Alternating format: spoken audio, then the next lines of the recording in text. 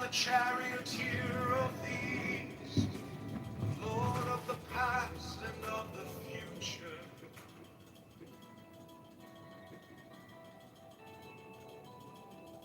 I see by mine own inward light, Lord of resurrection, who cometh forth from the dust, and my birth is from the house of death. O ye two divine hearts upon your pinnacles, who keep watch over the universe, yea,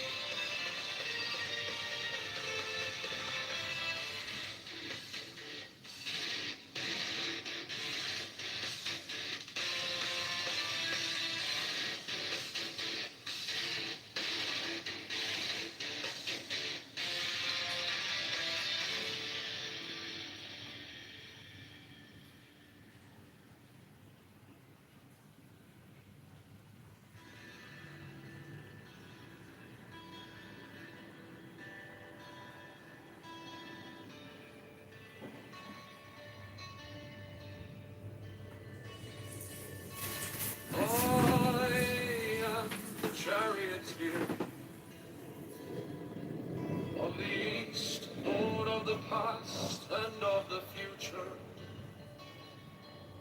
I see by mine own inward light, Lord of resurrection, who cometh forth from the dust, and my birth is from the house of death.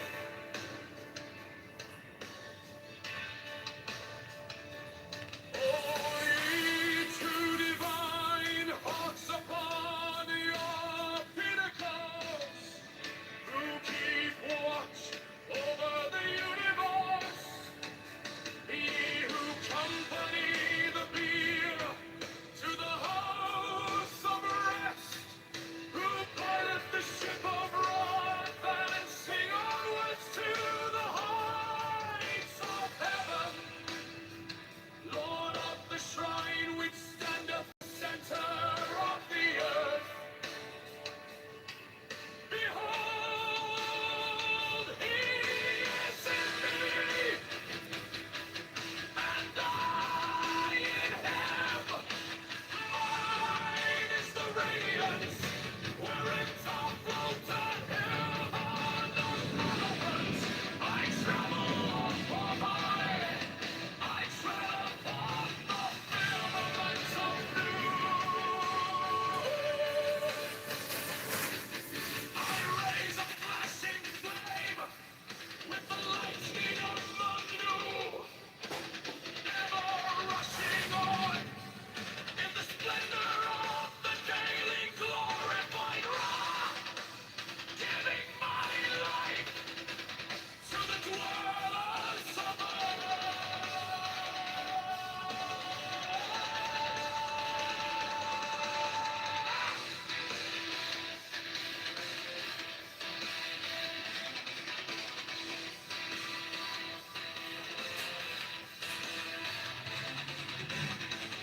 I say come up upon the mountains,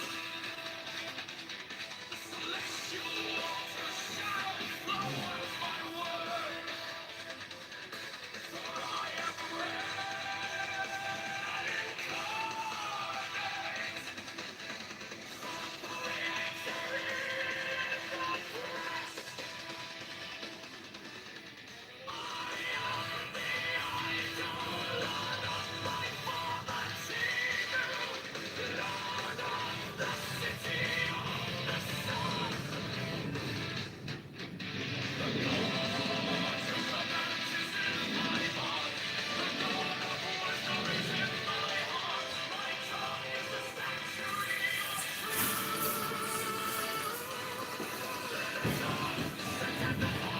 Hombre, muchacho.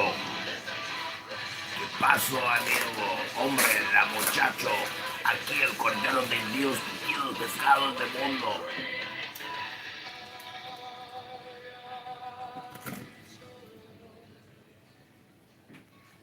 therefore all things are as my designs. Therefore do all things obey my word. Therefore do thou come forth. It looks like he stinks. Why do you think he stinks? I'm my favorite. Your favorite streamer. ¿Qué pasó?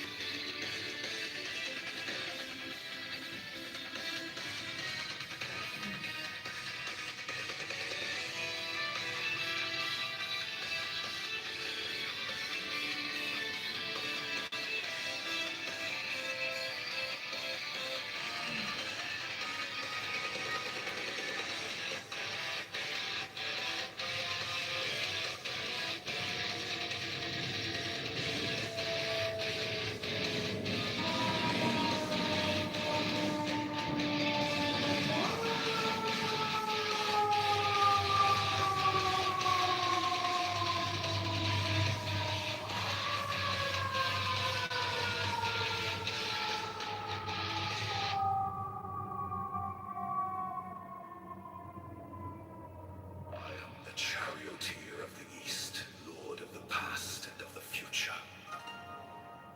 I see by mine own inward light, Lord of resurrection, who cometh forth from the dusk, and my birth is from the house of death. O ye two divine hawks upon your pinnacles, who keep watch over the universe, ye who company the bier to the house of rest, who pilot the ship of Ra advancing onwards to the heights of heaven, Lord of the shrine, which standeth in the center of the earth.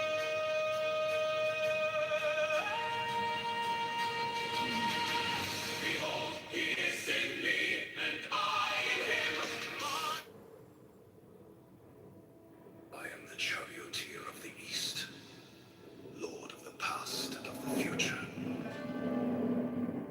I see by mine own inward light, Lord of resurrection, who cometh forth from the dusk, and my birth is from the house of death. O ye two divine hawks upon your pinnacles, who keep watch over the universe, ye who company the bier to the house of rest, who pilot the ship of Ra advancing onwards to the heights of heaven, Lord of the shrine which standeth in the center of the earth. Behold, he is in me, and I in him. Mine is the radiance, wherein tar floweth over.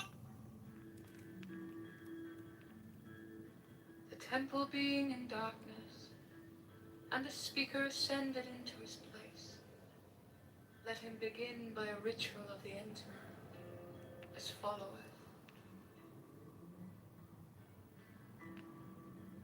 H vivo preocu, o procul este profani, Bahlasti, Om Peda, in the name of the mighty and terrible one, I proclaim that I have banished the shells unto their habitations. I invoke Tahuti, the Lord of wisdom and of utterance, the God that cometh forth from the veil.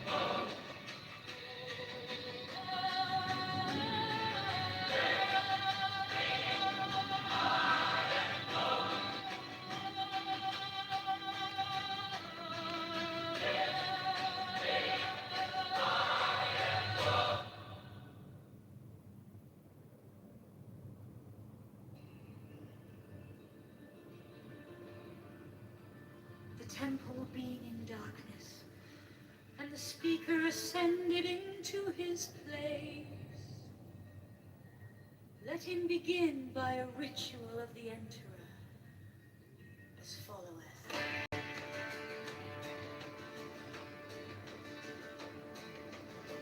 HB Valpriocol, Procol est profani, Potasti, Umpeda.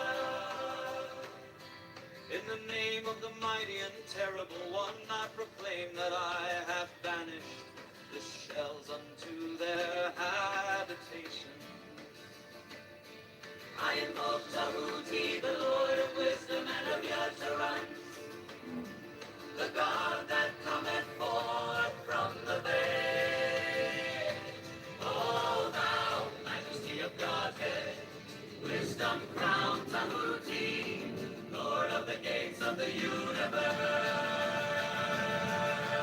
Thee I invoke, O thou of the ibis head. Thee I invoke, thou who wieldest the bond of double power. Thee I invoke, thou who bearest in thy left hand the rose and cross of light and life. Thee I invoke, thou whose head is as an emerald and thy limbs as the night sky blue. Thee I invoke, thou whose skin is of flaming orange as though it burned in a furnace. Thee I invoke. Behold, I am yesterday, today, and the brother of tomorrow. I am born again and again. Mine is the unseen force whereof the gods are sprung, which is as life unto the dwellers in the watchtowers of the universe. I am the charioteer of the east, Lord of the past and of the future. I see by mine own inward light, Lord of resurrection, who cometh forth from the dust, and my birth is from the house of death. Thee I invoke, O thou of the ibis head.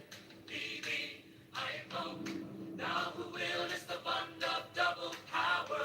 Thee I invoke, thou who bearest in thy left hand the rose and cross of light and life. Thee I invoke, O thou of the ibis head. Thee I invoke, thou who wieldest the bond of double power. Thee I invoke, thou who bearest in thy left hand the rose and cross of light and life. Thee I invoke.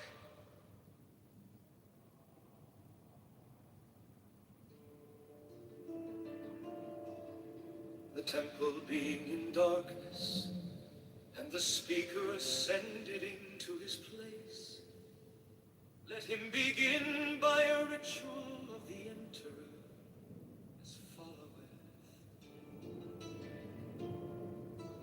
Valpriocul, o proculeste profani, Balastion Meda, in the name of the mighty and terrible one, I proclaim that I have banished the shells unto their habitations. I invoke Tahuti, the Lord of wisdom and of utterance, the God that cometh forth from the veil. O thou majesty of Godhead, wisdom crowned Tahuti, Lord of the gates of the unit. The temple being in darkness, the speaker ascended into his place. Let him begin by a ritual of the Emperor, as followeth. Valpriocul, o proculeste profani, Balasti Ompeda, in the name of the mighty and terrible one, proclaim that I have banished the shells unto their habitations. I invoke Tahuti, the Lord of wisdom and of utterance, the God that cometh forth from the veil. O thou majesty of Godhead, wisdom crowned Tahuti, Lord of the gates of the universe.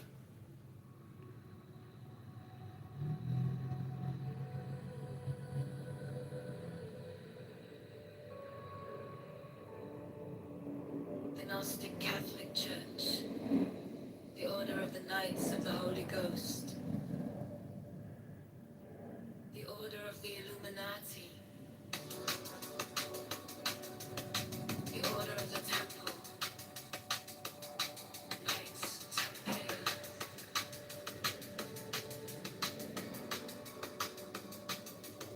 the Order of the Knights of St. John, the Order of the Knights of Mountain,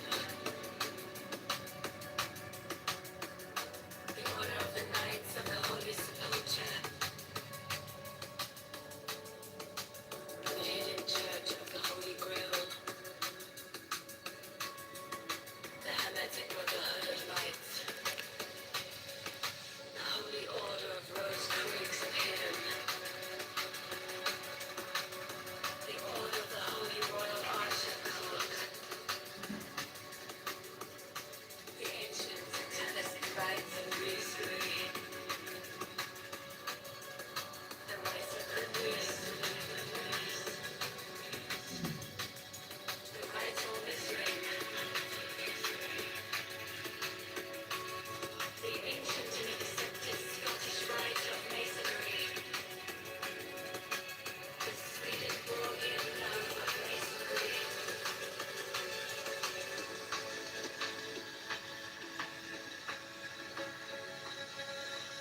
the Order of the Martinists, the Order of the Sapphire, and many other orders of equal merit, if of less fame.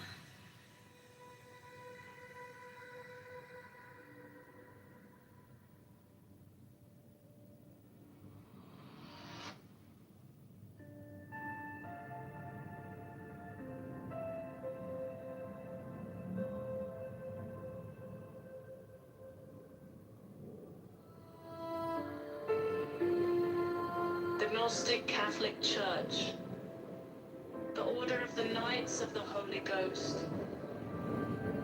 the Order of the Illuminati, the Order of the Temple, Knights Templar, the Order of the Knights of St. John, the Order of the Knights of Malta, the Order of the Knights of the Holy Sepulchre, the Hidden Church of the Holy Grail, the Hermetic Brotherhood of Light, the Holy Order of Rose Croix of Hidden, the Order of the Holy Royal Arch of Enoch, the ancient and primitive rites of Masonry, the rites of Memphis, the rites of Michelin, the ancient and accepted Scottish rite of Masonry, the Swedenborgian rites of Masonry, the Order of the Martinists, the Order of the Sapphire, and many other orders, weak of letters, if of less fame.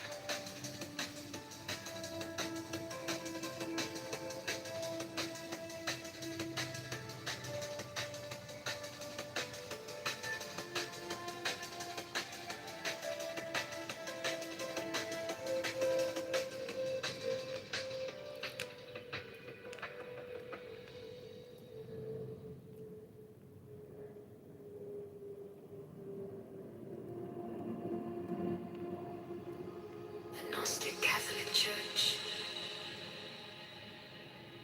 the Order of the Knights of the Holy Ghost, the Order of the Illuminati, the Order of the Temple, the Order of the Knights of St. John, the Order of the Knights of Malta, the Order of the Knights of the Holy Sepulchre, the Hidden Church of the Holy Grail, the Hermetic Brotherhood of Light, the Holy Order of Rose Croix of Herodon, the Order of the Holy Royal Arch of Enoch, the ancient and primitive rite of Masonry, the rite of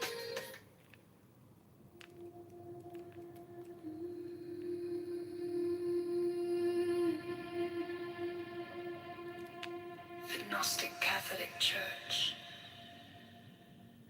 the Order of the Knights of the Holy Ghost, the Order of the Illuminati,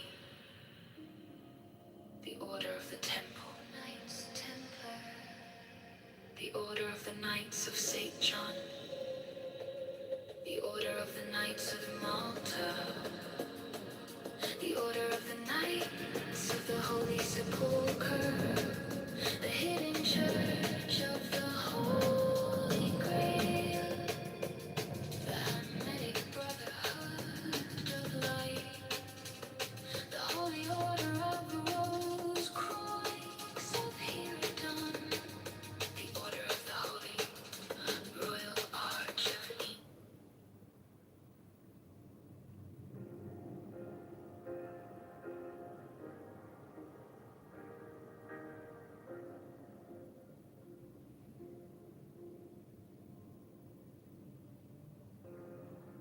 My object all sublime, I keep it in my mind.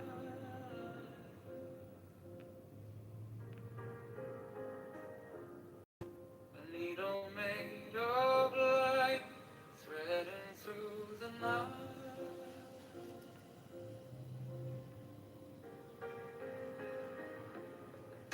I mark the hidden scene, I sharpen up the dream.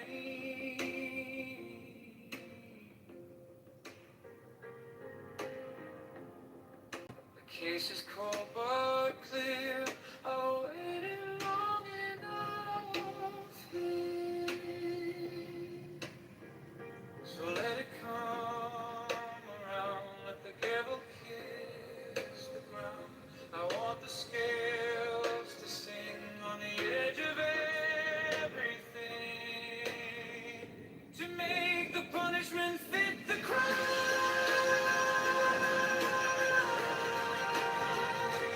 Fit the crime. To make the punishment fit the crime. Fit the crime. My object all sublime. Solitude in time.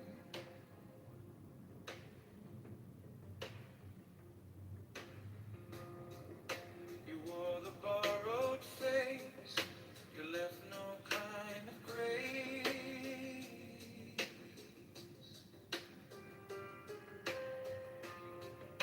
But every lie you spun turns back beneath the sun.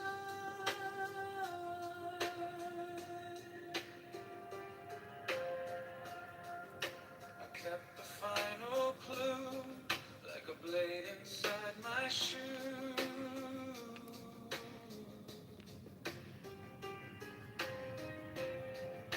Now every step you take feels like the earth might break. So let it come around, let the devil kiss the ground. I want the scales to sing on the edge of everything, to make the punishment fit the crime.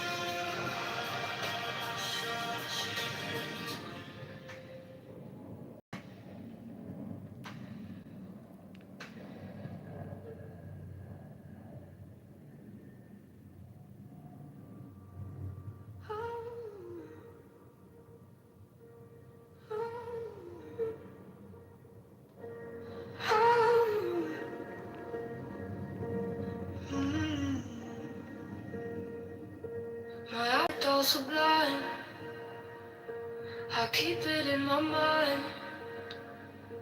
A needle made of light, threading through the night. I marked a hidden seam. I sharpen up the dream. The case is cold but clear. I've waited long enough here, so let it come around. The gavel kiss the ground. I want the scales to sing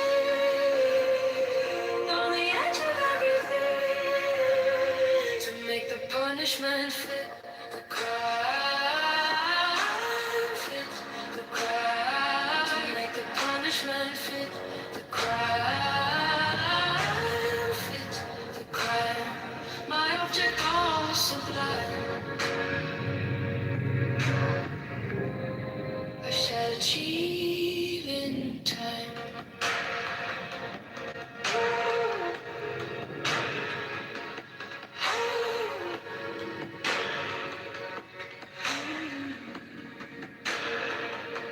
You wore the borrowed face.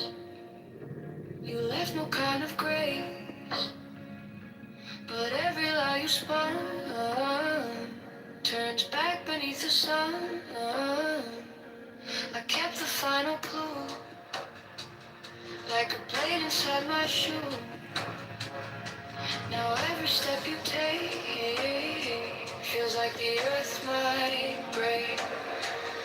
So let it come around. Let the candle kiss the ground. I want the scales to sing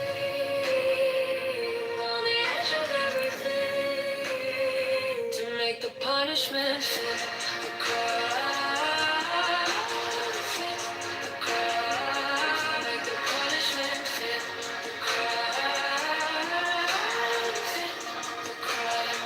My object all sublime. I shall achieve in time.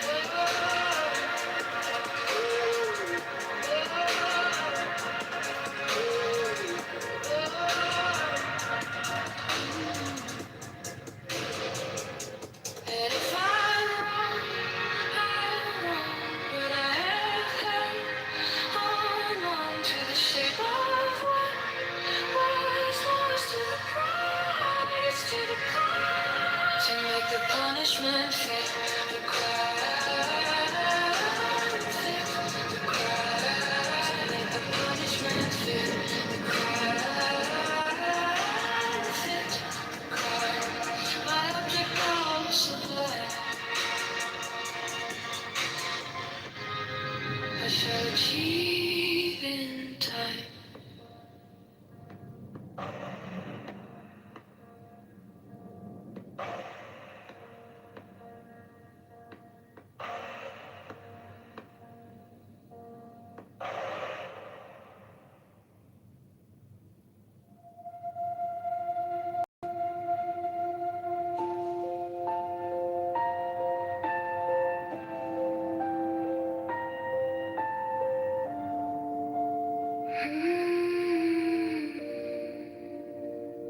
My object all sublime. I shall achieve in time. I trace the line. I pay my dues. I keep my face by the mirror's edge. I learn the taste of every pledge. And when the night comes down, I hear it in my bones. A careful kind of vow, a weight I own to.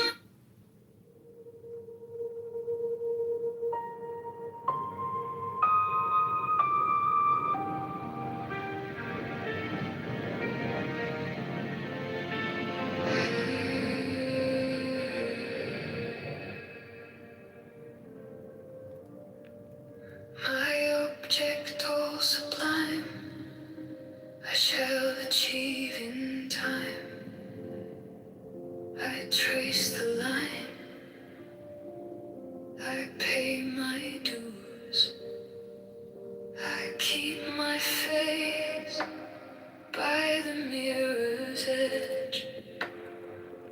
I learn the taste of every pledge.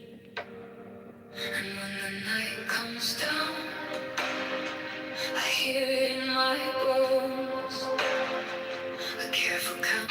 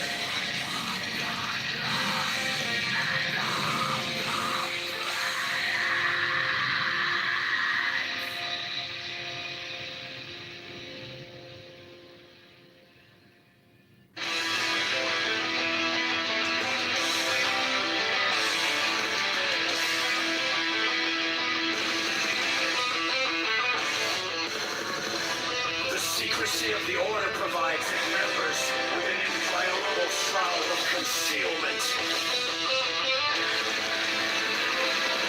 Savagery, the crime of slander, which causes so great a proportion of human misery, is rated extremely dangerous, if not impossible, which is the minor. I cause an obligation.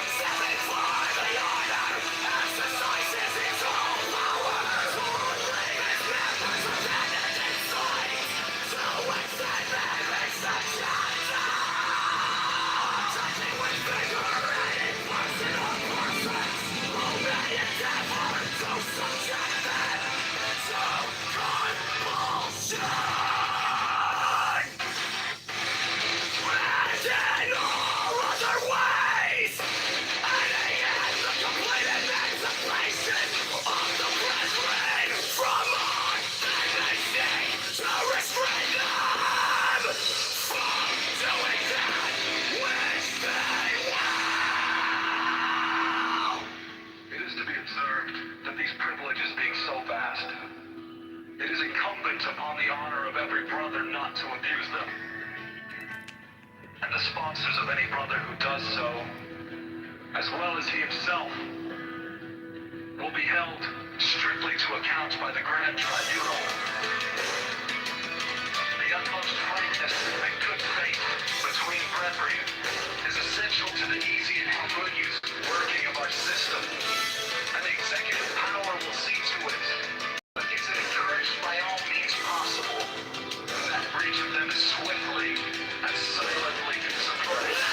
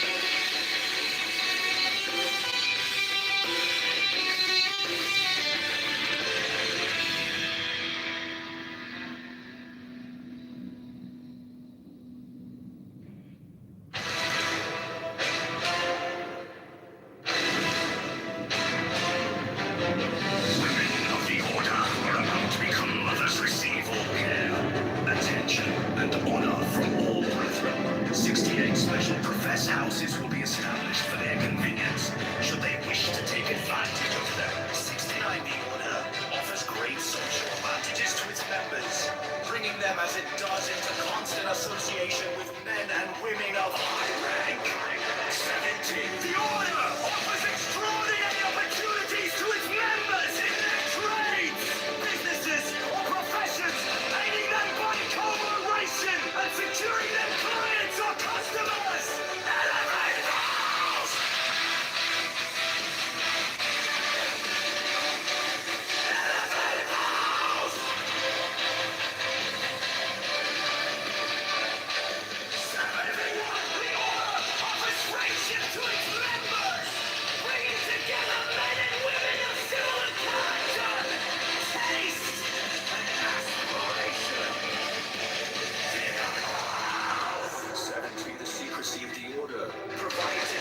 With an inviolable shroud of concealment. 7-3 The crime of slander, which causes so great a proportion of human misery, is rendered extremely dangerous, if not impossible, within the order by a clause in the obligation of the third degree.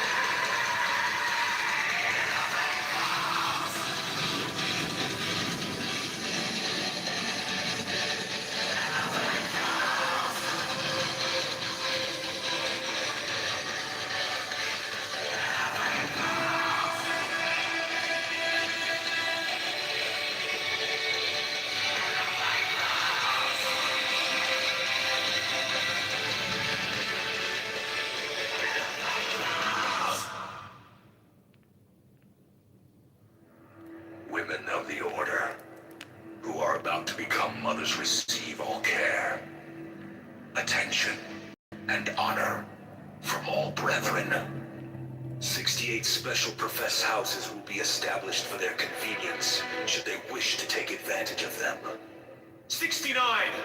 The Order offers great social advantages to its members, bringing them, as it does, into constant association with men and women of high rank. 70! The Order offers extraordinary opportunities to its members in their trades, businesses, or professions. possessions, aiding them by co-oration and securing them clients or customers. Elevate! 71, the order offers friendship to its members, bringing together men and women of similar character, taste, and aspiration. 72, the secrecy of the order provides its members with an environmental shroud of concealment. 73, the crime of slander, which causes so great a proportion of human misery, is rendered extremely dangerous, if not impossible, within the order by a clause in the obligation of the third degree.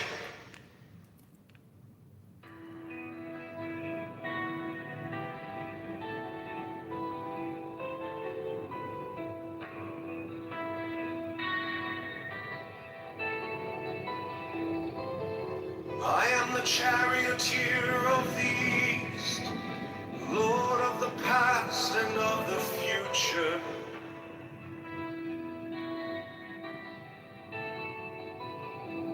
I see by mine own inward light, lord of resurrection, who cometh forth from the dust, and my birth is from the house of death.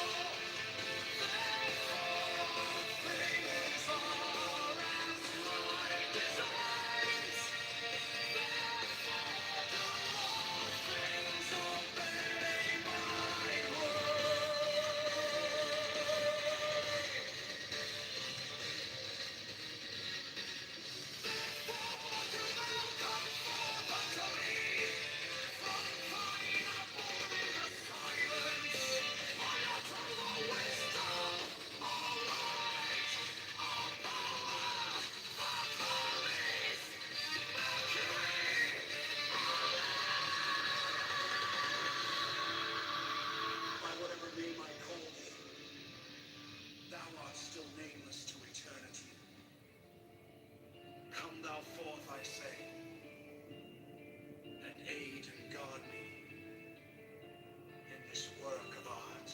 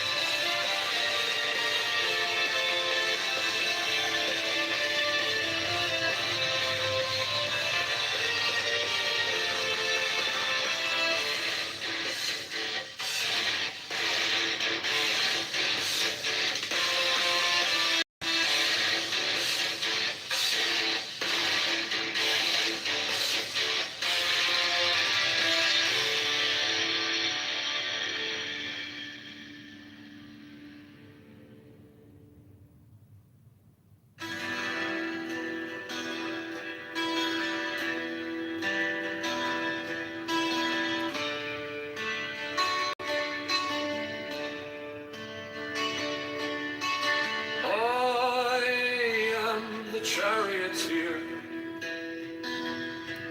of the East, Lord of the past and of the future. I see by mine own inward light, Lord of resurrection, who cometh forth from the dust. And my birth is from the house of death.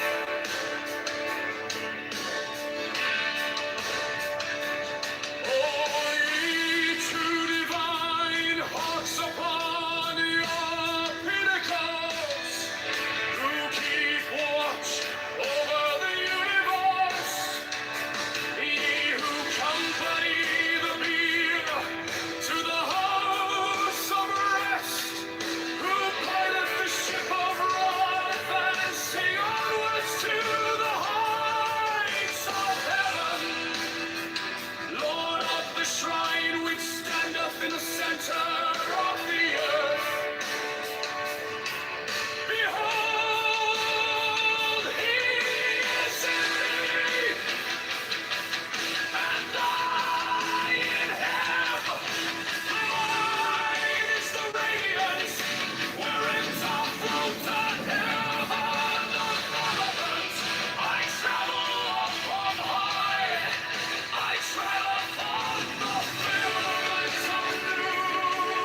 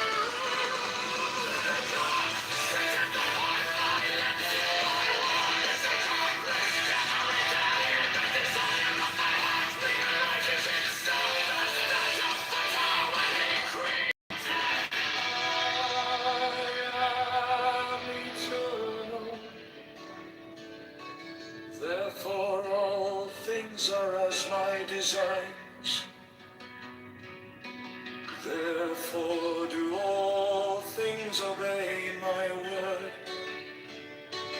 Therefore do thou come forth unto me from thine abode in the silence. Unutterable wisdom, all light, all power, praise, victory, all men, by whatever name I call thee, thou art still nameless to eternity.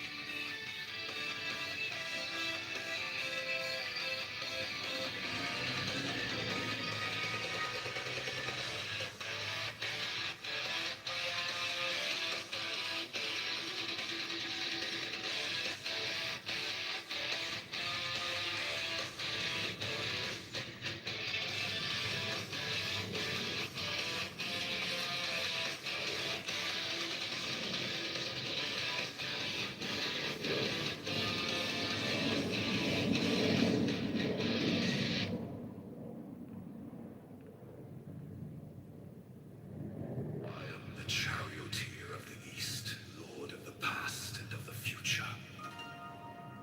I see by mine own inward light, Lord of resurrection, who cometh forth from the dusk, and my birth is from the house of death. O ye two divine hawks upon your pinnacles, who keep watch over the universe, ye who company the bier to the house of rest, who pilot the ship of Ra, advancing onwards to the heights of heaven, Lord of the shrine, which standeth in the center of the earth.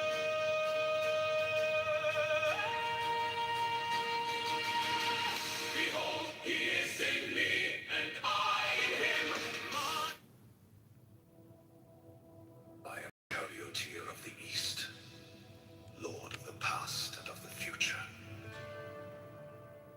I see by mine own inward light, Lord of resurrection, who cometh forth from the dusk, and my birth is from the house of death.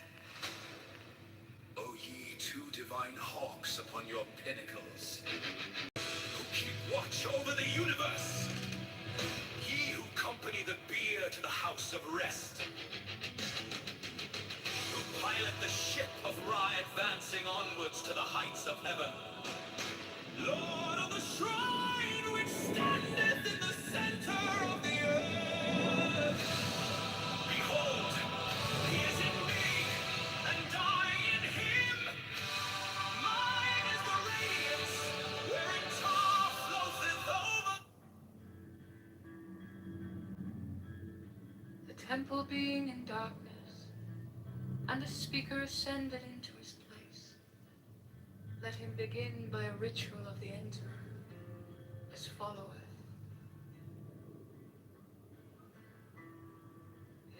Each vivo preocul, o procul este profani, bahlasti, ompeda. In the name of the mighty and terrible one, I proclaim that I have banished the shells unto their habitations.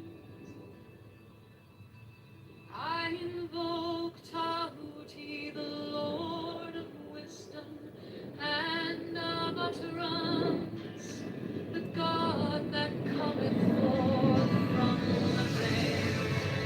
O thou majesty of Godhead, wisdom crowned Tahuti, Lord of the gates of the unity.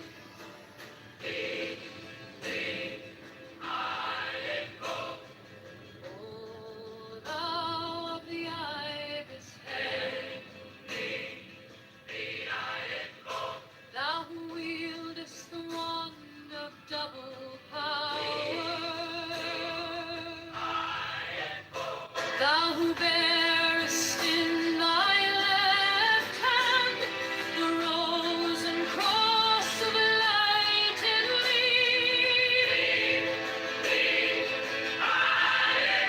thou whose head is as an emerald, and thy lens is the night sky blue.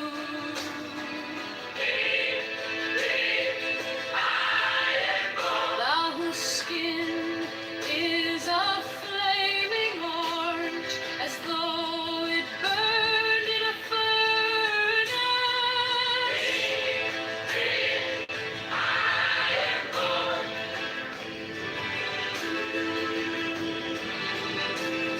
Behold, I am yesterday, today, and the brother of tomorrow. I am born again and again. Mine is the unseen force, whereof the gods are sprung, which is as life unto the dwellers in the watchtowers of the universe. I am the charioteer unleashed, Lord of the past and of the future.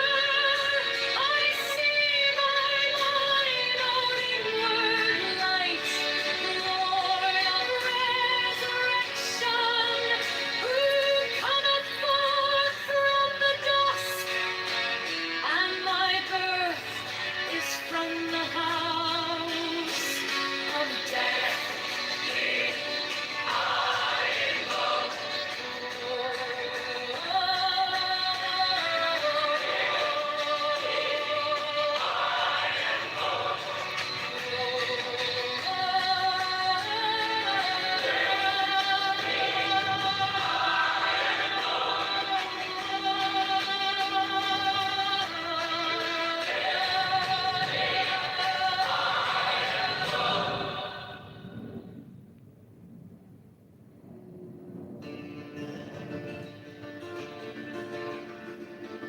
The temple being in darkness, and the speaker ascended into his place. Let him begin by a ritual of the enterer, as followeth.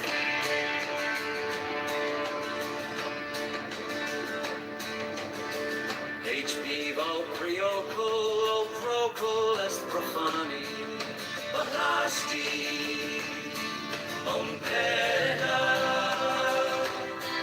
In the name of the mighty and terrible one, I proclaim that I have banished the shells unto their habitation. I invoke Tahuti, the Lord of wisdom and of utterance, the God that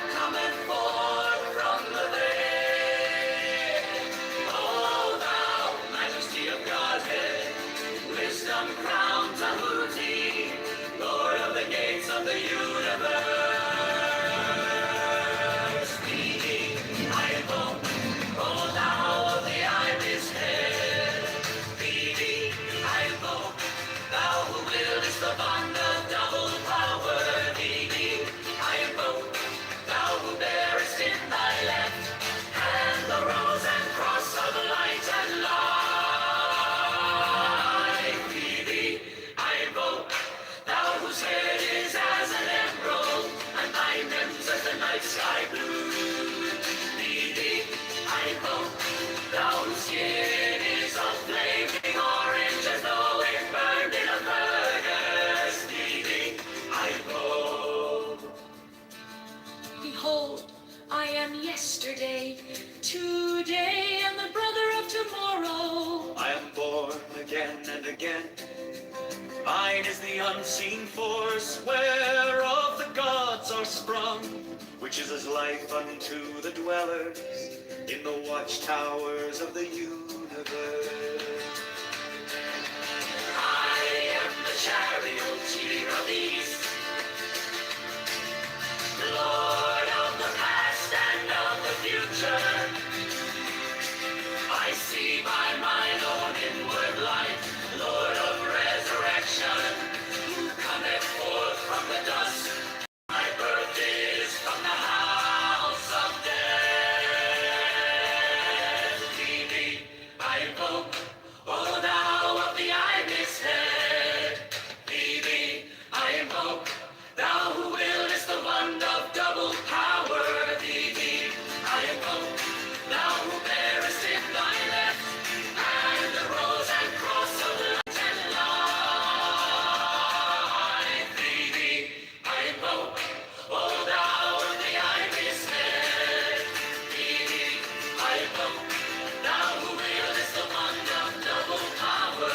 Thee I invoke, thou who bearest in thy left and the rose and cross of light and life. Thee I invoke.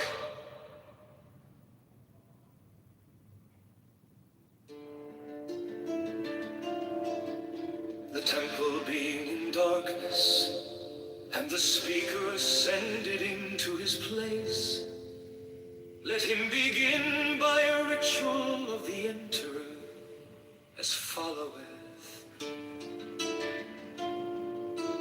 Vapriuncle, o proculeste profani, bastion pera, in the name of the mighty and terrible one, I proclaim that I have banished the shells unto their habitations. I invoke Tahuti, the Lord of wisdom and of utterance, the God that cometh forth from the veil. O thou majesty of Godhead, wisdom crowned Tahuti, Lord of the gates of the universe. The temple being in darkness, and the speaker ascended into his place, let him begin by a ritual of the enterer, as followeth.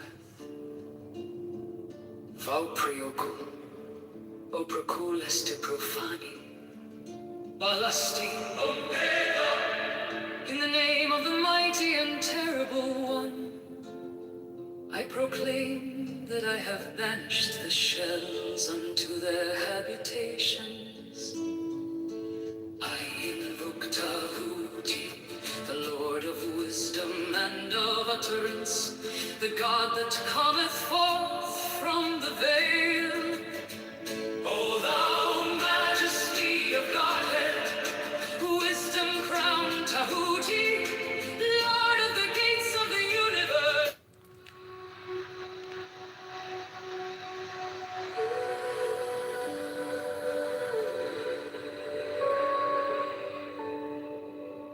The Gnostic Catholic Church, the Order of the Knights of the Holy Ghost, the Order of the Illuminati,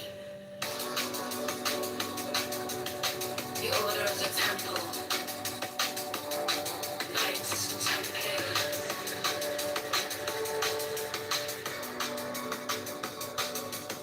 the Order of the Knights of St. John, the Order of the Knights of Mountain,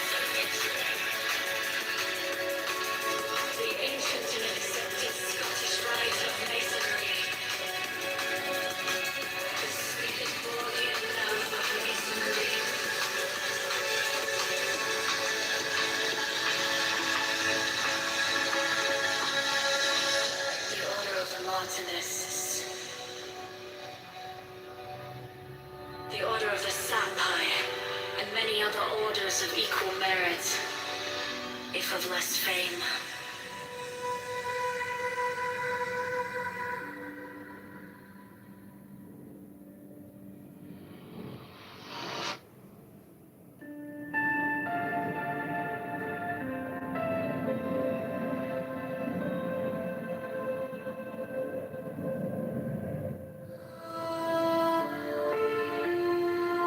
The Gnostic Catholic Church, the Order of the Knights of the Holy Ghost, the Order of the Illuminati, the Order of the Temple, Knights Templar, the Order of the Knights of St. John, the Order of the Knights of Malta, the Order of the Knights of the Holy Sepulchre, the Hidden Church of the Holy Grail, the Hermetic Brotherhood of Light, the Holy Order of Rose Croix of Hidden, the Order of the Holy Royal Arch of Enoch, the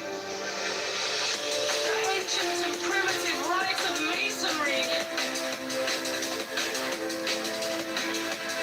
the rites of Mixes, the rites of Masonry, the ancient and accepted Scottish rites of Masonry, the Swedenborgian the rites of Masonry, the Order of the Martinis, the Order of the Sapphire, and many other orders, each of letters, if of less fame.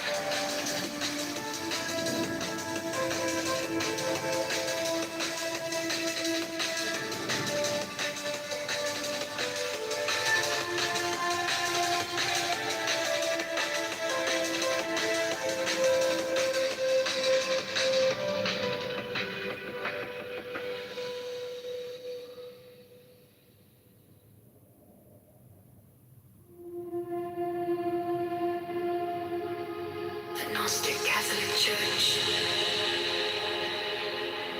the Order of the Knights of the Holy Ghost, the Order of the Illuminati, the Order of the Temple,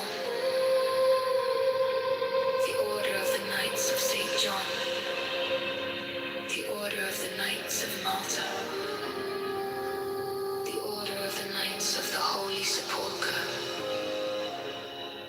the Hidden Church of the Holy Grail, the Hermetic Brotherhood of Light, the Holy Order of Rose Croix of Herodon, the Order of the Holy Royal Arch of Enoch, the ancient and primitive rite of Masonry, the rite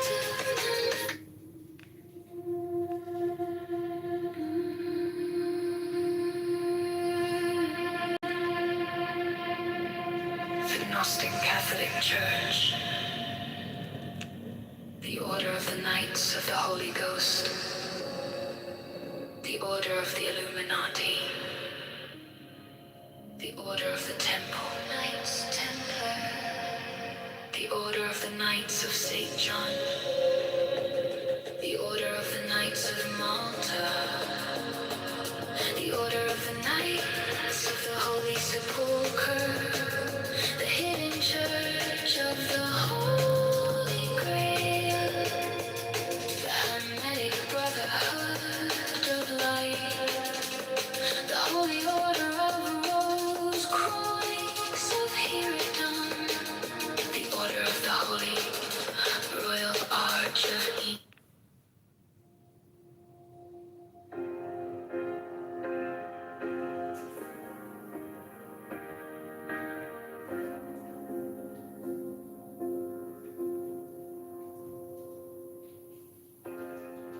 My object all sublime, I keep it in my mind.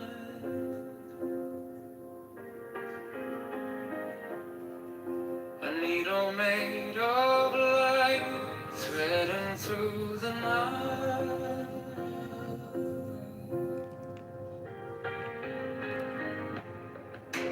mark the hidden seam, I sharpen up the dream.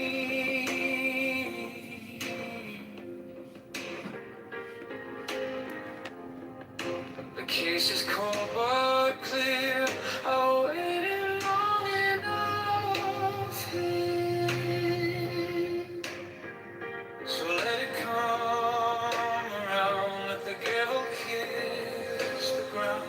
I want the scales to sing on the edge of everything, to make the punishment fit the crime.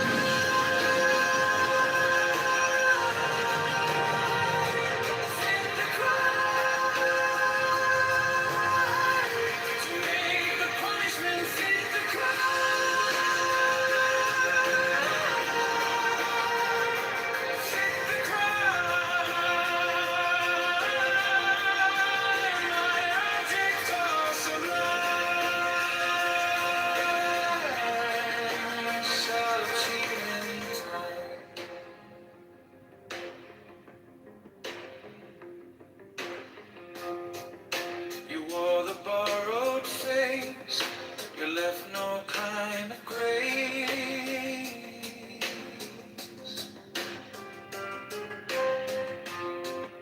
But every lie you spun turns back beneath the sun.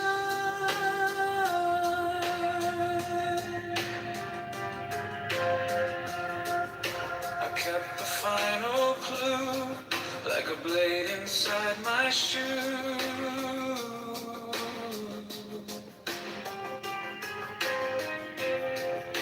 Now every step you take feels like the earth might break. So let it come around, let the gavel kiss the ground. I want the scales to sing on the edge of everything, to make the punishment fit the crime.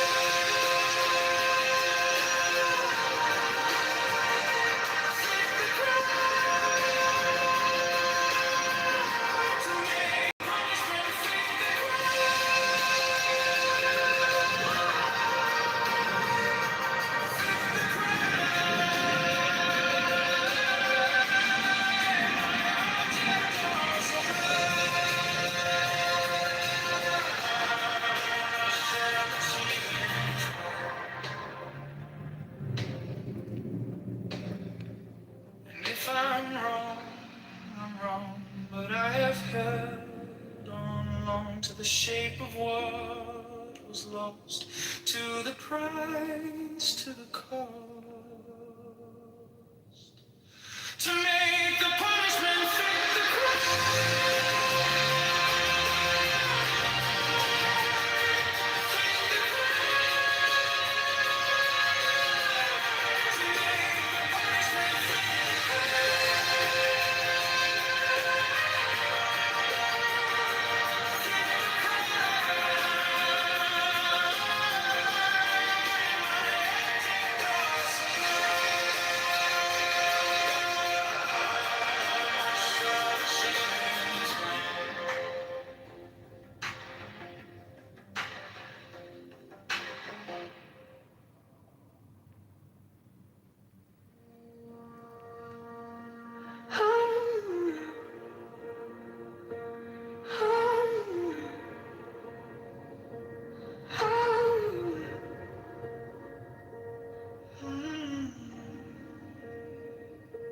My object all sublime, I keep it in my mind.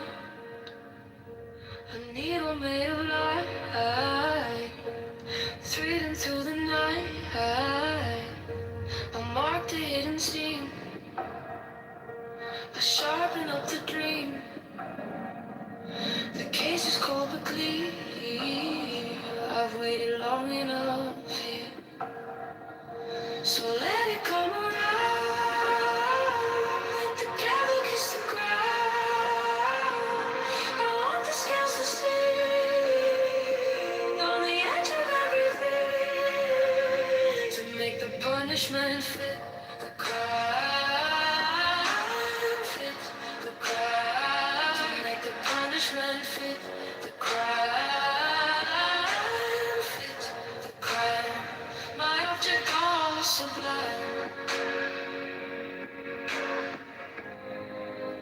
achieve in time.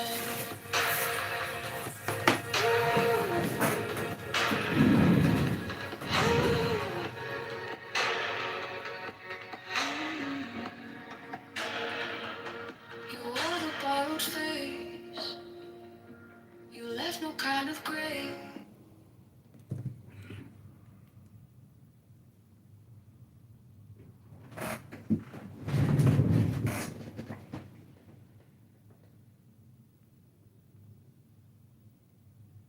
Has nothing to do with the state of Israel. No.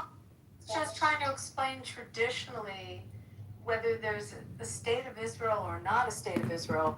That land is the central focus of the religion. That's all I was trying to say. I'm not saying this from the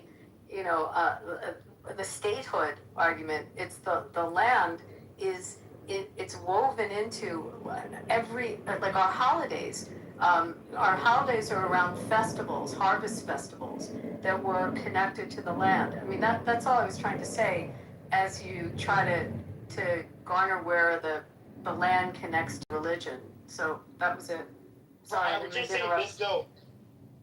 this though. The thing with the Old Testament though is that is more history. It shows the evolution. What is basically the backstory before Jesus. It's not obviously a lot changes with Christianity after the Old Testament, and so it's not obviously Christianity is a I want to say a break, but it's obviously it's the New Testament. There's obviously a lot of really big changes that end But up do you happening. disconnect from Christianity to me is completely connected to the land as well.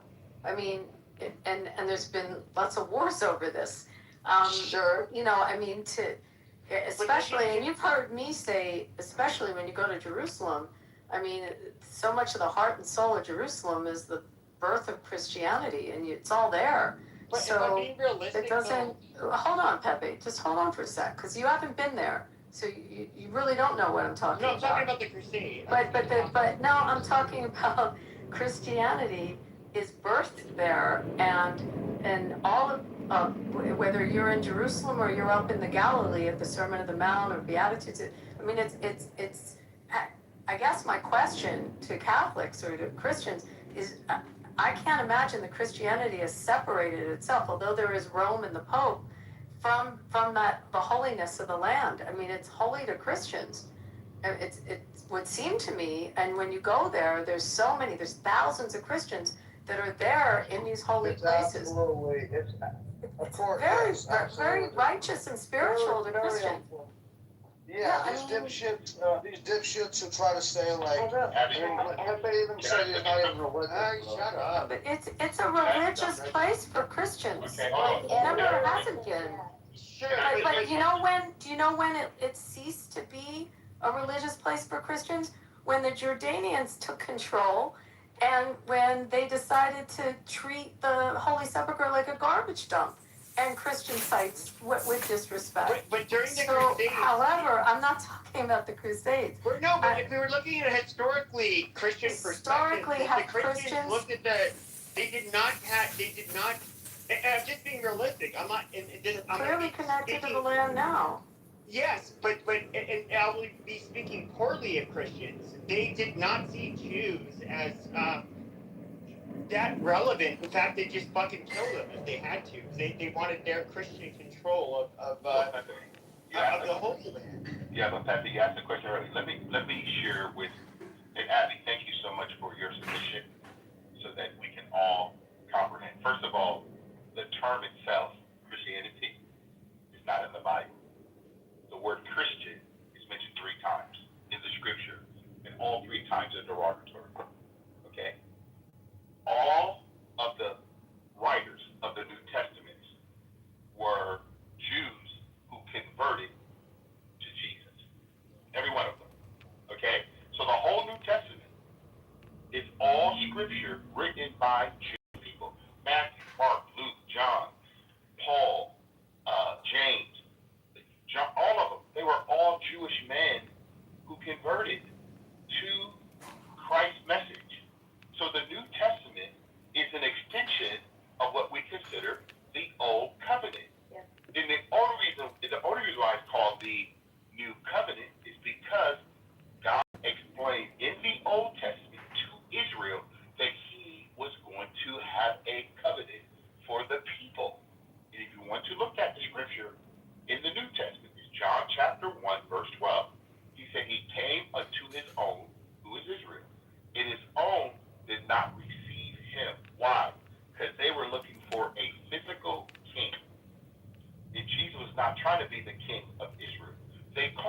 king of the Jews. But what he really was trying to do was become the king of our hearts. And even till now, that's what he's trying to do. Become the king of our hearts. The location is still the land of Israel, which, as he said very well, and I've been there 3 times, and she's correct. The whole territory, historically, it's a biblical territory. That's why there's so much conflict over there. You cannot, in any time in human history, dismiss Israel from anything on the map. This is very, very serious, because God said he's going to defend his covenant with Israel. Okay? I just want to make sure we have that clarity. The term Christianity, one second, Debbie. The term denomination, the Catholic Church, the Lutheran Church, Presbyterian Church, none of that was in Israel. None of it. It's all us having the concept of what we all have heard or what we believe. And I land there. But the part that's hard to get past, though, is that these religions, Catholicism being the main one, that any covenant, so any covenant that God had with the Jews would have been replaced with the church, and so they don't have to honor any covenant with Jews. And I'm talking about centuries and centuries. The majority of Christian history, they did not. That was not a thing.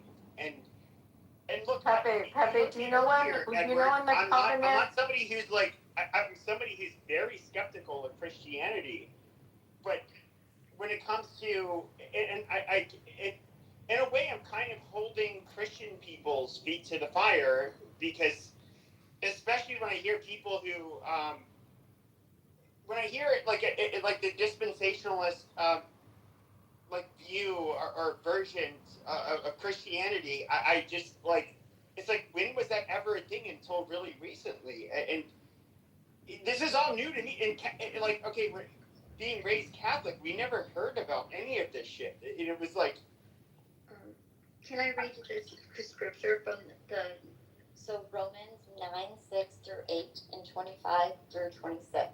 Paul explains that being part of Israel isn't about your DNA anymore. It's about your faith in Jesus. For not all who are descended from Israel belong to Israel, and not all are children of Abraham because they are his descendants. This means that it is not the children of the flesh who are the children of God, but the children of the promise are reckoned as descendants. yeah, I mean, that's I basically also the covenant itself, when we recite it, the actual covenant, we recite it at the birth, when a boy has his breasts, or a girl would be a baby naming. We recite it when a baby is born, and it repeats. I mean, I put the Hebrew in the chat, but basically it's connecting us to God. That is the closest connection we have with God, is when a baby born, and we recite, and giving the name to the child is the direct line to God. We believe that. That's why everyone is given, a blessed Hebrew name in our religion, but because it's connecting, and that's when we recite the actual covenant. You recite it at a bris or at a baby naming. Okay, Just to that's give you right. context on that. Birth, Birth, it's is that given that Hebrew name? Yeah, at birth, and birth is, and we believe that's the closest line to God, is at that moment of when you say that particular prayer, and you connect to the covenant with God. I'm not a religion. I know some of this stuff. I wish like one of these rabbis we have, or someone who's more schooled in it, could tell you that. But the thing is, though, when we I've had 2 listen to kids. these rabbis on this app, Hold on, Pepe, chill for a second. I've had 2 kids, so I know I've gone through the prayer moment with both my son and my daughter. what were you gonna say, Edward? It's a beautiful moment, by the way, to have that when a baby's born. You said that the covenant that God made with Israel was changed by who? Who changed the covenant?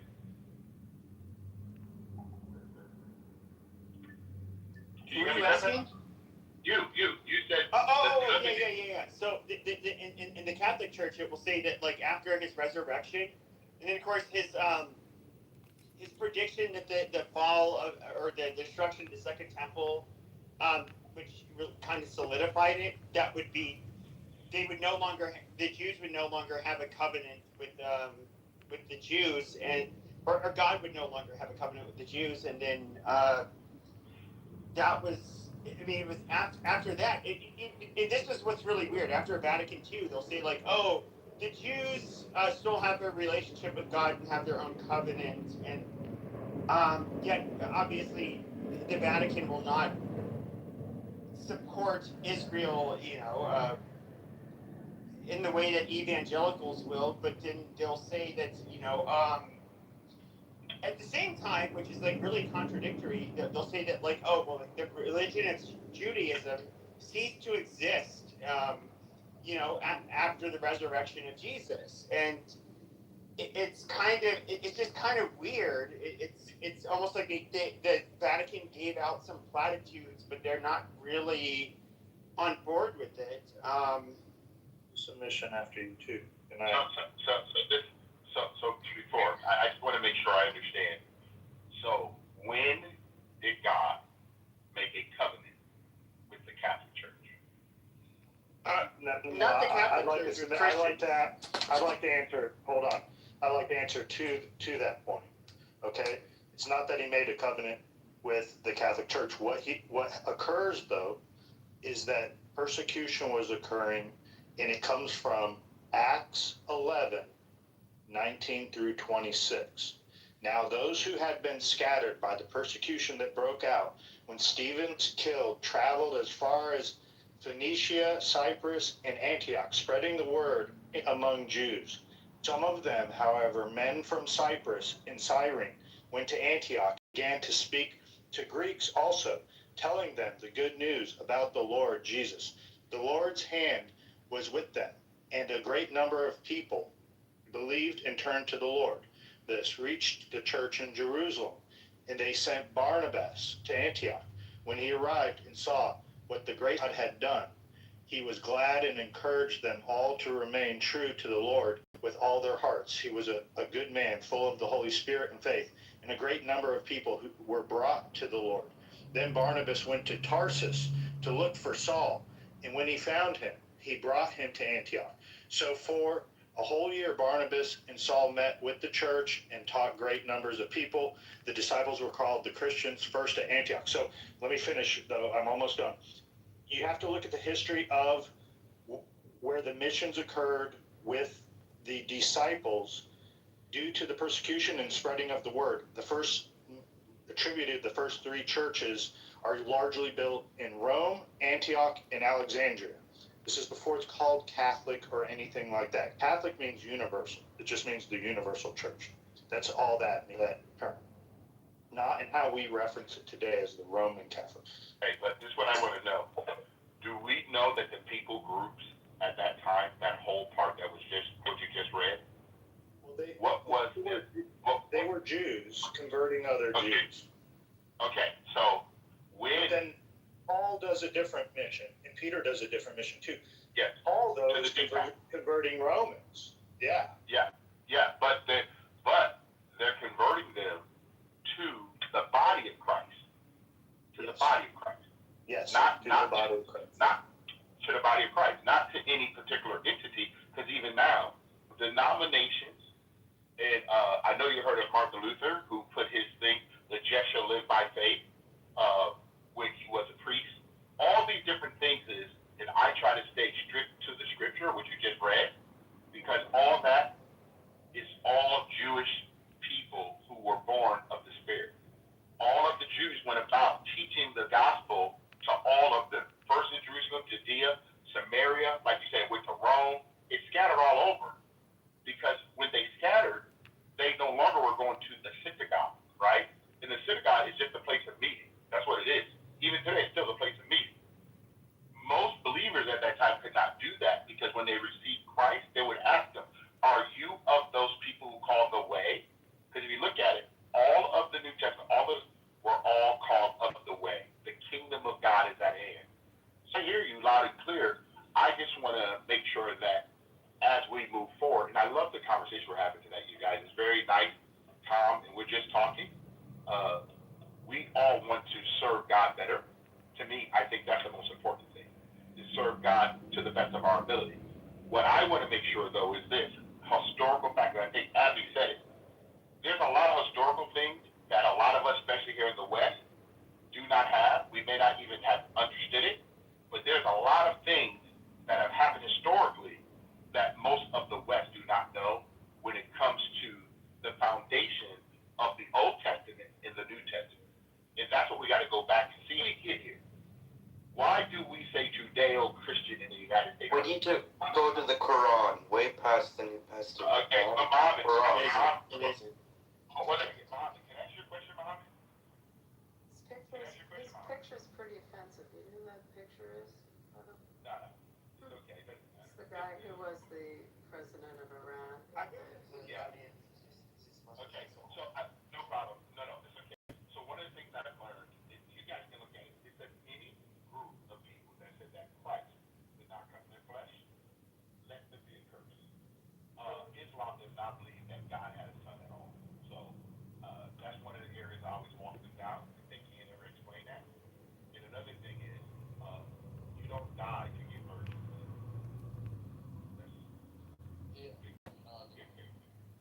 But can I was gonna keep on that. Hold on, one quick. I just want to add. Look, but to understand at the beginning of people following Christ, they were heavily persecuted, and the church flourished outside of Jerusalem because of the persecution that they were facing. I mean, that's ultimately what it comes down to, and that's why, yes. And I want to answer. I want to address main question, and that's kind of what I'm getting to. Is yes, Israel is still thought of as the Holy Land. There's no doubt about it. But there's a reason why, in the story, due to the persecution, why it's not thought of as in the teachings of rebuilding Israel. But Joe, weren't we both persecuted? I mean, based on what you're saying, the Romans massacred. They massacred. Was it 70 AD when the temple was destroyed? I mean, Yes, it was the well, temple. Or- 70 AD, You know, 72 I think we all AD. went down then, Joe. And then who toppled the Romans? Ultimately. The Romans ultimately toppled themselves. Yeah. Jesus Christ toppled the Romans. When did it? Not from the historical documents. The Eastern Roman Empire referred to themselves until the fall of 1453 as the Romani. Right? If you're talking about the Western Roman Empire and you exclusively think that it correlates to that, then you're looking at something like the 470s. Right? Yeah, Until the Ostrogoths and the Visigoths took over. Until the Ostrogoths and the Visigoths took over. Just give me a second. The Ostrogoths and the Visigoths took over, right? But the ultimate fall of the Roman Empire was not the fall of outside, it was not the response of outside forces. It was the internal corruption, tyranny, and division among the people. Yeah, they ended up spreading way too wide, and they had internal conflict. But when it comes to the Romans, they ultimately killed Jesus. They're the ones who nailed his hands and his feet to the cross, and they were the ones.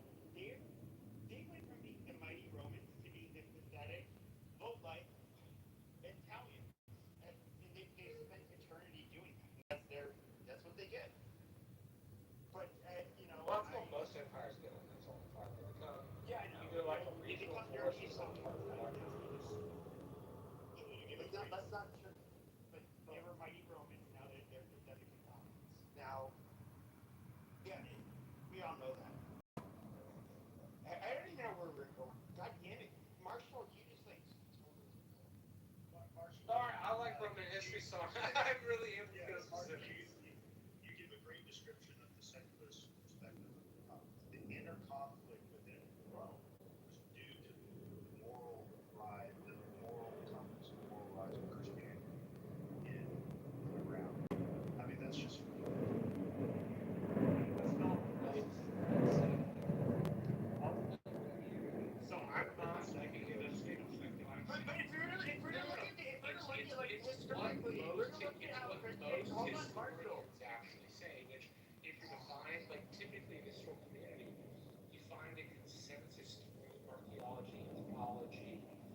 well as historical first-hand documents.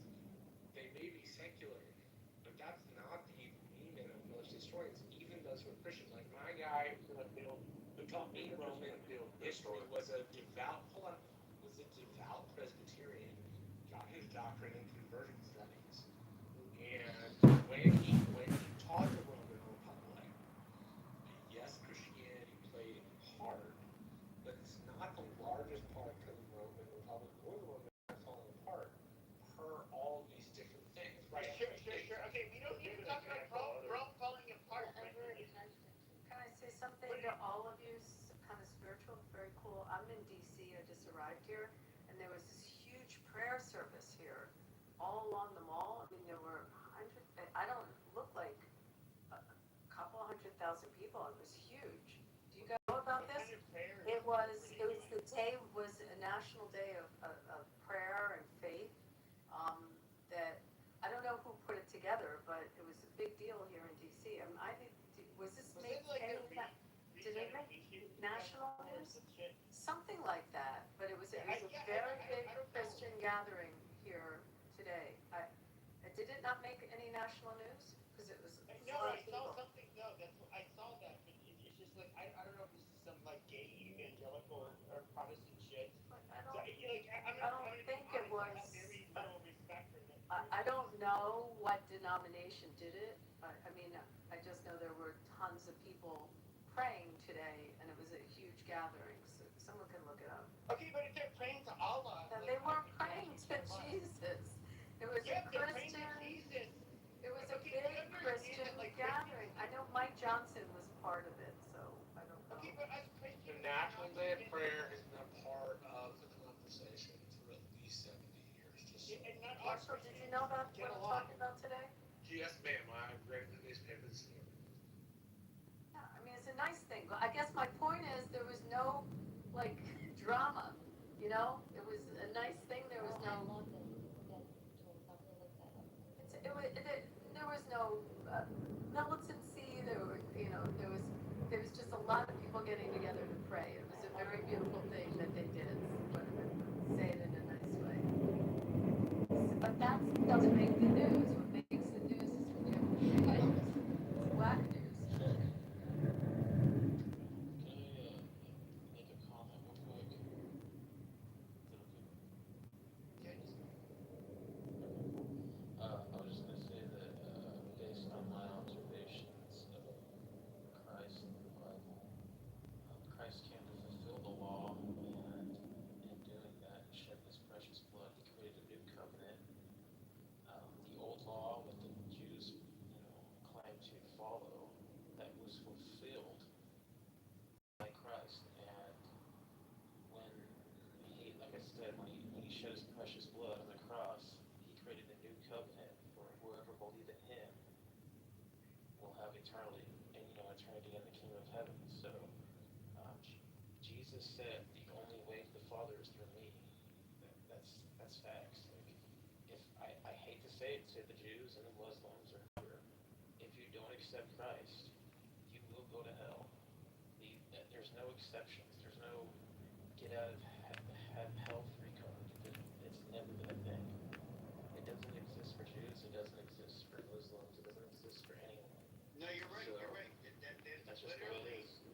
That is literally. Yeah, but not that you That is literally the Christian narrative for basically forever, except for the last 150 or so years. As it say, well, the problem is we don't believe in hell. So I don't know how to break that to you. That Christ is the Father thing. It doesn't matter. Well, it doesn't matter to us because we don't believe in hell. So it's not part of our theology. I'm just saying. We believe in a place called the Zalzel, which is the biblical, but no. Yeah, I didn't know that. It's like a place, like a. I'm not religious. I'm not saying this because I want to hear it. Like, this is something that, like, man, shut up. Yes. And so, shut up. Talking, like, Jesus Christ. But when it comes to even Christianity.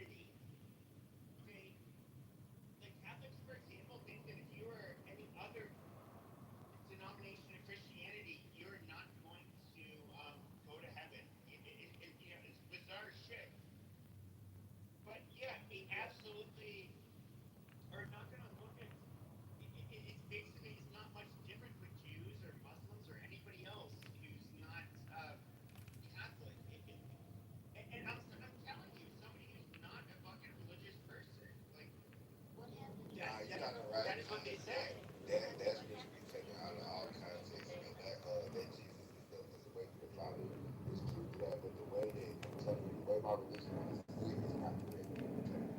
Can you, I have to, We use it as propaganda. That's what we do. we have a scholar that just came on the stage. I did a scholar that's going to say this so much better than I can say it. But he said, "How do we approach hell?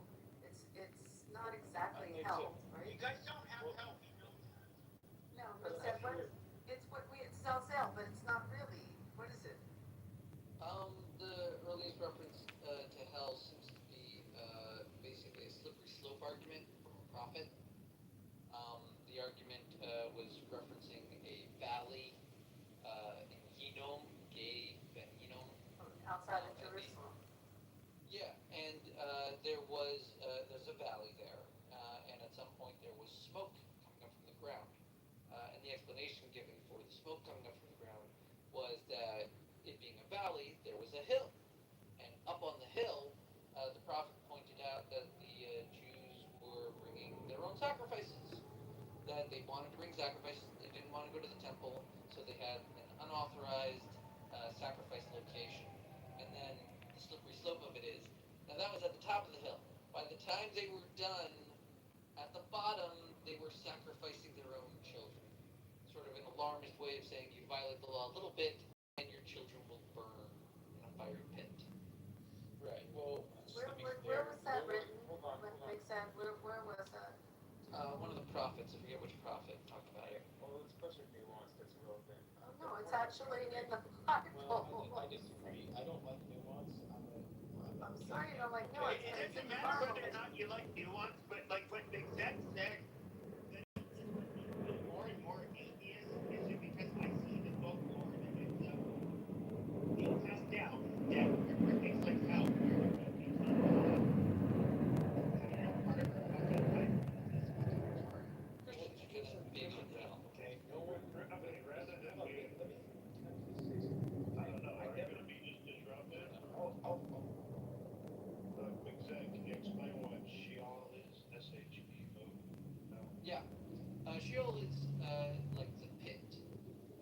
Might be somewhat correlated to like purgatory, but it's sort of a general going down into the earth upon death. It doesn't necessarily imply punishment or pain, as opposed to Gehenna, which is that reference from the story of the prophet giving the slippery slope argument about not violating the law even a little bit, because then slippery slope, your kids will be dead in a valley.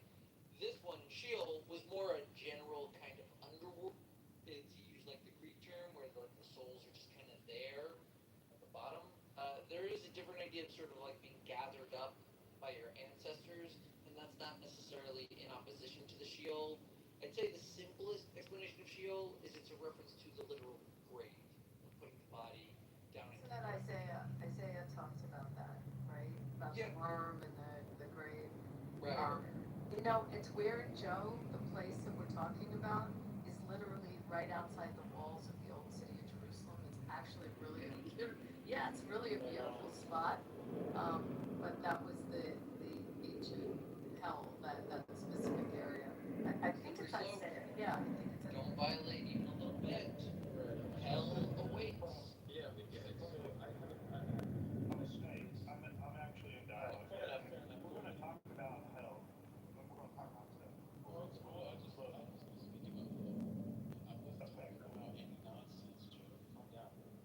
Alright, I don't have because any. the conversion of Sheol is what is in the Testament and New Testament for many believers in Christ, and that we see that in Deuteronomy 32:22, 2 Samuel 22:6, Job 11:8, Psalm 9:17, and Psalm 16:10, Proverbs 15:11, Isaiah 14:9, and this is where references of Sheol, I don't know if I'm pronouncing it is correct, and that is what we translate as hell. Right on. Yeah. So back to what I was gonna say. I get your guys' nuance about hell and whether or not it exists in the old law. I get you guys want to play with that narrative, but it's irrelevant. At the end of the day, right? The Jews had a Messiah. It's in their own prophecy that they will have a Messiah, right? And Christ fulfilled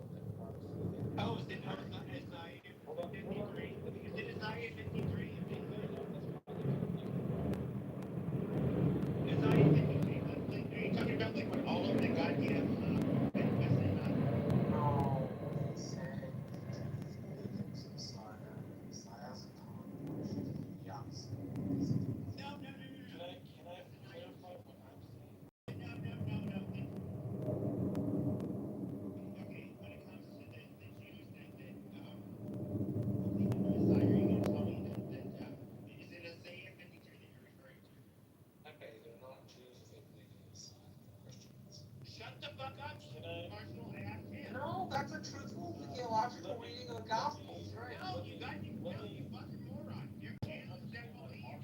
There are Jews that actually believe. There are Jews that actually believe this stupid shit. So. And let's ask the Jews if they're That's considered why I Jews or asked them, Christians. motherfucker. I asked them, but you fucking interrupted. God, Marshall, just stop, bro. Okay? Let me answer so he stops crashing out and jumping out. All right? Thank you, Marshall. Okay, so, okay. Again, Is this Isaiah 53 argument? Yes or no? if you don't want to have a conversation, let's Is it yes or no? Oh, shut up. Whether it's yes or no. You're tripping out, brother. Okay, is it yes or no? I'll shut up. Can you stop yelling at me, dude? I will, but is it yes or no? Is this Isaiah That guy, 53 shut the argument? fuck up, bro. God damn it. Just stop yelling, dude. You're Okay, yelling now at me. you're going to the fucking audience because you're a goddamn low IQ redneck chimp. Now, once I'm asking, does it have to do with Isaiah 53? I'm asking calmly in a non-screaming voice. Why don't you answer that? Listen, I'm not gonna pretend to be a Jew that's interpreting the Old Testament, okay? But based on my observations, personally, as a man who has lived 40 years, okay, there is prophecy that they call it Emmanuel, right? Which would mean I don't know what the rough translation is, but that was the original name of Christ. Okay, in the Old Testament, it was Emmanuel. That is what they're talking about when they say Messiah, right? And some Jews, yes, believe that it has yet to come. But the point I was trying to make is that Christ is the Messiah. Okay, He is Emmanuel. That's my point. And the Jews deny it. And regardless of whether or not you want to practice the old ways or not, if you don't believe in Christ, don't go to heaven. Simple as. It's not like putting all this nuance into it. What's heaven to you? What's heaven? Hold on. No, Snake. Well, you just said I'm not going to go to heaven. What's heaven? What do you think heaven is? Okay, I will answer that question after I land my plane. Just give me 5 seconds, okay? Okay, so and now you know what? I can't answer because I literally lost my train of thought. It's a tough one. Yeah. Oh no, I got it. Okay, so I'm basically a knuckle drag caveman, okay? You can call me low IQ, whatever. We don't disagree yet. Okay, that's fine. But stop interrupting, dude. Can you please? Like, I'm just trying to finish my thought, okay? Do you mind? Alright, so I'm basically a knuckle drag caveman. I'm not like high IQ or anything, okay? But definitely not as high IQ as you guys. But I feel like some of you people, right, are putting way too much nuance into stuff. Some things are very simple. Some things are black and white. Some things are good and evil, okay? You don't have to put all this nuance into things. It's very cut and dry, okay? So, there is a Messiah, right? You either believe in him or don't. If you don't, right? You don't believe in Christ, you go to hell. But if you do, you go to heaven because it's the only way to heaven. Now, all that nuance is that okay, that's what she's trying to ask more questions on it, more nuance on it, more nuance on it, Tricks? more nuance on it. Yes. But you said 5 seconds. I'm not doing a trick. Sweetheart, I'm not doing a trick. You just said you're going to, you just told me I'll never go to heaven. I asked you what's heaven. Define heaven. She's tricking you. She's doing her Jewish tricks on you. Just ignore her. Exactly. Oh, Becky, that's not a Jewish trick. That's a goddamn fucking. If you can't cope with it, you're nothing. Stop your goddamn Jewish tricks. You goddamn Shabbos boy. Shut the fuck up. Okay, but listen. Of course, Anne. And Stop with the Jewish interference. We need to let this. We need to let Bro, this. shut the fuck up. It's unhelpful. He's being You're not crucified. making He's your being goddamn crucified by the Jews. Oh my God, stop. and then at some point, and can we pivot to Michigan politics when this is over? I do have questions. Yeah, so I'm curious. I know that I've said this in the past. So do you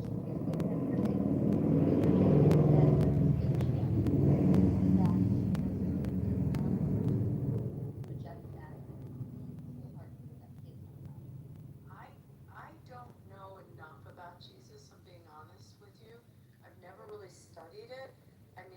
think I read some of the New Testament when I went up to the Sea of Galilee. I went to Peter's house, and I was curious. I wanted to learn about the character of Peter, but I'm not schooled enough in it, so I'm not able to fully answer you. But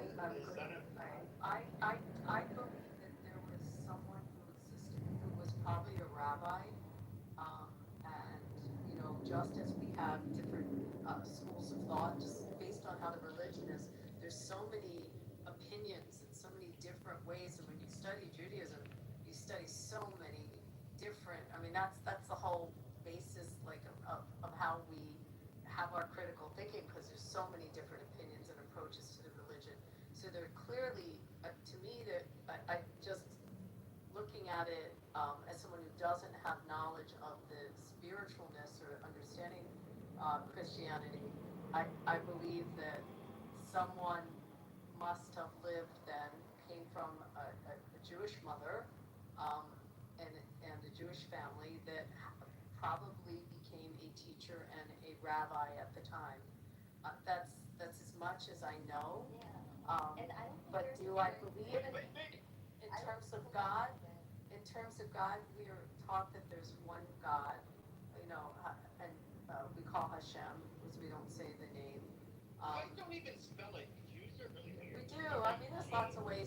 By the way, Pepe, I can spell it about 6 different ways, because in Hebrew there's different ways to spell it. In English, I mean, the way we transliterate it. But it makes sense in here. He's so much smarter on this than I am. But yeah, Mixed knows this a lot better than I do. I believe that I believe in also the fact that Josephus wrote about that time, the Roman author and historian. You're talking about Josephus? Yeah, I mean, I believe that something, right? I believe that something occurred. I'm not one of these people that denies existence at all. I don't know enough about it, and I apologize to that extent. I probably do need to read more of understanding Christian scripture. Again, I read it as I travel in holy places in Israel. I always want to get context as to what happened in those places. I'll send you some plenty. So I don't know if that answers you, but number one, I was taught and under the Testament, obviously the first, our 10 Commandments is have one God. So I don't know, Mixed, can you shed better light on this and answer this better than I? On which? I mean, Wait, before, when I asked you before, from what I recall, is that you backed up with what you believe to be true, but you said that there was no way that Jesus was God, from what I remember. She's a fucking Jew. Hello, Trinity, is that? She's a Jew. They don't believe Jesus is God. Like, that is one of the most fundamental differences between our religions. It's retarded. You can't speak to me now, your ear. That's not what I asked her. Okay, go ahead. Again, it's the dumbest question I've ever heard. Actually, not a dumb question. It's a natural question that a Christian normally would ask a Jewish person. I understand the question, and I'm not offended by the question at all. I mean, go ahead, makes sense. Well, yeah, I don't think Jesus is God. But I do have a question for the Christians about Snake's estimation that he's just a Messiah. Would that also exclude him from heaven? Like, if a guy, let me put it this way, if a person, Jewish, non-Jewish, whatever, wants to follow in the teachings of Jesus, but does not believe that Jesus is any type of deity, I think under Christian doctrine, that's rejection of Jesus, isn't it? Oh, sorry, did I say that? Yeah, it is. And I so, was trying to say that in the Old Testament, there was a discussion of a Messiah who was named Emmanuel. And yes, of course, Christ is the Son of God. That doesn't sound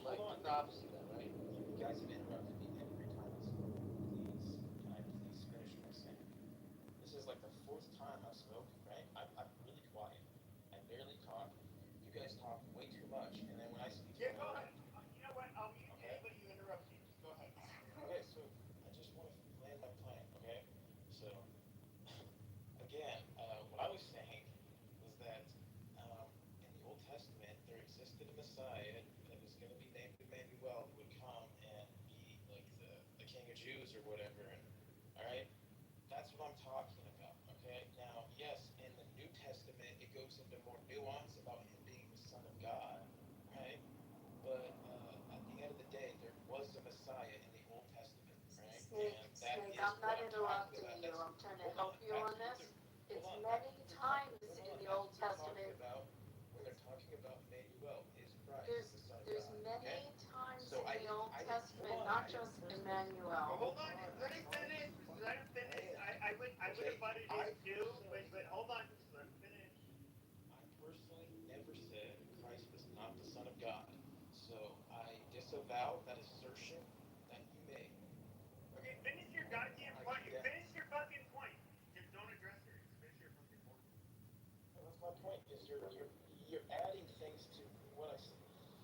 Jesus Christ, you're Do so you know how many times the Messianic age is referred to in the Old Testament, Snake? Do you know how many times? Yeah.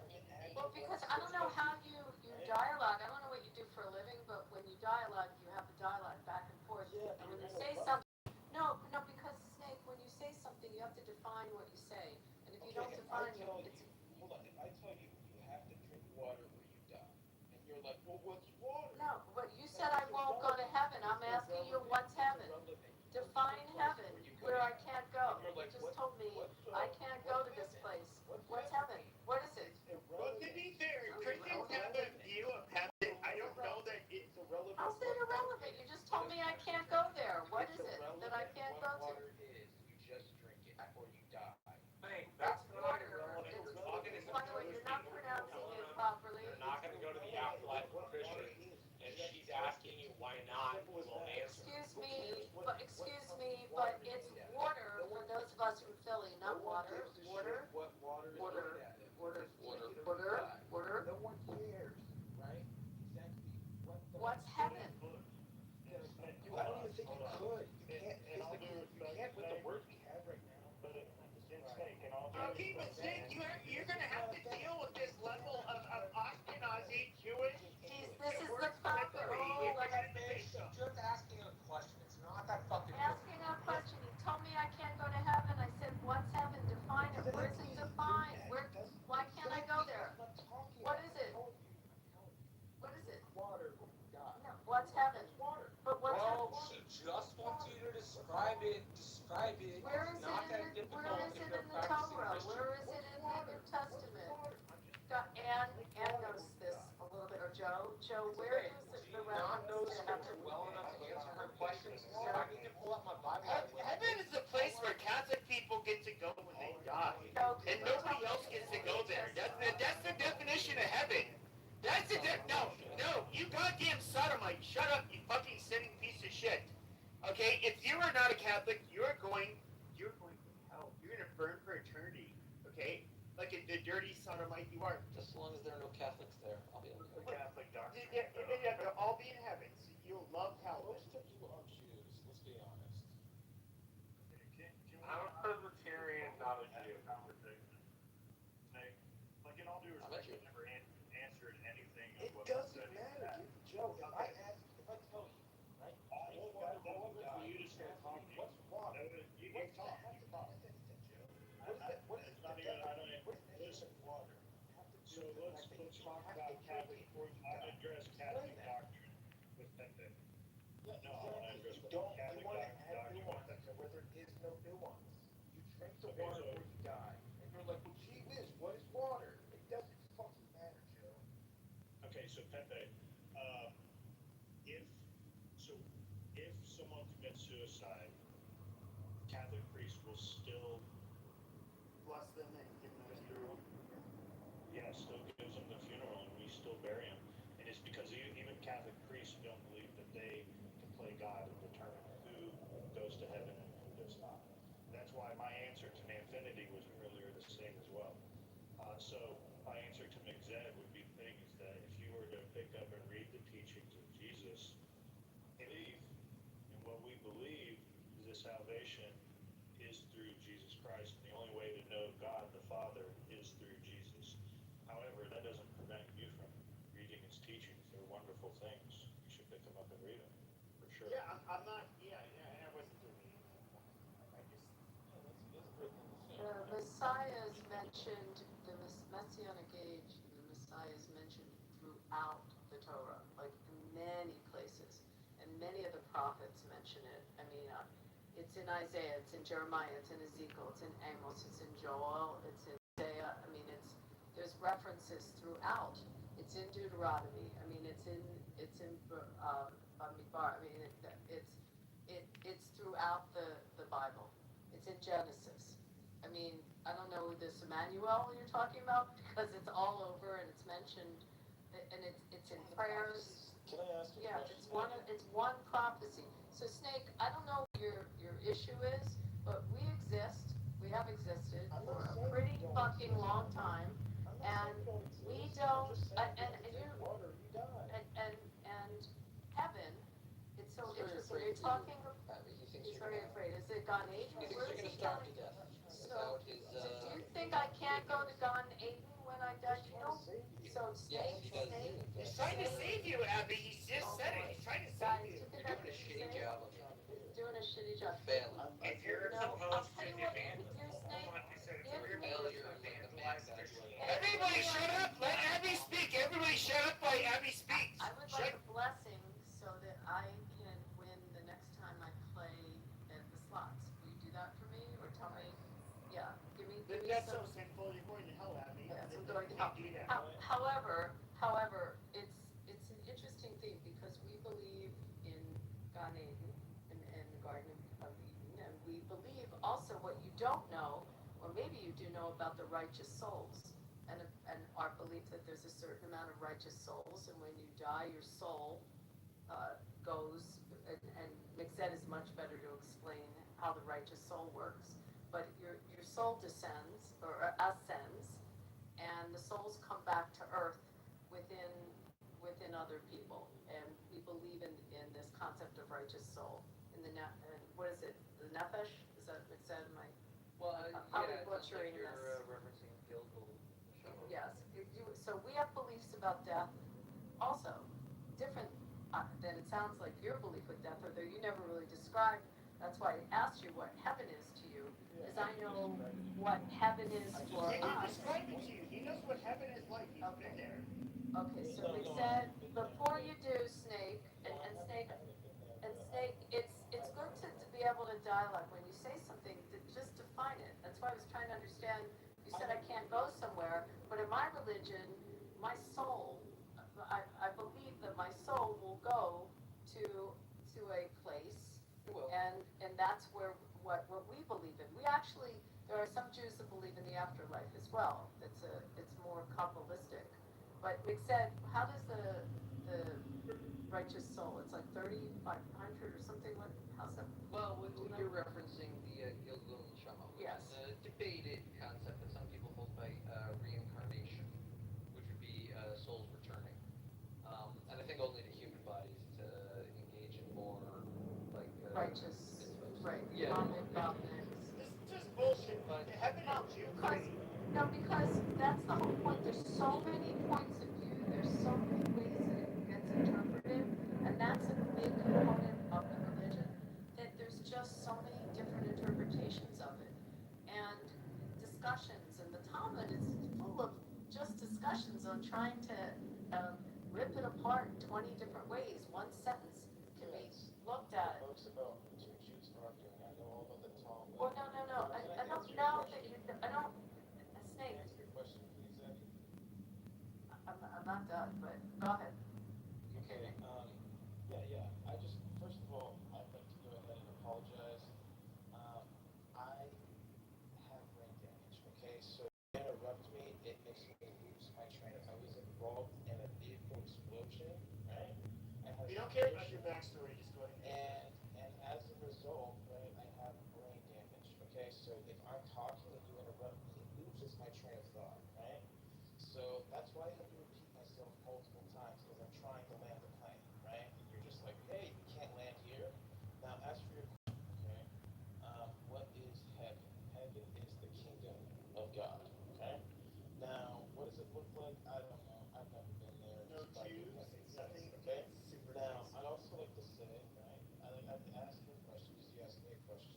are you a Reformed Jew or are you a Orthodox Jew? Me? And the same question to you, Easy answer for me. I'm a conservative Jew. I grew up Okay, so completely you're the same. conservative, and I Orthodox still, Jew as me. I'm a what one?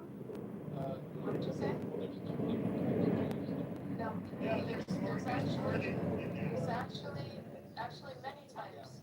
No, it is not. No, snake. So you don't get to tell me what I am. I hate to break the news to you.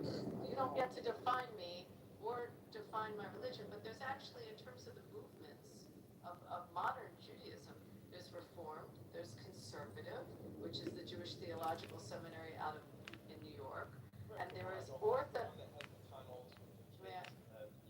Excuse me, we have no tunnels at the JTS.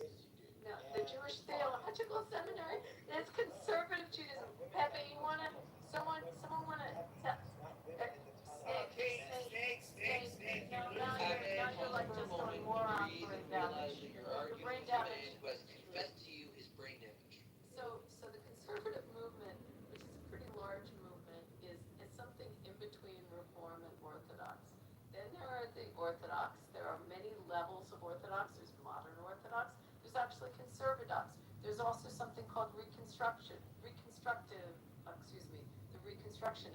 which is another form, and they have their own rabbinical schools and synagogues all over the world.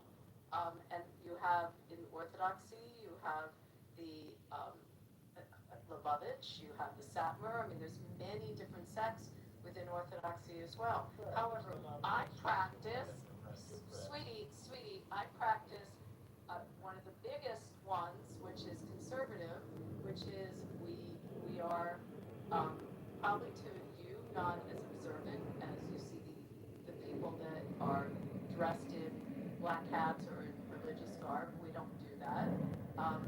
Some of us men will wear a yarmulke on their heads. Some do not. Some of us keep kosher. Some of us don't keep kosher. It's a mix in conservative. Our prayer book is half in Hebrew and half in English. We pray half in Hebrew, half in English. Some people keep the Sabbath, some people don't. But I don't know what city you're in, but there's a good chance the bigger synagogues in your city are conservative ones that was more popular. Now there's the Reform seems to be the bigger temples. But I don't know anything about tunnels. There's some tunnels in my synagogue. There's barely parking spots on the holidays, and no, we don't have tunnels in the conservative temples. So that's to answer you. You're right. There is a lot more than just two sides to the coin. Yes, there's a lot more, and it's based on the universities that the rabbis come from, the seminaries. Just like in Christianity, you have seminaries, right? You learn to be a priest, right? Or you go to divinity school. So we have divinity schools, and there's different schools of teaching it. So in the United States, the three biggest are the Reform, the Conservative, and the Orthodox, and now Reconstructionists is kind of gaining some steam. Those are the main ones. I can't lump the conservatives with the Orthodox. No, we're not even close. Yeah, I understand. I probably shouldn't do that, but I'm kind of just an asshole. So I sincerely apologize. Yeah. You're admitting that, then fix it. Hello? And McSad is much more religious than I am. McSad, aren't you Orthodox? What You Orthodox? Yeah, I'm Orthodox. He's Orthodox. I'm sorry, someone said something to me. I didn't hear. You said you're an asshole, and I said that's workout. Oh, yeah, I'm trying to, but you guys are very abusive, so, I mean, I'm doing the best I can. We're just trying to talk. Don't blame others for your shortcomings. Yeah, what state are you in? Snake, where do you live?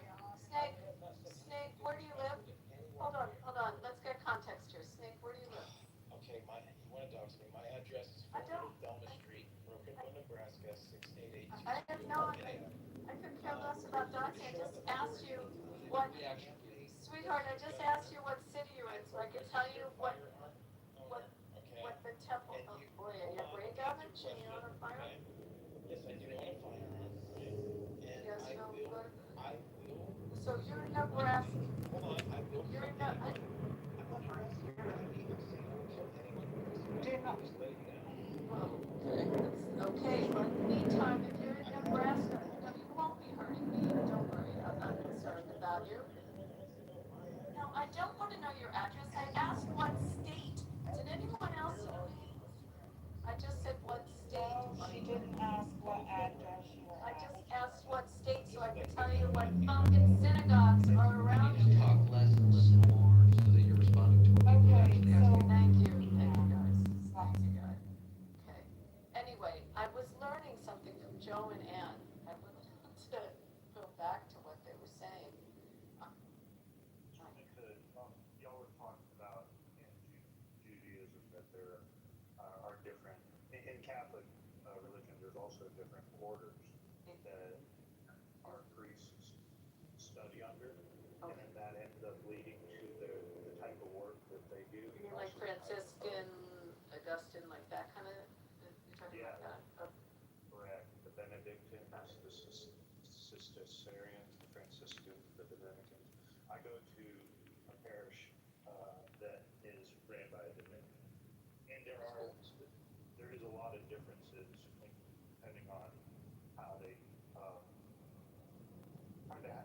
The Dominicans are slightly more conservative compared to some of the other ones, like the Jesuits. The Jesuits are the ones that everyone talks about. They're the more liberal. Are they the more liberal? I never knew that. I never took them as liberal. Yeah, they're I was just intellectual. they're the social workers, they're the educators, the social workers. The universities, a lot of them are Jesuit, and I know I grew up by Villanova, which I think is Augustine, maybe. Exactly. So we'll tend to find that. Yeah, we'll tend to find that there'll be a conservative liberal split in some quarters. With how to run the church as well. Yeah, I mean, it's so much as of what's in the divinity school, that will define how the practices are. But, when you get certification to be a rabbi, and I think, the Harvard Divinity School, I mean, do they just teach religion, or do you leave there with an actual, can you then go into a church after you leave that school? I never knew that, like, when it's affiliated with the university. When you, I don't think any of us can say it's been to Harvard. no, but I'm thinking Princeton, I think, has a divinity school too, but I know Harvard has a very famous one. But I don't know what you leave with, whether you can then just walk into, a congregation, or it's just a study of religion. Is it? Topics to politics. Can we move to politics, guys, please? Now that King Mav's here. Yeah. And don't All forget right. on that. I have something to talk to Nav. I've been wanting to say to him. So I saw today, I heard rumors of this, of a redistricting in Pennsylvania that's going to knock out like 4 D districts. Have you seen this? I can put it. Yeah, but Shapiro's gonna knock it out. Shapiro's gonna do it. So, I mean, he'll veto it. Yeah, of course. Okay, I was like really excited about it, but they don't have enough to override his veto? No, but they're gonna try to go to the court, but remember, the Supreme Court of Pennsylvania is, Yeah, it's liberal. yeah, it's like 7-1 or something. But I just wanna say, I think Masshole's gonna lose, so that should be good. Oh my God, I hope so. What a problem he Well, is hold on, for the watch party. this, right? I wanna say this, right? Look at the grass, the crosstabs on the recent Richard Barris poll, big data poll, it's all over shit or everywhere, okay, you can see it. So on the recent poll, it shows the seat is actually +7 with Jewish Venus District. But I thought, or at least the narrative on Twitter is that $32 million was invested by pro-Israel people to take him down. And Massey has no Israel money except he gets a ton of money from a guy named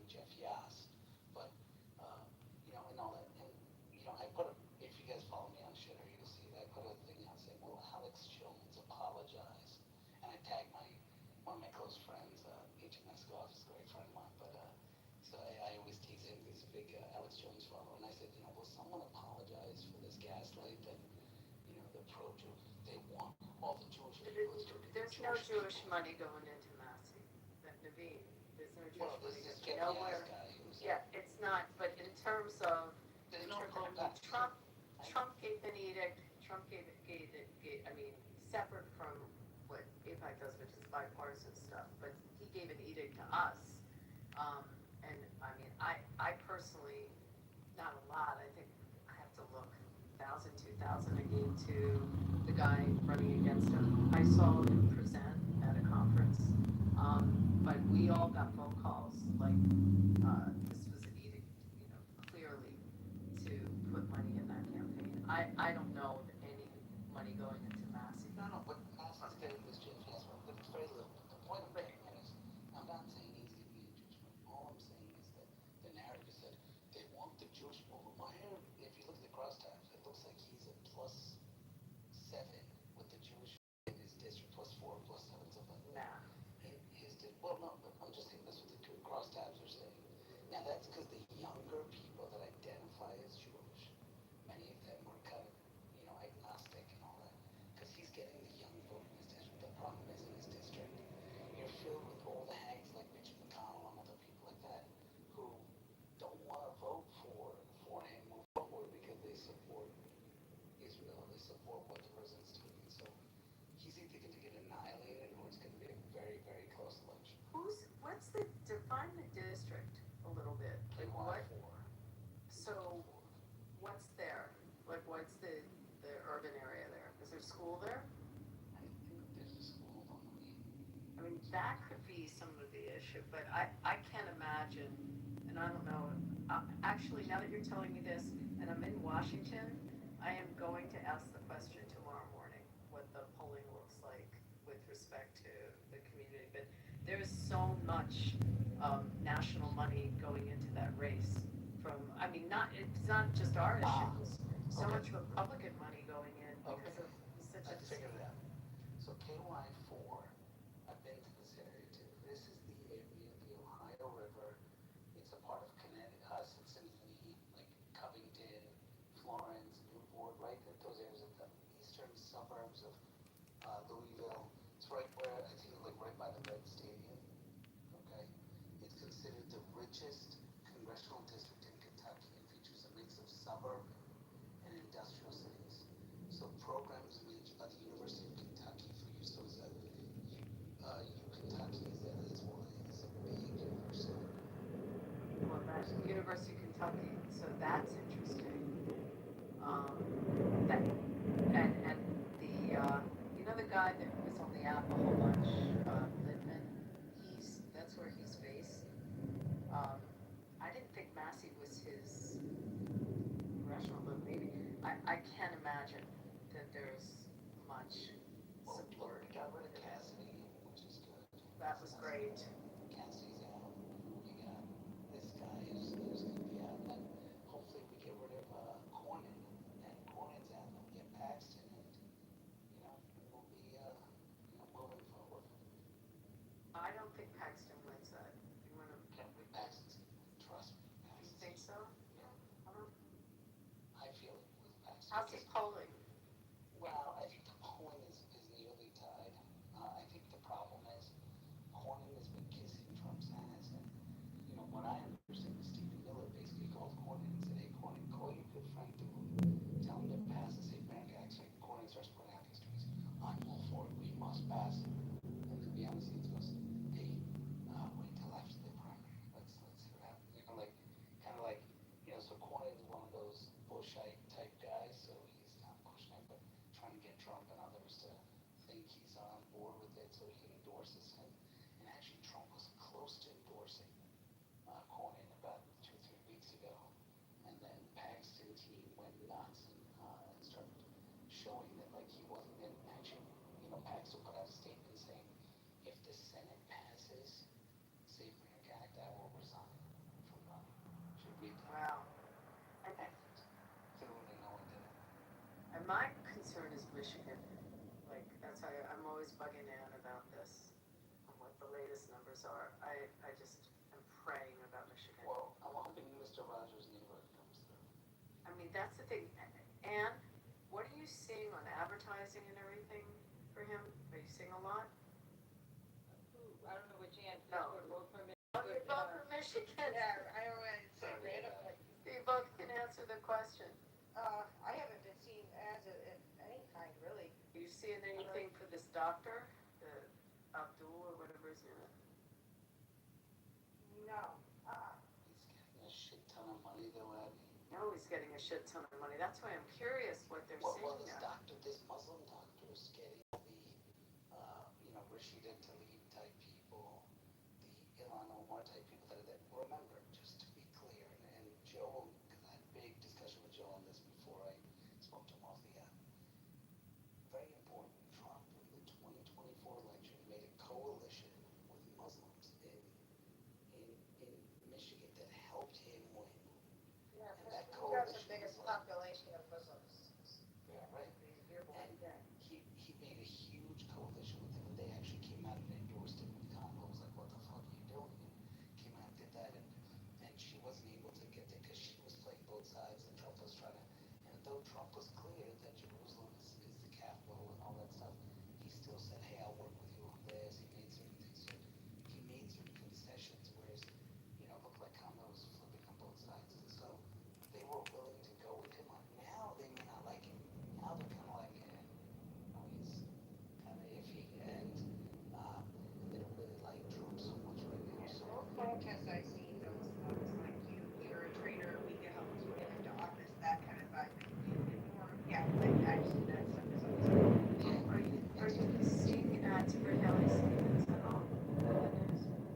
No, but I don't know like the story or. Okay, so these will be ads for the Senate race for the primary. No, I have not seen any ads. All I hear about is like the guy the Republican from Louisiana, like that went down today that he lost.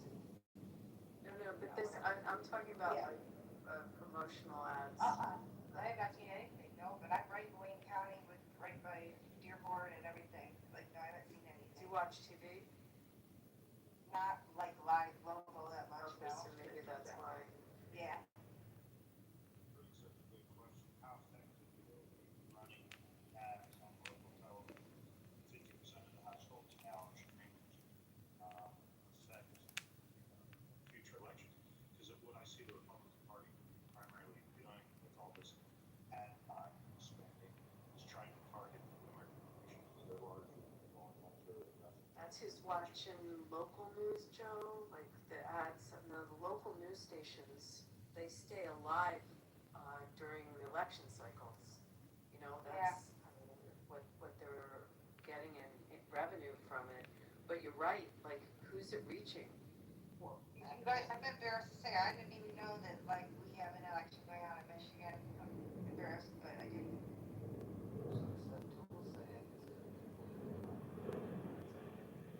it is the perfect setup for the Democratic Party in a positive way, just a positive because he's right. So like the Stevens and are unwilling to call out any ties to terrorism, although they want the group, they're unwilling to do all that stuff, right? If he ends up going one-on-one with Mike Rogers had that national security job, so he'll talk about this stuff, but you'll end up in a referendum and you'll end up with all the minorities kind of, going on. So that's the Democrats' playbook. So they're pumping money. If you look at their PACs, they're pumping money to this Abdul guy. And that's mainly because Amy Klobuchar, not Amy Klobuchar, I'm sorry, what's her name? One of the other senators resigned, right? That's why this opening is there. Right? He's running for governor, I guess, right? Which one? For the Michigan senator. Oh, Which the incumbent's not running. the incumbent's not running. Oh, you mean on this seat? Yeah. Yeah, Slotkin, right? She's running for governor, I think. No. Right? Slotkin just won Senate. So, it's Gary Peters then? And the other. I don't know. No, and with the red hat. and we had all these questions. All right, start with what you have, Naveen, and then I'll answer. Yeah, okay, so Gary Peters, I just looked it up. He announced he's retiring, will not seek re-election, so it's his seat that's up. So this Abdul guy, I guess,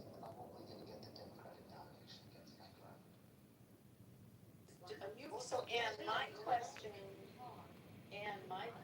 was, what are you seeing on advertising coming out of Haley Stevens, and what are you seeing for this other role? Like, are you seeing a lot of money being spent? Hey, what about Thomas Massey in Kentucky? And honestly, I haven't seen any ads. How about APAC? Run away, Anne.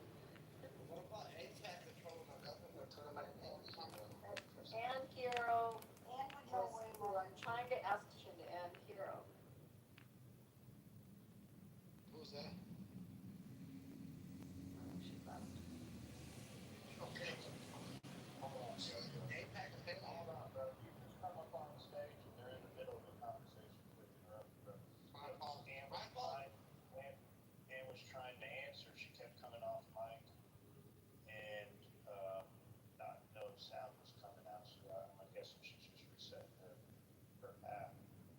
But yeah, I mean, back to kind of like what my question was in regards to streaming. I mean, I'm completely decentralized. I hardly see any political ads as they are between podcasts, YouTube, Rumble, Twitter.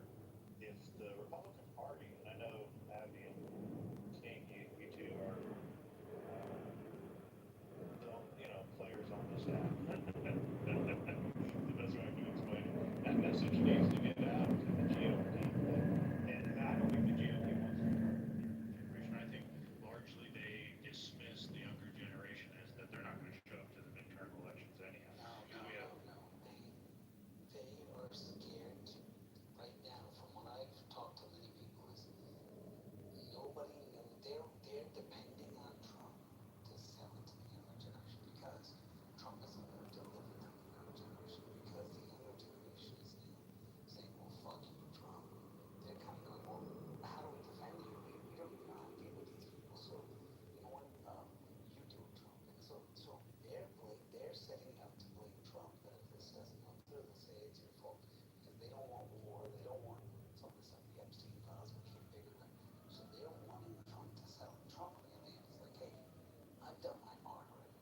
All right, it's you guys got to step up and start doing some of this shit." So. What did it do? What part? Yeah. Wait. Should we spend a lot of money on direct digital, targeting? No. You're obviously Wait, smoking hold on. crack. You're So, obviously smoking trying to crack have a because the younger conversation. generation got Trump in office, and now the younger generation is against Trump because of what he's doing. Did I just say that? He's not coming through with all the shit he's That's what I saying. just said. We're in the middle of a conversation, and clearly they're just trolling. They come up on stage and right away start talking in the middle of people talking because they need attention, don't you? Joe, what's I get Joe, what's I just said.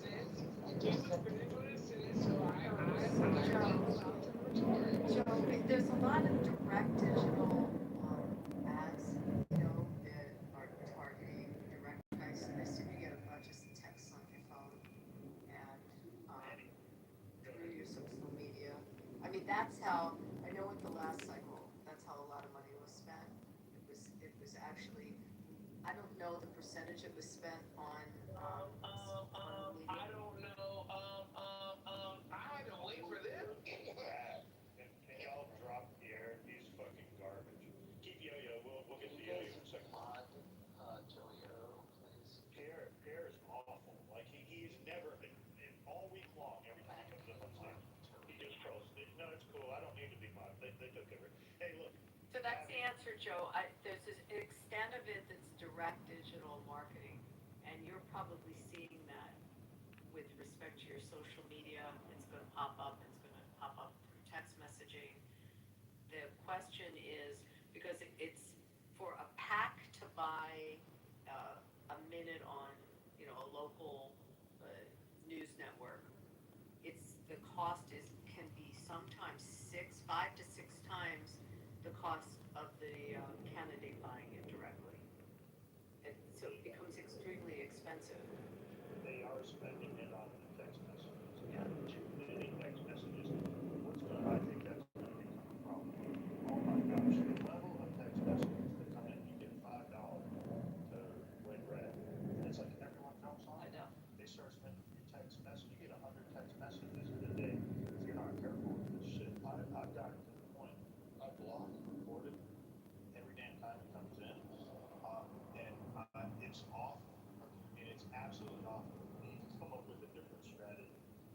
I can't be the only one that started the price of that. It's nonstop. I mean, But it's not. It's to everyone. Listen at me. Me, my family, we own a fleet of non-transportational, non-medical transportationists. We have vans, we have buses, and this shit is killing us. These diesel prices, gas prices, and for what? Because I don't want to. were you Lebanon or nobody else. were you being killed under Biden? They were higher under Biden. Did you No, complain? no. The thing is this. I was Did you actually able to complain get then? grants. I was able to get grants under Biden. They were grants. Did you complain under Biden what you were paying for gasoline? No, I did. I did. I'm not a fucking Democrat or a liberal. You understand? I'm the one you can't tell me that you like you can't, right? I can't tell you what. They know. You have to make loans. So I'm not a Democrat. I'm an independent voice as of 2014. The gas prices. No, gas prices were low in 2014 under Obama. You want to check the records? What were your gas prices under Biden? Prices. I was paying $5.50 for 1 bedroom apartment in Columbus, Ohio, which is where I'm from. $5.60 in 2011. You understand what I'm saying? And within 10 years, that same apartment is now worth $1,200. Well, And nothing that kind of happens. It's like, you know, No, it's the same thing like a chocolate bar. What did you pay for a chocolate bar in 2011 and how much is it today? Yeah, why though? Let me ask you this: why? Why is Because inflation that's kind of at 3.5% by the end of the year? things don't cost what they used to cost. I mean, it's kind of how. Why are conservatives so fiscal? Why are you so fiscally conservative when it comes to a Democrat? When it comes to somebody who's in office, you don't give a fuck. That we're spending $2 billion a day. That over 46%. Did you know that foreign bankruptcies are up 46%? What's up? What's up? 46%.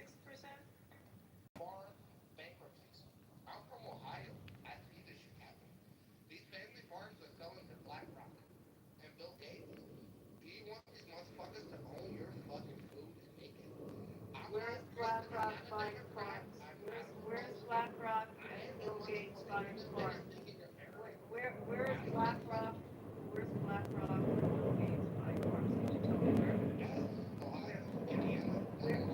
Where in Ohio are they buying farms? Zanesville, Chillicothe. They're owned by BlackRock? Yep. I'm not reading that. Yep. Can you show it? Do you have receipts on that? Articles to show that they're buying it? No, I just need facts to be. Are you really a sideshow? Do you really want to know these things? Have you researched anything? If someone gives me, I'm going to answer you, yo. If you give me the real estate information, I know how to read it. No, you didn't. So tell me where it is. Cite it for me. Give me an article about it. Show me where they're actively acquiring farmland in the United States. Show me what counties are acquiring it. I can figure it out once you show it to me. Well, no, I would just go look at the county assessor. I can give you all the evidence in the world. Yeah, I would look at the county assessor. How you are. No, listen. This is how I am. You can't help it. The thing is, everything How I am. you think is considered fake. No, I didn't say fake news. Big joke. You know how we are here, Boogie? It's not how it works. Yeah, people do lie. They do lie, right? Numbers don't. Right, so if you give me... We lost $1.1 billion. Joe, whatever your name is, give me the information, and I'll research the county assessor's office and tell you who owns it. So just tell me where it is, and I'll tell you if it's in fact owned by BlackRock or Bill Gates.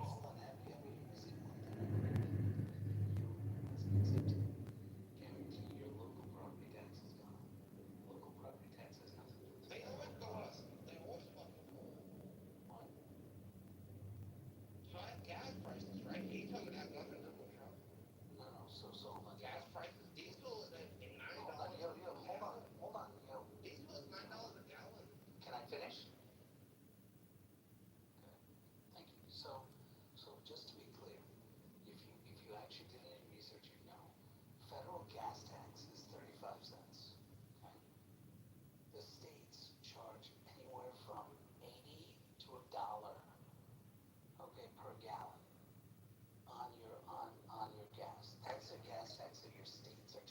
my state is ran by Republicans. So who's taxing? So which state are you in? Taxing me that? Who's taxing me? What state are you in?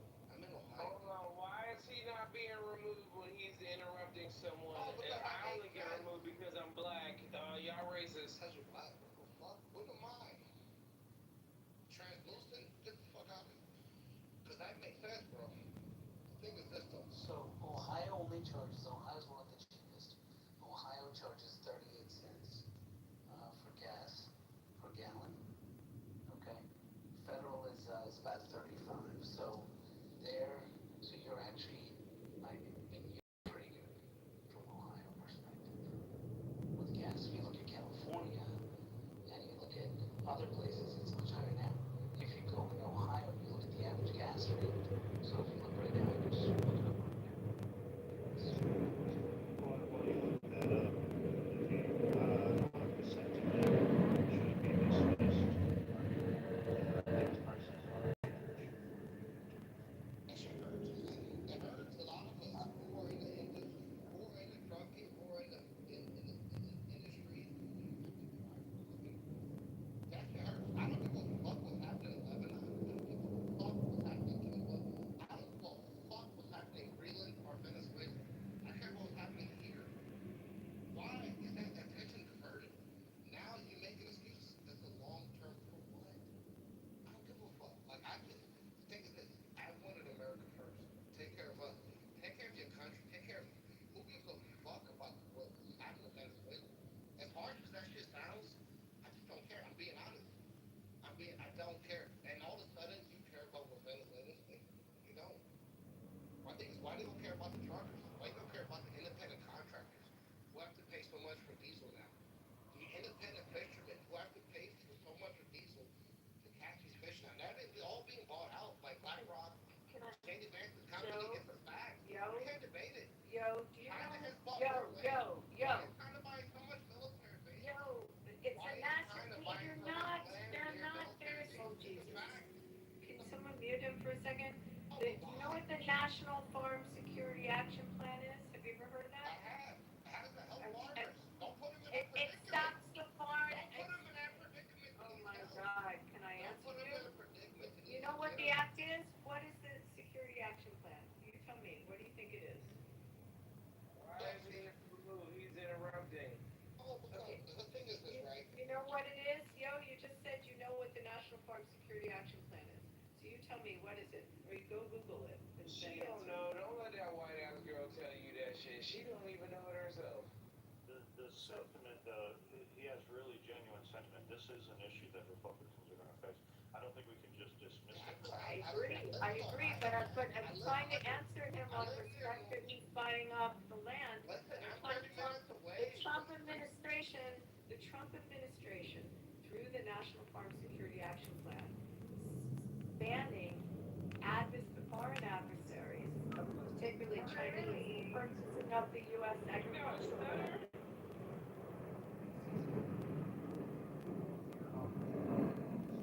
The initiative is focusing on reclaiming existing foreign-owned land and tightening up so that it's America first and the purchasers of the land. So I'm trying to find out how much BlackRock is bought, because that's what you're saying. But with respect to foreign purchases, buying up farmland, we actually stopped that, and Trump put It doesn't matter because all that shit got asbestos. All that shit got asbestos and all that bullshit anyway. Okay. Look, it was just a small bullet point of Yo's general sentiment of, he supported America first. He cares more about local issues than he cares about Venezuela, foreign issues, things like that. Damn well he got someone tied up in his basement. So I think this is like the major sentiment that many younger voters that did support Donald Trump are faced with. And the issue is not that they're going to go vote Democrat. They're just not going to go and vote. And the Republican Party really has not delivered major wins that affect the younger generation to be able to build prosperity. The gas going up increases pricing across the board for all sorts of items. We're seeing it. We're seeing it quickly. I think Trump knows this too.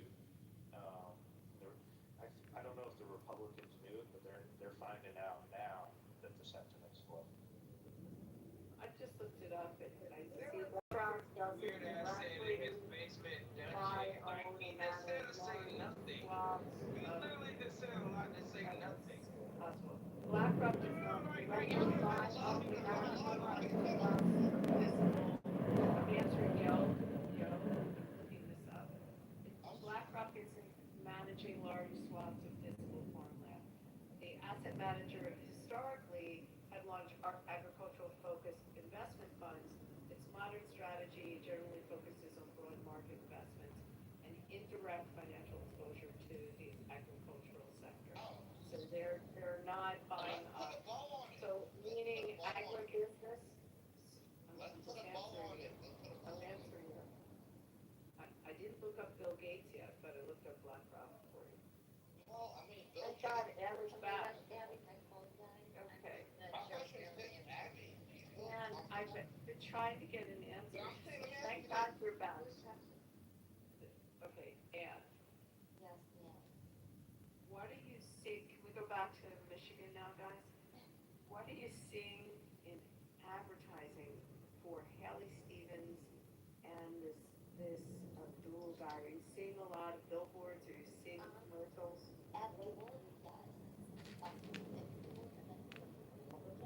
Gary Johnson, like, it was huge. Gary Johnson, like, so much violence against man. I'm told it is that that's like, I subscribe to that stuff, so but but John, you know, is running for John James holds her like neck and neck. So it looks like. What about Haley Stevens? Are you seeing ads and stuff? Nothing. Really? Okay, so a lot of money that went into her campaign. So that's And then Mike Rogers, I don't know what the name is from now. Mike Rogers, it's like he is, it's like neck and neck. It's like 43, 46% or something like that with the Democrats. No, with the Democrat, a normal Democrat it is, but the Democrats are banking on this Abdul guy winning, using the Muslim vote, and to try to talk about how Republicans are killing Muslims, and look at what Trump is doing with them, and they're trying to get the vote that way. And I could, well, I'm sure, but like, I would say that Mike Rogers will win. Like, that is like a, not even a question. Like, I've got my mind out. Absolutely. Like, absolutely, Abdul will not have. So, besides Dearborn, I mean, everyone else would be voting for Mike Rogers. Like, Dearborn is a very small population compared to the rest of Michigan. And the others, like as far as Wayne County and stuff, they, I'll be honest, the majority of the people, at least in Detroit, they usually don't vote in the winter.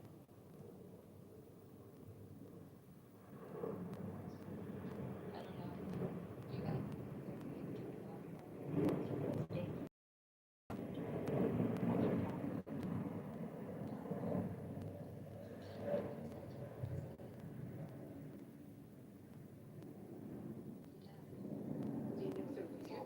you gotta have a lot of the rural, the Grand Rapids, people come out. I mean, But the Grand Rapids folks are actually the first voters.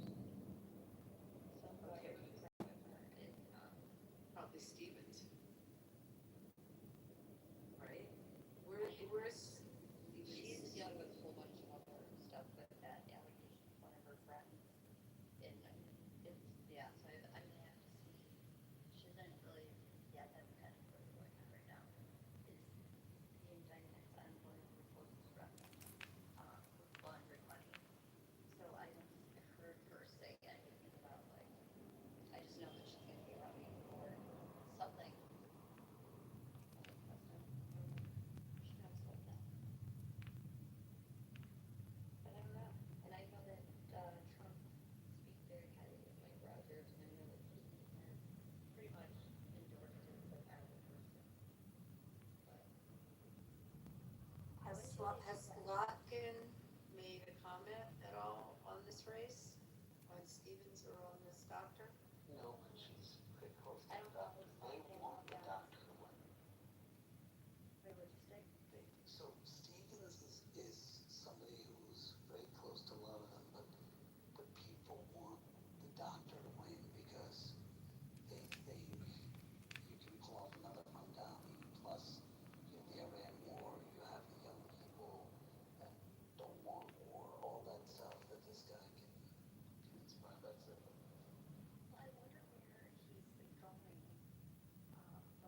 Yeah, you're gonna have to look up his events and see where, what his targeted places are, because, well, obviously where I live is red, so, I mean, John James, he doesn't even come here because it's like time to get it, but, I wonder where he's targeting. I have to look that up right now. Honestly, they're not doing a good job of, Senator Johnson, like, spamming him. They're not really, not really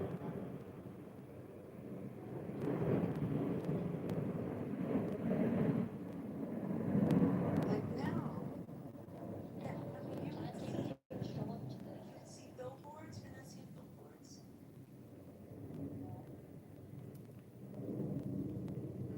Television ads.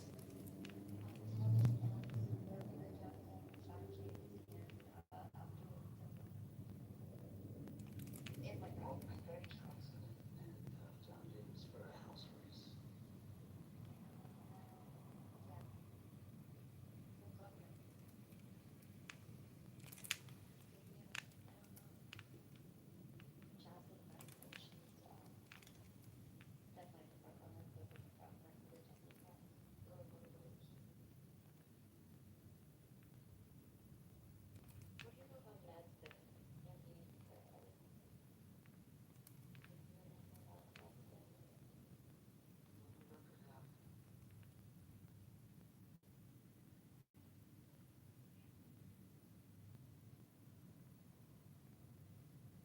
What do you know about Mads Bill? Excited about John James like this time around. I don't know. I don't know. He's not.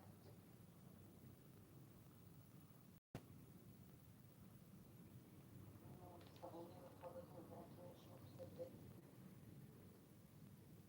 Well, he's going for re-election for the House, so. She's running for governor, John James. So And he was in the House, and she was still in the House. right. Honestly, the guy who's running for governor, like listening is Ralph Freeman. He's not even like not even like full thing, but he like his like morals, values. But John James is not.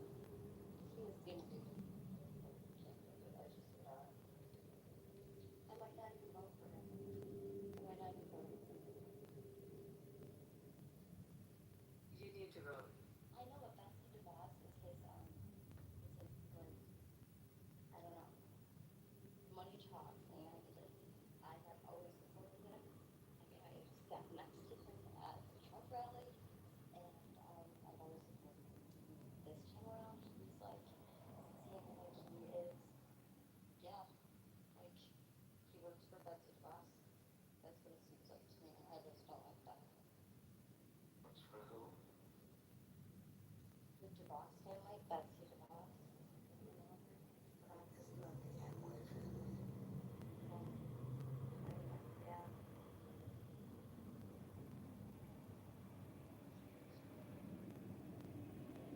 You didn't hear about Betsy DeVos. She was the education secretary. The what?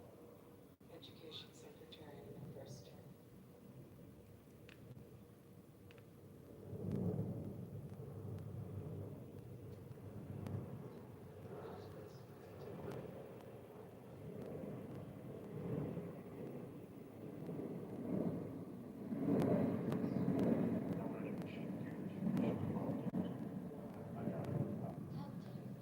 I got my answer. Thank you. Okay, so today on Sunday morning, Fox News, Attorney General Todd Blanchard was interviewed, and he discusses that there is tons of evidence that the 2020 election was rigged. American people will learn about what we uncovered. Those were his statements. I warned about this at the beginning of last week, saying that it's going to come out. Curious what information it will be. Hopefully it's not a nothing burger. Let me tell you what, this better be what helps the Republicans get some enthusiasm. Catholic jail. Go ahead, man. I was just gonna say, they better hope that it is a nothing burger, the other group, because this could just rearrange the deck forever. I don't even know, you know? Yeah, I mean, When is Schiff going to be in handcuffs? what we talked about a month or two ago about us, because you know, I go back all the way to the very first time that when the Epstein messaging rolled out. Do you remember last year? This was last summer, and I came to you, and we were in a very small room. It was just me and you, I think, and maybe a couple others. And I was like, Matt, this isn't good. The messaging is awful. Remember that conversation? Of course, we had a very good conversation about we needed to change the direction. It's various things. Yeah. I've been waving the flag on some of the messaging and things like that. Well, a month or two ago, Matt talked, and he asked me what do you think needs to happen. I said, what do they need to just start arresting people? I don't care about convictions. There needs to be, I mean, they need to pile it on. And you got to frame, I know it's awful, but damn, Trump's been painted into the corner. Like it or not, it's polling-wise, it's not a popular award. Okay? And the price at the gas tank, younger people aren't liking it. The non-Fox News view demographic does not like what's going on. Enthusiasm-wise. And look, I'm just saying, the only thing that's going to be able to turn this enthusiasm around is if they really do have a treasure trove, and knowing the Republicans, now that they're in power, will they be able to release it without having all the October surprise or whatever? Will they be able to release it without all the censorship? Because that's what we dealt with in 2020. We had it lined up. We would have been able to put a stake in their heart with the Hunter Biden stuff. Because how could you explain 80 million people voting and the Hunter Biden stuff not getting suppressed? Well, I was going to mention, you bring up a good point, because this time around we own X. We didn't own that the last time around. So we have some other things they're decimating.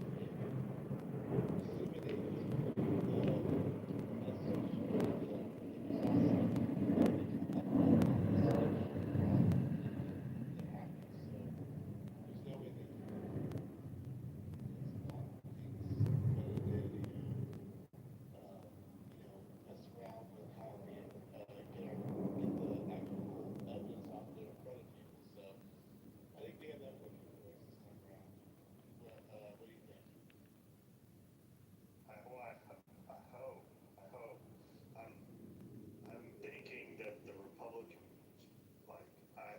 they held on to that stuff up until October.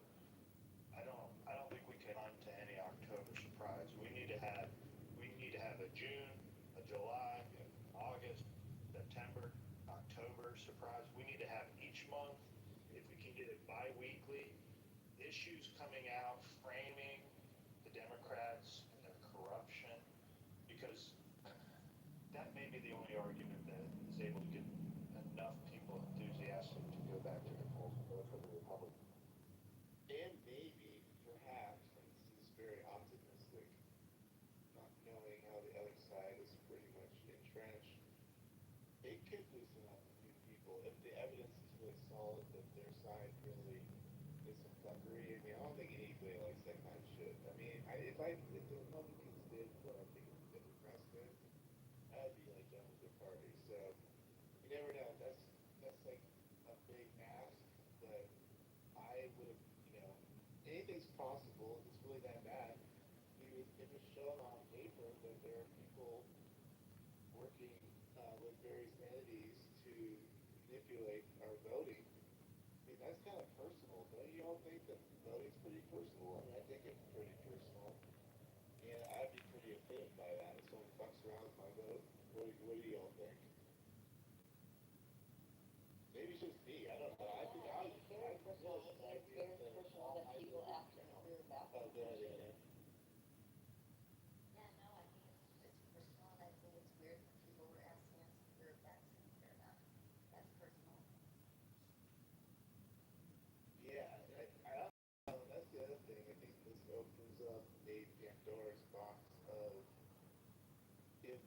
hold true somewhat on the federal level. I think we go down deeper and go to the state level and start really just prying apart things. Go to Georgia, go to California, go to all these places that are so suspect. I think things and Cali really weird. I mean, all I can do. So take these classes and certified to be, a co-worker, and stuff like that, so I can be involved in our elections, but, it doesn't seem like how Joe was saying, it doesn't seem like the enthusiasm is there, at least in my state, I can say that. I think it'll pick up, and I do agree with Joe. I think we can't do this whole, oh, let's wait till October, or, all that bullshit. I think we just need to crank them out day by day, and then maybe build up to something. Maybe reach out, it's like, well, we just need something that's constantly always out there, like in the cycle, just hammering away at them. They went out and they smeared Trump. Why can't we just smear the Democratic Party from here on out,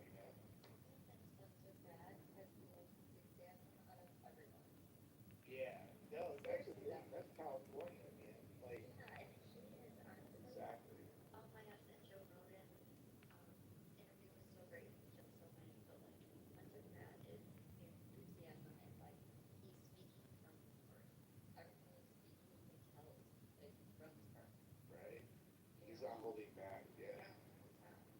No, I'm with you on that. I think Well, there's he just only cares because his house was in Oakland. Sometimes when things hit home, that's when people start caring about something, and it drives me to do something bigger about it. The only thing the Republicans might have going for them at the federal level is narrowing down the House to about 5 races. I think that's what it's going to take. It's going to take about 5 or 6 races they'll have to win. They'll be able to hold. They're going to be able to get redistricting up to about 211 to 213. So it could be 5 to 7. Then in the Senate, they have to hold what they got. We can live with we can live with losing a couple races that we should have won, but if we hold what we got, well, I think we'll end up at 50. So we'll at least have a tiebreaker. So I mean, this thing could be thin as ice. But I wanted to read. Here's the article. This is what Blaine said. Because none of y'all got to see it. Well, there's a ton of evidence that the election was rigged. That's not something the DOJ needs to tell you about. There's been evidence about that for many, many years. What I can tell you is that we have multiple investigations going on in Arizona, in Georgia, and in Fulton County. And that's exactly what we're looking at. By the way, this is very difficult because they're very good. They're hiding what they're doing. And so that's why we're very focused on finding out whether the right people voted, whether people who were supposed to vote voted, whether there was one vote cast per voter, and that's what we're doing in multiple states. And I expect, and again, people, you will say to me, how long is it taking? Why is it taking so long? The reality of the answer to that is because it takes a lot of work to uncover what happened in 2020. It takes a lot of good old-fashioned law enforcement, police work, which is what we're doing. We have great prosecutors working on it as well, and I expect that.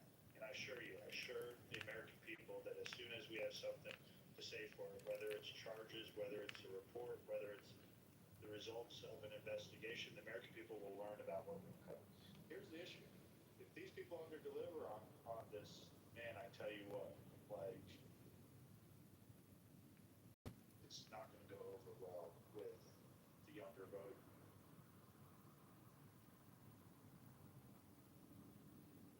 Actually, I think I did hear that. There's some interesting language mentioned. I think he actually mentioned the states that they're looking into. I think in that statement, Joe, I think I saw that he listed, Georgia, the usual suspects for their investigation too, right? Yeah, he listed out where they're doing their investigations. We have to assume it's also in Detroit. It's also in Exactly.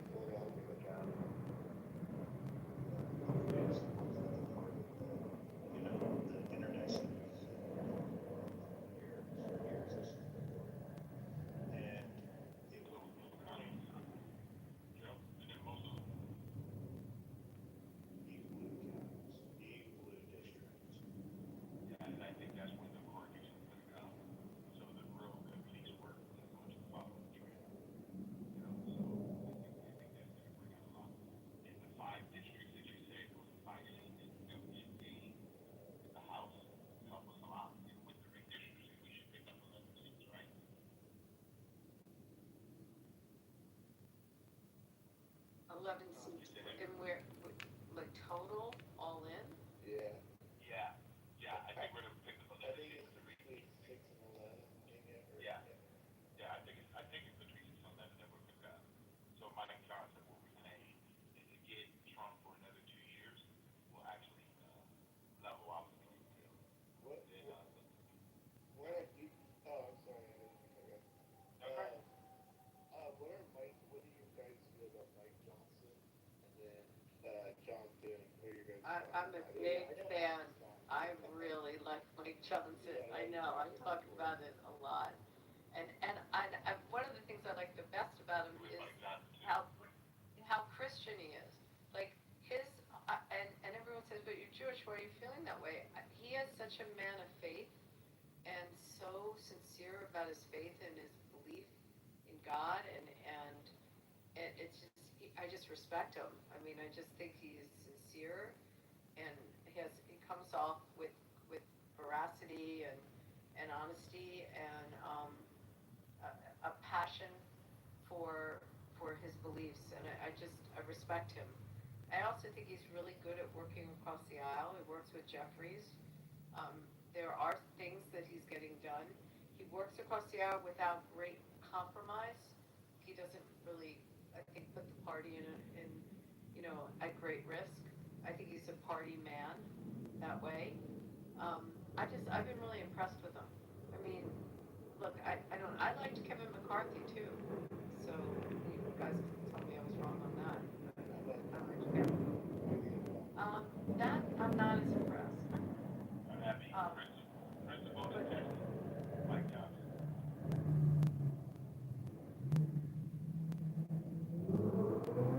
I don't mind Mike Johnson. Not He's your neck of the woods, Joe. So I'm going off on him. What do you really think?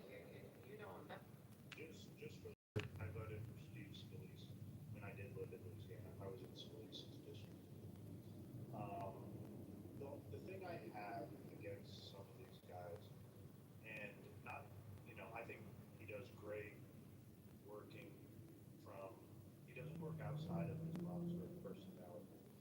What I would prefer the Republican Party to have, especially delivering from red city, deep red districts and deep red states, is firebrands. I know that doesn't always go over well with the higher establishment, but we don't have like our tip of, you know what I mean? We don't have, and look, that does, it's not a knock on his work. It's kind of what I desired. That's why I wanted to see not only purposes of Kevin McCarthy getting removed, but I wanted to see Matt. What was his name? Matt. They got him kicked out. Matt Gaetz. Matt Gaetz. I wanted to, and Matt Gaetz never put himself up to be the Speaker of the House. But I desire. Same with governorships. I got to give it to DeSantis. He is a bull as a governor. He is a firebrand in Florida, inside Florida. Yeah, when he ran for president, you already know. Yeah, you don't know my opinions about that. Garbage on that part. Yeah, it was bland. He didn't. And that's the thing. I don't know if the rest of the Republican Party has seen that we want to see the Republican Party more like Trump. And when it's how voters interpret it, we want to see them like a firebrand. Is what it is. And we tend to see our firebrands a little bit. The young congressman comes up, Laura Boebert, right? She was a firebrand. Matt Kitchen was a firebrand. Matt Gaetz was a firebrand. But their political careers don't stick around in the Republican Party, you know? And I think we need to change that type. I wish my governor in Alabama was a firebrand. Kay Ivey's drunk. Yeah, but you know why those two like that? Do you know why they don't last, Joe? Feathers. They don't play the game. They don't. Yeah, but they're not principled either, though. But they're not principled. You know, a lot of the young guys, even MGT, Marty Taylor Green, you still got to be principled, even though things don't always go the way you think they should. You still got to realize we're here at a president, and unfortunately, a lot of them did not play that game, and that's just a part of it. You know, let the president take all the votes, but you support the ticket. And I don't think a lot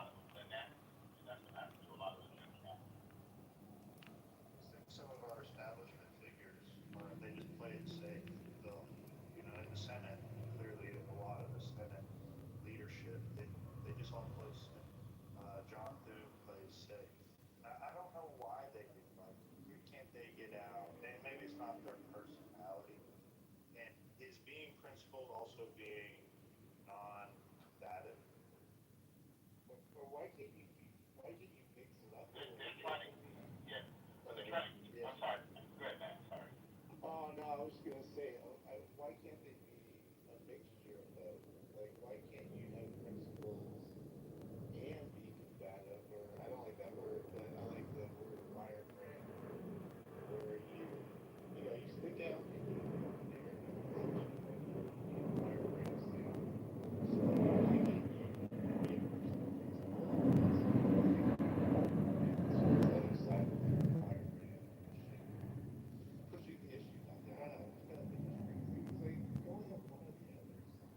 I don't know. My favorite, and I'm so sad that it was a one term, was Glenn Youngkin. I mean, to me, he got the principles out. He was just the best. I hope he evolves within the What party. happened to him again? They term out in Virginia. That's why Abigail Spanberger ran. But what is he doing now, though? And nothing that, I mean, he's on TV, like giving interviews, but he's phenomenal. I mean, a real statesman. To me, a firebrand, amazing That's the orator. word. Yeah. See, Abby, statesman is the word. He's a statesman, and he got worked. He really got things accomplished in Virginia in a short period of time. People respected him. They really liked him, both sides of the aisle. Yeah.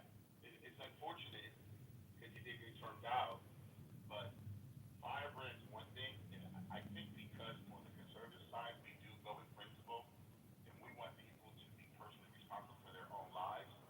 And I think, Joe, when we say firebrand, you can't fight with people who's not willing to fight for themselves. And a lot of these districts, like Zoom and all those guys, they're trying to stay within their own constituents. They're not trying to be national brands, and that happens a lot. That's unfortunate because the moment you get in that buzzsaw, you're gonna get cut up real quick. But by the way,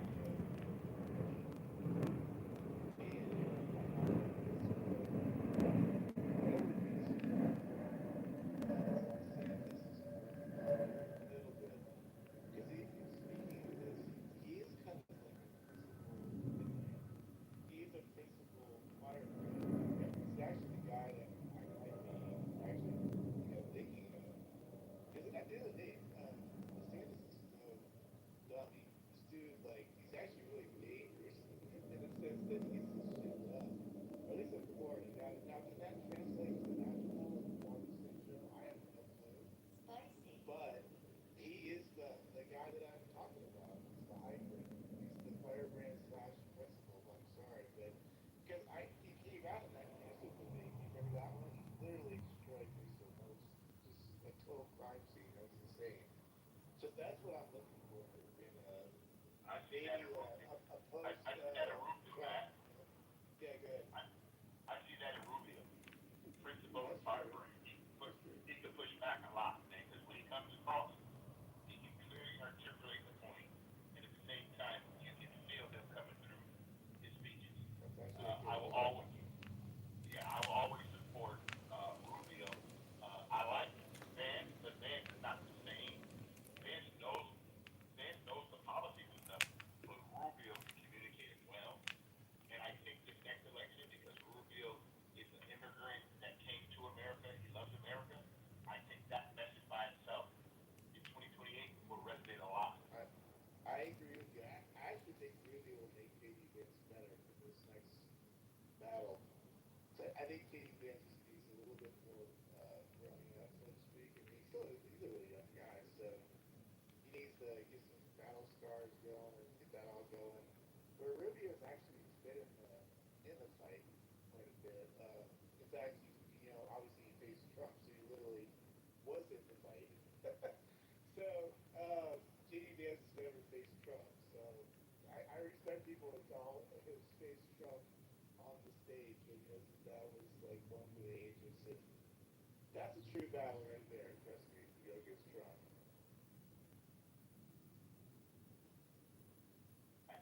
Hey, yo, why do you think it's okay to talk about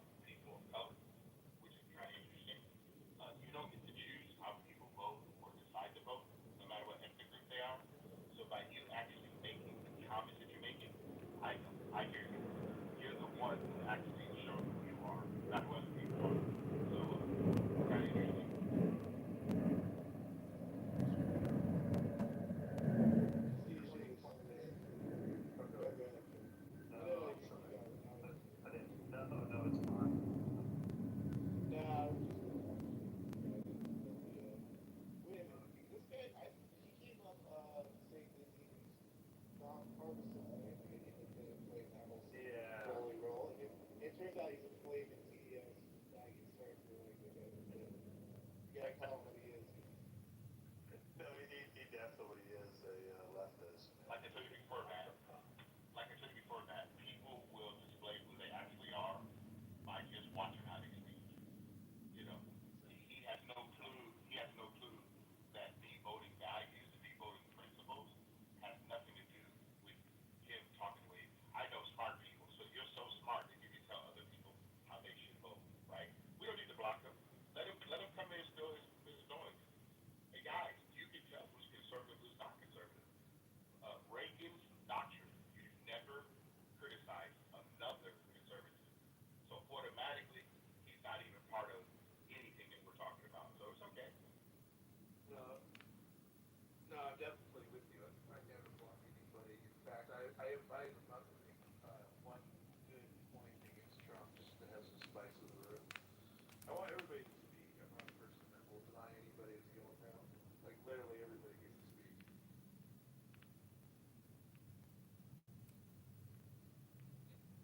Yeah. Never, when you get to be talking, I will never leave with my ethnicity. I'm gonna leave with my values. So it doesn't matter. I believe life should be preserved. I believe marriage between one man and one woman. And I believe that each person is responsible for God for their own life. Limited government is what's in our document. I don't know why people think that has something to do with anything.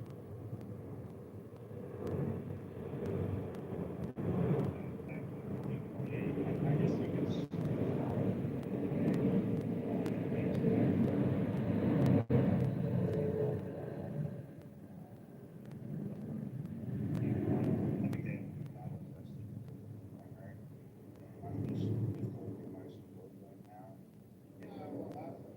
It's hard for the issue with Rubio. It's hard for me ever to get over the gang of eight, and that we were literally, I mean, just 15 years ago, Rubio was part of.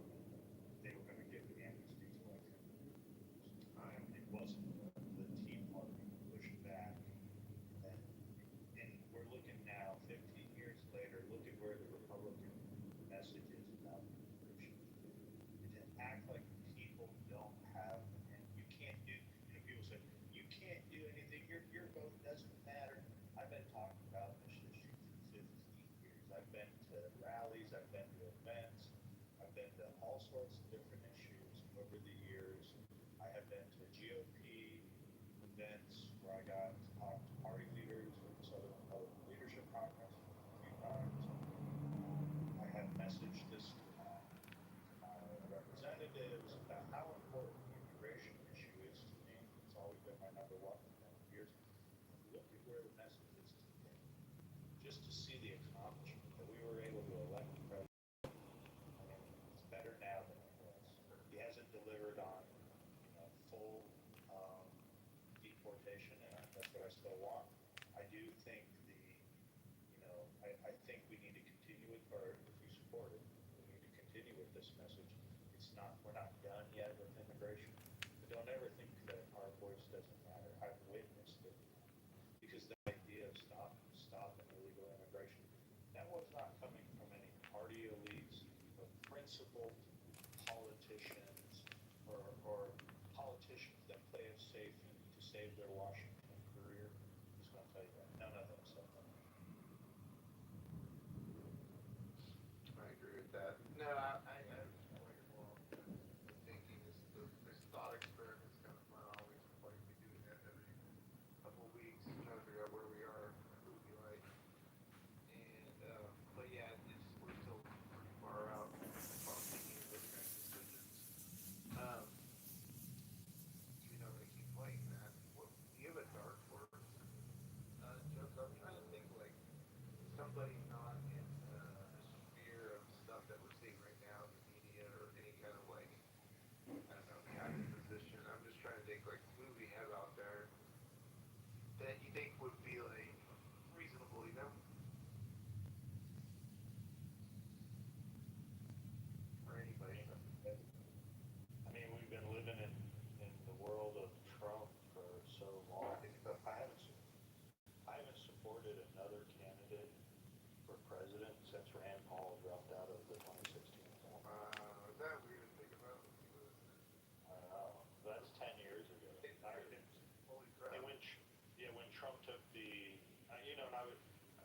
so when it came around to Louisiana, by that time, Trump had already, we all knew Trump was going to win by that time, the way the math was working out.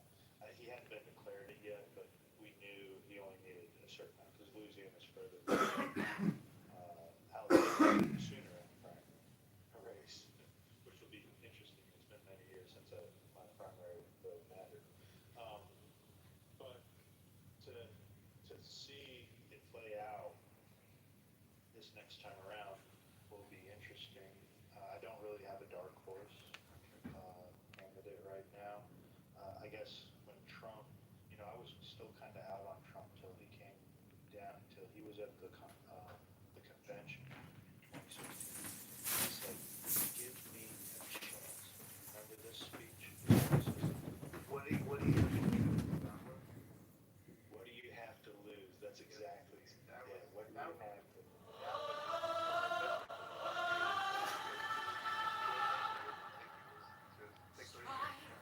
Strike the master chord. Draw the flame. I was way early on Trump. I had my mail-in ballot already made out, ready to go. I didn't have any questions ready to go. In fact, I just got a picture of it. That's how much I was into and hopeful. I know that sounds kind of strange, but Good question. Were you into politics before Donald Trump? I mean, yeah, of course. I followed, Bush. I mean, I've always liked Reagan. I mean, yeah, for the most part, I wasn't one of those people. That was the big thing, right? Because Trump brought in a bunch of people that were on the sidelines and really just for the leisure side of politics, basically had no interest in, right? That's what Trump was known for, is to draw those people in. So but I wasn't like a full hardcore. I'm Bill Carnes, a real accident attorney. Now, you may have traumatic brain injury. So Trump is going to be known for that, at least, bringing in a bunch of people to the fold. Now the question is, I think you said before, can we hold those people? I don't know if we're going to lose them based on various things that didn't happen possibly here.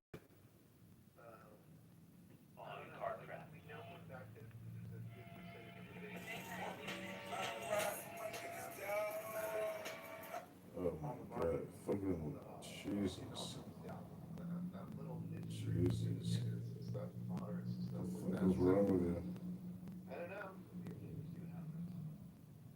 What is wrong with you? Yeah, you've only got 13 bottles of water. Yes, and the reason for that is because we need a completed payment on the house. We've been here 20 years now, and of course, when we came years ago, one only had to put down £25 a week. What a beautiful day. I'd never seen it. Isn't it? It's so amazing. How does it feel to have the blood of 500,000 children on your hands? That's so good.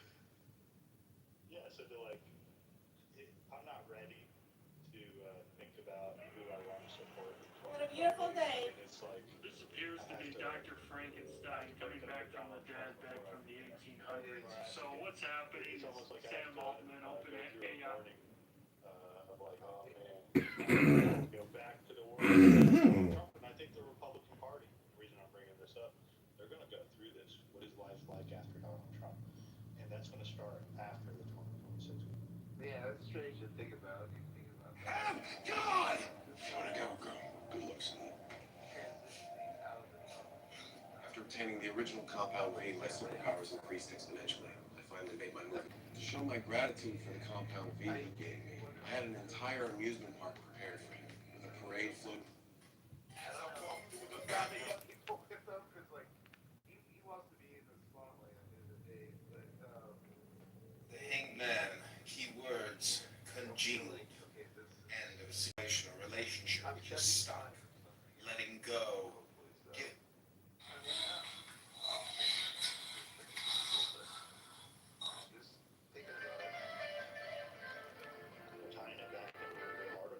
Ooh, the fool, the tiger sip is the mind, keywords, Mercury. Exactly, because All existences, I am the source, the continuation, and the end.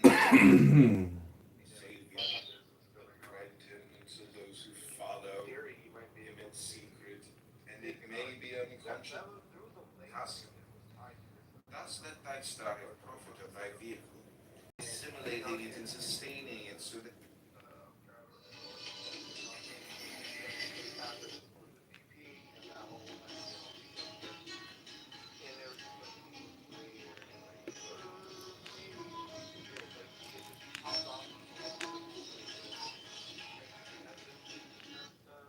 I don't know. Anything's possible. I don't know. If there's any way to get into it, or at least try it, that we need to know.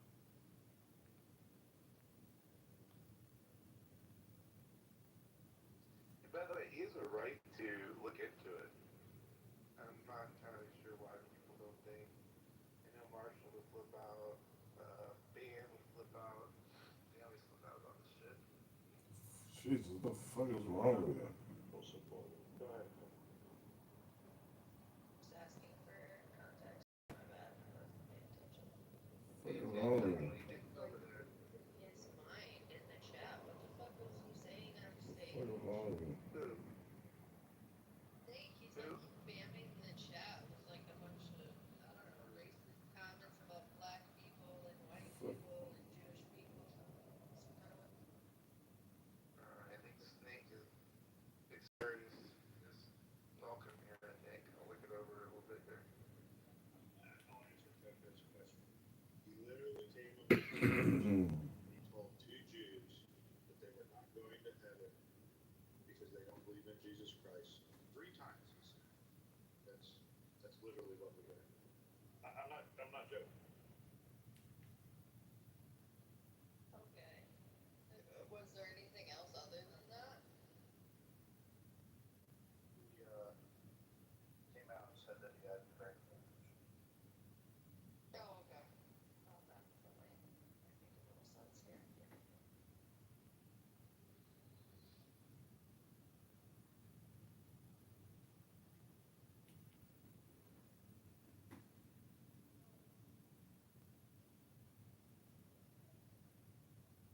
Sorry, I didn't mean to derail. I'm just like, what the fuck is going on?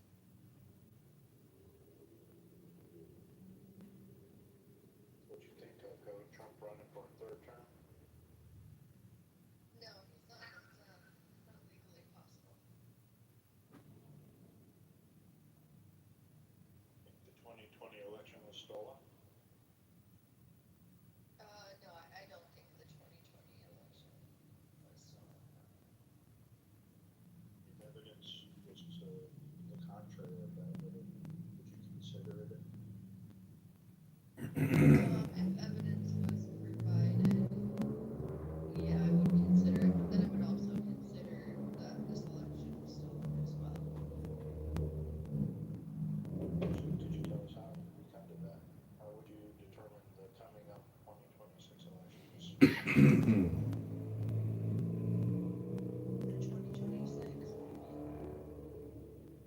No, I'm talking about when Trump was inaugurated, like this past time. Not, Before it was stolen. yeah, yeah. Because if 2020, if there was proof provided that 2020 was a stolen election, how would, why would I not question, okay, how, now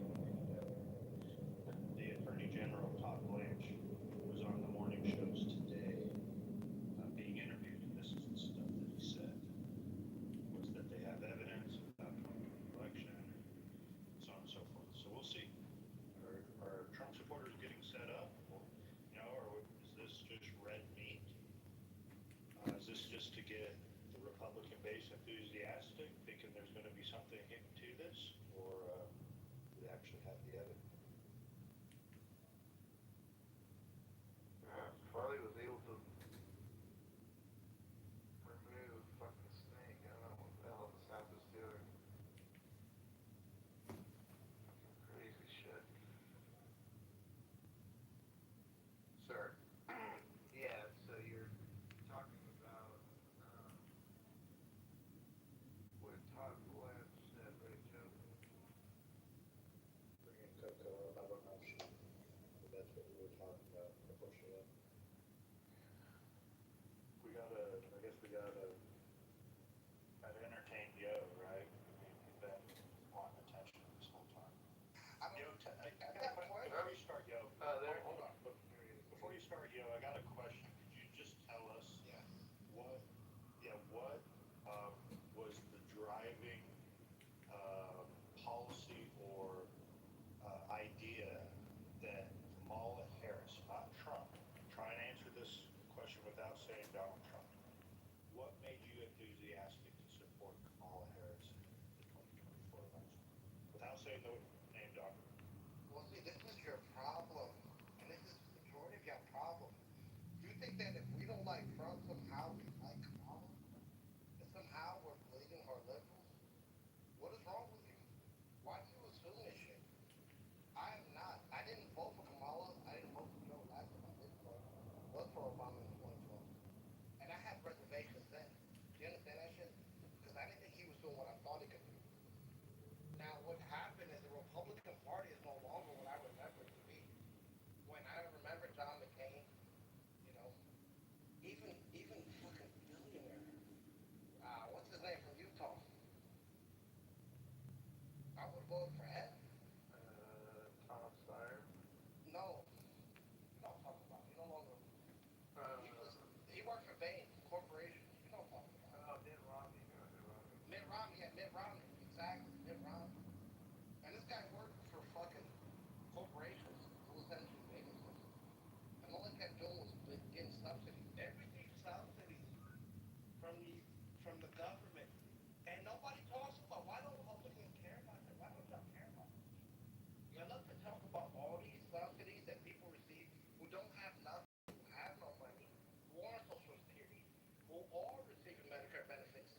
You fucking berate them. Y'all like to punch down. This is your problem. You punch down so fucking much. You never get the chance to even look up that the fact that Elon and his company is receiving subsidies from the richest fucking man on earth is receiving subsidies from the government. Corporate welfare. Same way Mobil is. Same way Exxon is. They all are receiving subsidies from the government on top of the billions they make for overcharging us for gas. And for some reason, y'all don't give a fuck about that.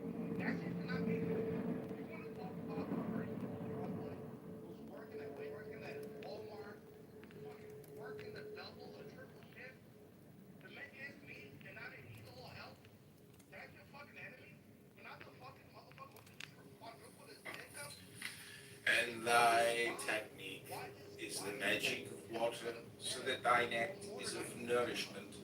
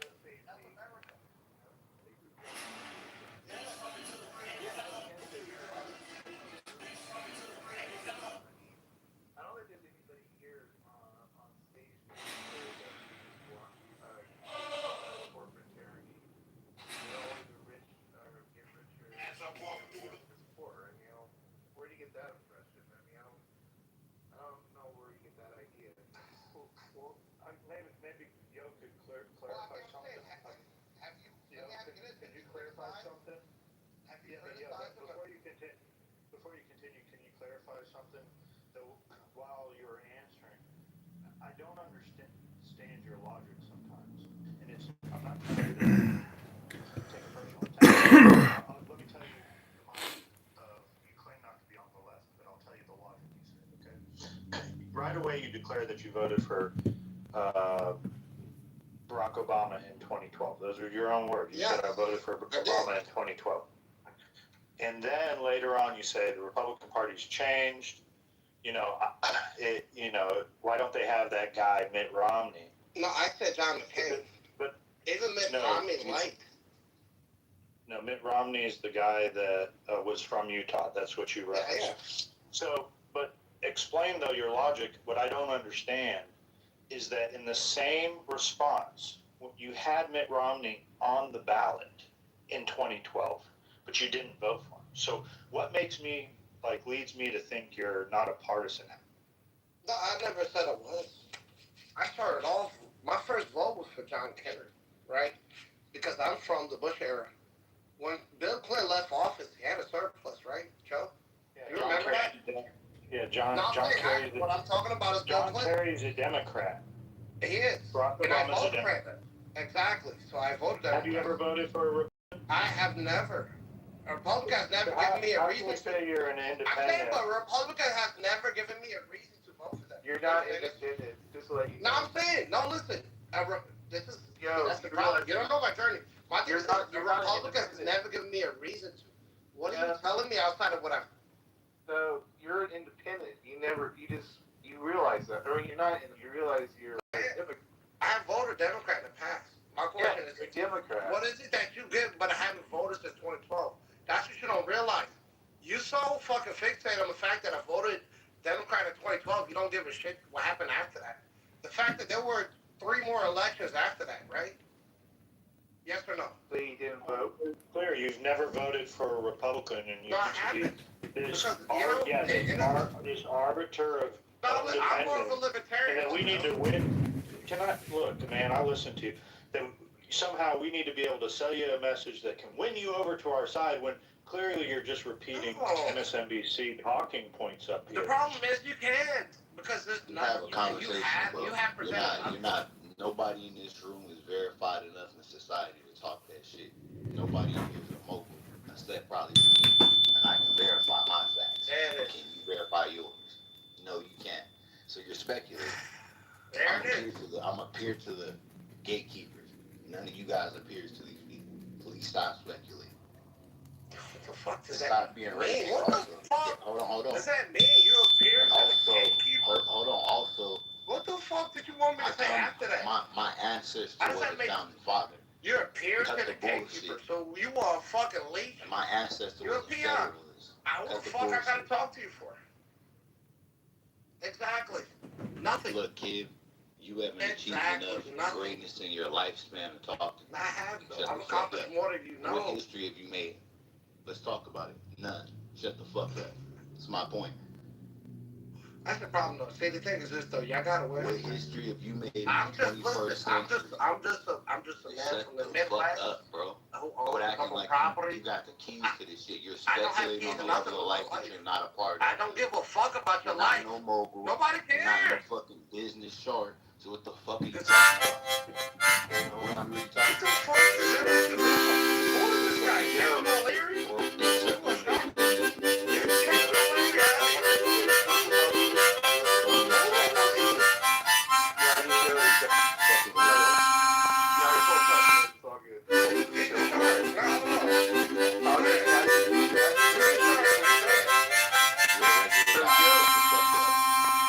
We were talking about like who we vote for in 2028. So what does that look like to you? To see where you're at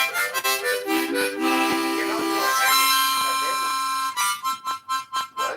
Yeah, they sabotage Bernie Sanders. I said that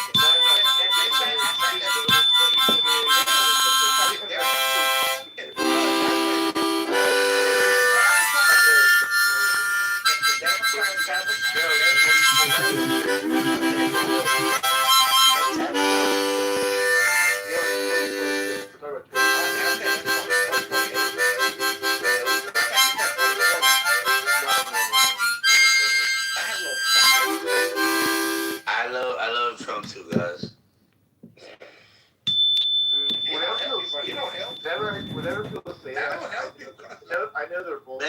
You nigga, I'm telling you, man. Look right next to Trump. Nigga, I live next to Mar-a-Lago, nigga. I'm being real, What does nigga. that even mean? I'm just saying, man, fuck you, nigga. I'm a Republican. I love Trump. Yeah, right. I fuck with that nigga heavy. Listen, some of y'all will get on your knees for Trump. And Whatever, man. Whatever. Bad folks, man. Follow me. No, I get it, bro. I get it. Y'all. I'm not a part of that, man. I'm not a part of the cult. I think differently. What do you? All right, man. Because I think differently. Relax, man. What do you? I'm not a Democrat. I'm not a. You're gonna be up here. Don't worry about it. Go ahead, Sawyer. What do you got? What do you think about Donnie and how he's doing in New York? Well, for one, I don't live in New York, so why the fuck would I care? Right? I don't Because you live in care New York. about the president. Why is somebody from Arkansas Asking you questioning? anything. No, he's doing a great job according to New Yorkers. Right? Potholes are getting filled. He just closed a deficit of $12 billion. I know they won't show that shit on right-wing media. They refuse to do that. They did. Doesn't matter. Doesn't I matter wish, how I he wish did that it. was my fucking mayor, because I'm in Milwaukee, bro, and we got potholes that look worse than third world countries. And guess what? We've had Republicans, we've had fucking Democrats, we've had it all.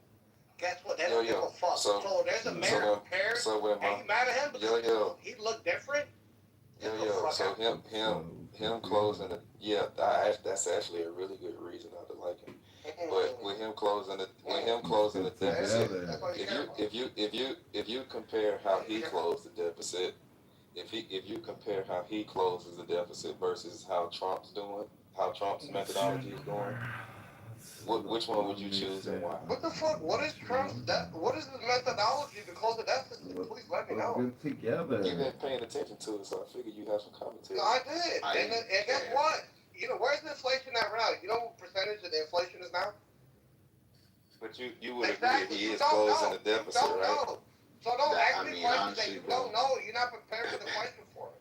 Inflation at 3.5%. I'm not prepared for the question for you. You're not ready for this. The thing is this, I am prepared. Inflation at 3.5%, but guess what? Before the end of the fucking year, it would be at 4%. And guess who's gonna pay for this shit? Wait, you're complaining about? The people who are truckers, the people who are in the. Is he complaining about 3.5%? So yo, what? But you was mad when it was 2.9. Are you hated okay? Biden when it was 2.9%. You hated it. Bima, can I ask you a question one more time, please? Yeah, I do. For 4 years. I'm sorry, I want to. You've been for 4 years about egg prices. Now you don't care. Now you don't give a fuck. The price, I bought my eggs for $2.99 today. Okay, but they were all organic. Where I'm at is $4.89. Gas is $3.91. Oh, that's good, ain't it? Even last year before the war, so during the war, he could have been during good the though. war is. Nobody complained about that before last year, right? And then he went to the war, and I wasn't complaining about Trump. I said, all right, listen, I'm the type of motherfucker, like, I like shit. I like to know tax from overtime. You hear me? You the type of motherfucker like to talk. I got a lot of, because I do. I'm not here. You understand? I know you do. I listen to what politicians do. You don't listen to shit. You like to talk. It's funny because, like, okay, but I like to know tax. But that's not though. The inflation low. Listen before you speak. even if You hate that. You hate that I tell the truth. It hurts your heart. I don't even know what That just hurts. I think it sound like bro, you don't man. even I know it know. hurts. It hurts to know that you. talking and talking. Holy crap! He doesn't want to. You Hispanic? No, listen, numbers lie. People lie, numbers don't, source. You do too. Nah, numbers definitely can lie. Numbers can definitely lie. What the fuck they gotta do when they think I'm Hispanic or not? Numbers. Because you sound People like. lie, numbers don't. No, numbers can lie. Your Numbers ethnicity don't. would add Fact. perspective, and it'll give. Okay, if numbers don't lie, if numbers don't lie, then the stock market says he's doing good. The stock market. But what about the what about No. That's what I was saying. Let me ask you this. How many of I pass it back to you, man. Yo, did you take your Adderall? When the gas goes down, he'll still stay strong and all that. That's what I'm gonna take this Adderall tonight. Don't forget, yo. how many of your neighbors He gonna say we down too fast. You're mad because you know that, Don't They forget ran one. You can say that fuck out of who the fuck is she? Hey, yo. So Edward Lynn in the chat says he wants you to give your thoughts about the Constitution. What are your thoughts about our Constitution? Fuck you, Edward. Pockets. Pockets. Oh my God. Pockets. That wasn't very ladylike. Yo, what do you hold? How does Edward say it?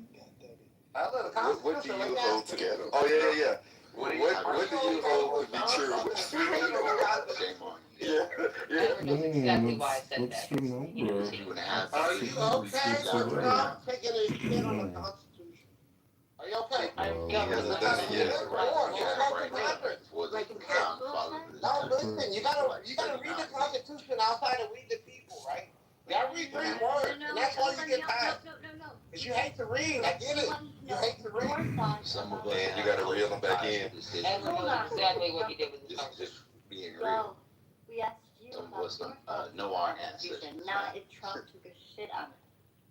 He did. He wiped his ass. No. What When you say Trump 28, what does that I want to mean? know about The Constitution says you can only serve 2 terms as a president, There right? you go, Edward. That's Trump 28. That's not It even in says the fuck the Constitution. Constitution. What do you mean? That's not even in the It does. Constitution. It is. It That's is. the Constitution is. It is. Young J. Hollywood, we asked Who the fuck you are? Young Hollis. Who? Young Hollis, Bro, oh my you God. dick you online. Go fucking play with Is this yourself, you real? fairy ass little bitch. He said young hospice. Young Hospice. He's Somali. American, you know, every black man. Stop fucking hating on my nigga. He's Somali too. Fuck wrong. He's I'm 17 black and a and half. I'm more white than you, bitch. On both. Y'all Hispanic mulattoes, Yeah, nigga. Somali mulatto mix. He's 17 at a hospice. You mad at me? Shut your broke ass up. Shut your dumb ass up. Keep You're not fucking up even your black. jacket. What How are long will it take you to trip up So, your jacket? and let me know when you need some help. Okay?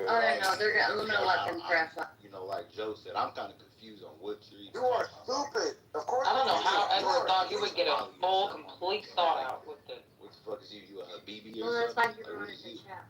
You No, don't look I mean, like a For response. sure. Joe, That's the how question. you belong to, Joe? Yo, Joe. what truths do you hold to be self-evident? That's the question. Young hospice. Hey, Let hey, Yo answer the Habibi question. is disrespectful. Habibi. They don't Young respect black hospice. folks. I don't Let give a fuck Yo about answer none your of that. question about the Constitution. What did you Wait, steal? who is Habibi? Yeah, let him answer what. The whole Boy, question yo, was for that Yo. nigga- Young that nigga's hospice. Arabian or Sit something. down. He ain't even Yo, you black. I there? don't know what he Yo, are you there? Yo, are you there? Are we asking for Edward, or is Edward gonna ask? No, Edward is asking Yo. What did you steal? Chat, because I don't think he can speak right now, so I read it out loud to Yo. He literally is asking for Yo to answer the question. And will you do it? Will you ask? What was the No. So, okay, wait. Pockets quiet. didn't even have comprehension skills.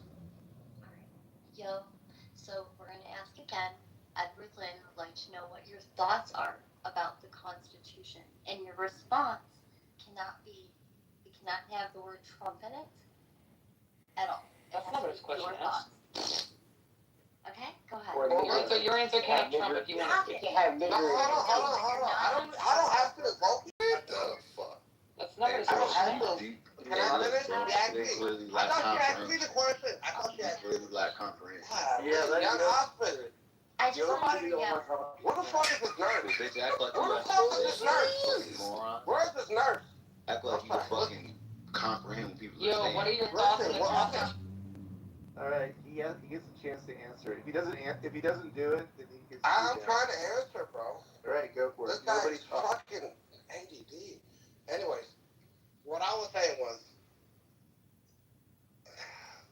what was the question? What are your thoughts on the Constitution? Bro, you, Okay, man, yeah, you tell all you right. what, He called somebody ADD. Can y'all shut the Low fuck up and let him Yeah, answer you know we the all, question? bro. Take a lifeline. Shut the fuck up and let him answer Hey, the but one thing I know for The sure is that Constitution is what I. Jim That's Crow what was I at said, the work. He's trying to Come get on, rid of now. it. Hey, listen. trying to get rid of The it. Constitution We're didn't list asking Yo, Jim not Crow. you, Galen. Hold on, no. The Constitution is Jim what it Crow. is. Read past the first 3 letters. Galen, It's what you live by. Let me ask you this. If America has no laws and no constitution, what is it? It's a banana republic. We follow laws, we follow regulations, we follow rules because that's what separates you. It is. What the fuck you mean, pause? That's what the fuck separates you from a different continent, right? So my question is this: if you allow certain people because they have money, certain laws, or certain rules, or certain regulations, what the fuck does the Constitution even mean? It's just fucking words off the paper. All I said was No, I'm telling you, it's words on a piece of paper. And you're mad at me. If people don't Hey, enforce it, Tima, it's your turn. no, I'm being honest, bro. If people don't enforce it, it's words on a piece of paper. Your name is Galen. Not constitutional. Man, The boondoggle. The boondoggle. Andrew in the crowd. Let's give it to Beamer. Yo, he answered correctly. What is America without the Constitution? Shout out to him, okay? I'm just saying, either way though, you Wait, what did he say? What did he say, Mike? He said, what is America without the Constitution? Exactly. So What's America without Jim Crow? Okay, we'll take that one. What the fuck does that mean? Jim Crow been gone. You never heard of Jim Crow? I did hear of it. I did hear of it, but it's not here now. That was the Wait, who is Jim? You never heard of it. Galen, why did you bring up Jim Crow? Oh, Jim Crow, man. Jim Crow, man. Who cares about Jim Crow? How convenient. How convenient. How convenient. I don't have any cousins named Jim. You don't even know what Jim Crow is. How convenient is that? No, Jim Crow. That's who Jim Crow is. I don't remember. I don't remember. You remember Jim Crow? He's literally black. You guys sound like, man, listen, man. Jim Crow. It's not constitutional, man. What's not Bro, constitutional? we're talking like you lived in that Jim area. Crow is not Jim. Your Jim Crow is mom not probably lived in constitutional. that area. What the fuck are you talking about, bro? Jim We're talking Crow about the is present real. time. It's not constitutional, but it was still enforced. Yo, he's a black Jim man. Crow's Stop enforced. like he's white. That's how you got the. Hey, that's how you got the police department and the fire department spraying down with water hoses trying to go boat. Galen, you weren't even there. Dogs on you. Sticking dogs on you. Sticking dogs on you trying to go boat. Oh, go boat, niggas. And we're gonna blast you with water hoses. Dogs on you. Man, y'all need to get out of here, man. Yeah, the water hose. The fire department gets you with water hose. Drink out of water hoses as a kid, man. I used to drink out of water too, and I love that life. Oh, you drink out the color water. You drink out the color I had water. mayonnaise sandwiches. I ain't Jump out the color water. No, Hey, how you do the sound effects? That's pretty cool. red wing. I had the bologna with the red ring in it. The hand with the red Sound bologna. effects. So what? That doesn't make you better than me. That doesn't make you your life was harder. What is that though? You went to the same Reaganomics. If I can get the sound effects, I'll be the DJ for the room. No, Oh, no, listen. listen. He said Reaganomics. Go ahead, bro. Reaganomics, yes. Ronald Reagan. Ronald Reagan. Ronald Reagan is the reason why we have this wealth gap. And that's your problem. You don't know who the Reagan fuck is Reagan the reason is. why we have Some the people, wealth. some black Yes, people love generational wealth gap. That's just He said Ronald Reagan. What Let the him fuck cook. is wrong with you? You don't care. No, let him cook. He said Ronald Reagan. Needs water. Where was the contract? He said- I know. he said Ronald I Reagan. read. Give him some I milk. know. Doing the time. I Go ahead, research. go ahead. I don't talk out of my ass like you people do. I don't talk out of my ass I like you need do. you to breathe. I didn't Nah, read. wrong time, man. Wrong time. Wrong Let me time. ask you. He's exhausted. Reagan is He's exhausted. the We need to support And him. he actually heard you. Support this man. I was surprised. He's like George Floyd. George Floyd now will be canceled. Beamer, you better get in here. They tell you to praise Reagan. I You know, I don't even know knew why. George Floyd. I knew. Let me ask you this. Let me ask name one thing Reagan has done to prove America. He gave niggas government cheese and government milk. One thing Dude got Reagan shot did in to the leg. live. Bang. Bang. Yo, Beamer wants to answer your question.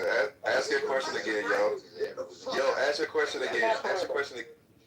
Lord, I Shit really like that, surprised. shit like that. Yo, ask your question again so everybody can answer. Let me ask you, what was the one thing that Reagan did that improved anybody's life?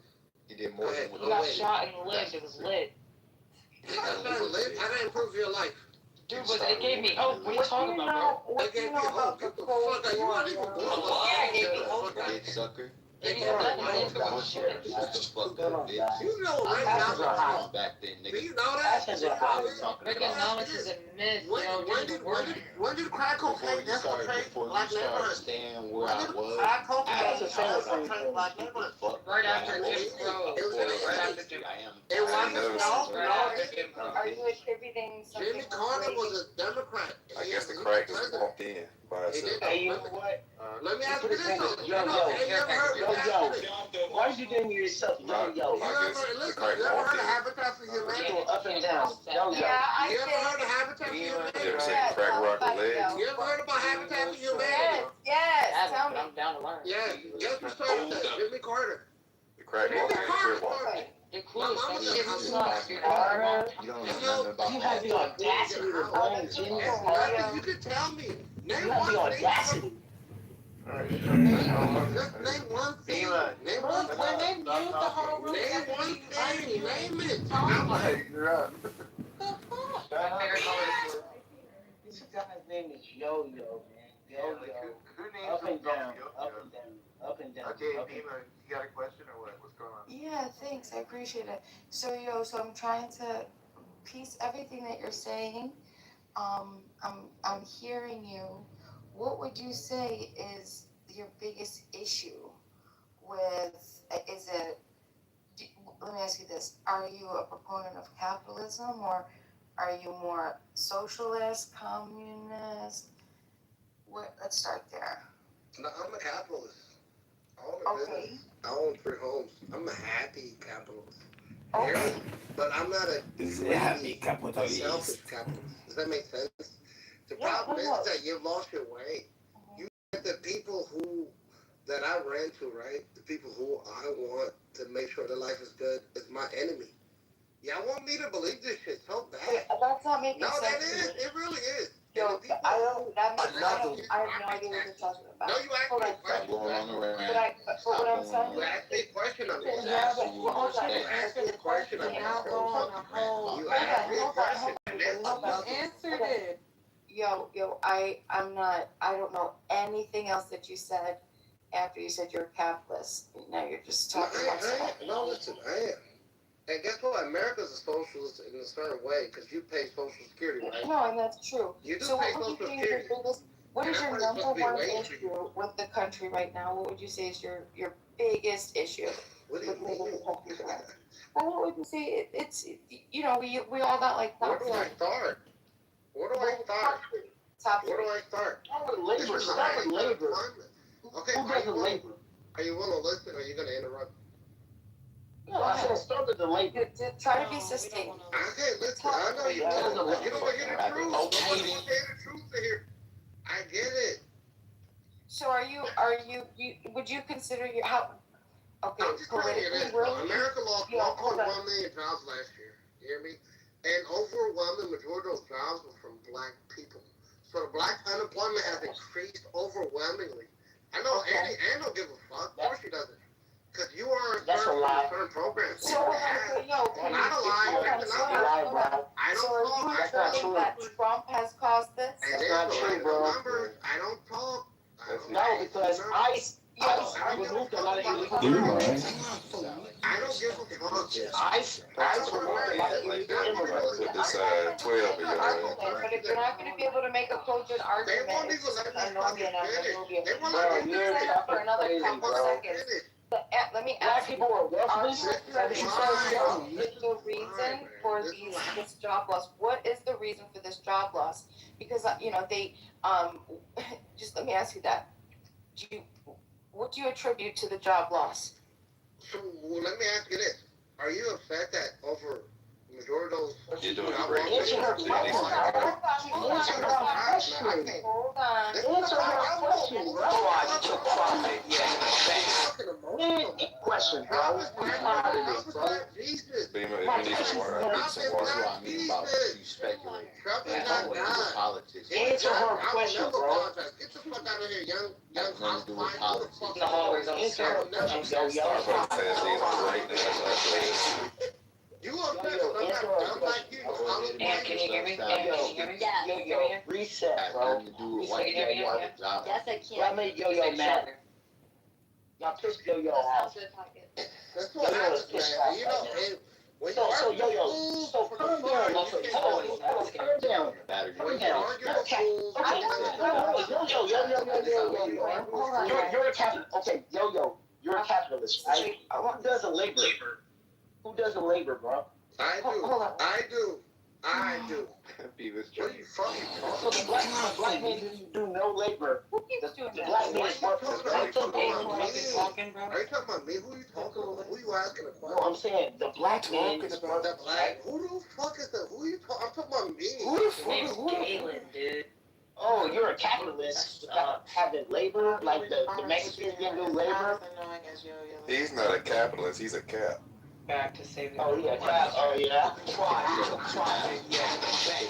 Hey, sounds That shit is different. I have. Yo-yos are Can't Well, say that's that. not yo, it's crazy. Why would you name yourself Yo-yo? Why would you name yourself Galen? Who the fuck is Hey that? man, listen. Everybody, Google it. I don't give a. I'm not finna Google that shit. Galen is a Roman in Woodstock for his family with lots of innovative medical technology. Hi, Marshall. Hi, Cosmo. Hey, you can Google Yo-yo. You can Google Yo-yo. Peace of love, We everybody. also got the hot corn moons. We got pockets.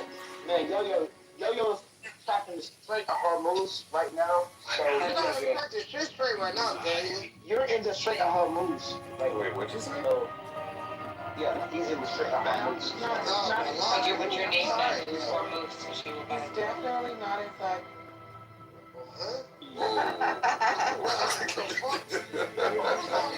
Playing audio cold.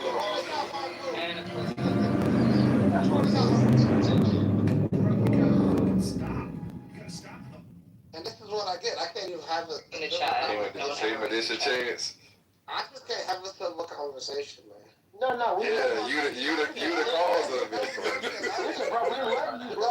We love you, bro, but you gotta shovel. But this is who you are, bro. I gotta get down We that love shit. you, bro. And I know facts. And I'm more Yo, we love you, What, man. FAX? We love you, man. We got love for you, Yo. I don't love you, Galen. Well, it's all good, bro. Fuck this bitch ass nigga. Fuck you, young homeless spice. You're not even a spice rat. Who are you? I have respect. You are an Asian, bro. You a fucking. You probably from. Be spice in the world, what would you be? You probably from Espionage. You're a RoboCop. You're like a RoboCop. Hey, Yo, We already had Who the fuck is Yo-yo's AA meeting. RoboCop. Bro, this is not AA meeting. Who the fuck is you? Yo-yo's at AA meeting. That cured malaria yet? I think I'm doing good. My impersonations are getting better. We said, what are you doing? Smart people don't like it. Does anyone think that we're gonna end up in another pandemic? Yes, because the head to New York said they preparing for it, but Trump said he ain't giving them no money. The last time It's got a burnout rate which would stop it from spreading all over the United States. I'm sorry, Like the same time. Wait. Right, I was talking to you. I was talking to you. I was talking to you. 1 second, please. You're saying that this is what I do. I was not speaking to you. I was speaking to the group. Wait. I'm You done. had Ropeda. Hey, Done, period. You had Ropeda come and make a statement to me that prior to 1948, Jews and Palestinians were living in the land peacefully and everything was good. I told her, Relatively, in relative terms, yes, they were living. Okay, hey, Relative terms. I told her you are incorrect. That was wrong. But you are incorrect. And then Ropeda, let me help you. You are Let me save you before this pro-Palestinian fake Hold on for a movement second. of Hold on for a second. Hold on. Let me Hold on help for a second. you. Wait a minute. Wait a minute. She's not wrong. She's not wrong. Well, she's not wrong. Hold on for a second. She wasn't wrong.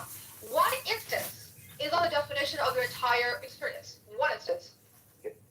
So again, you're wrong. Technically, you're wrong. In relative terms, they were living in. Well, I want to ask so you're still wrong. You're wrong. I want to ask Rofeda a few questions because she made the statement, not you guys. Please don't jump in to try to save her life. Okay? Please. She's a smart, educated woman. She can understand on her own. She can respond on her own. This conversation was between me and her. Amir, don't worry about her. She'll be fine. Go ahead. Go ahead, My Rofeda.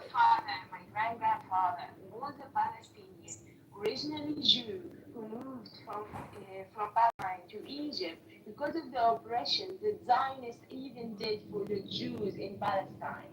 Even that. And just a second, we have a map. We used to have a map of our. Amir, you're hearing this? Zionists apparently oppressed the Jews also. Zionists oppressed the Jews. Yeah, that's true. Liars. Germany, what do you think? This is the pro-Palestinian movement at its finest. Zionists oppress everything and everyone. Wait, do you think Zionists are Jews' friends? You're so. Oh my God, we have documents of our land in Nablus. We have a home, our K home,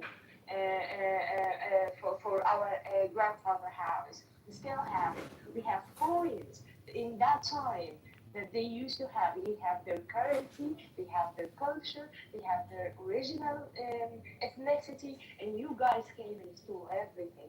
If I'm gonna be correct, is Yaqub, the guy who stole Mona's house in Sheikh Jarrah.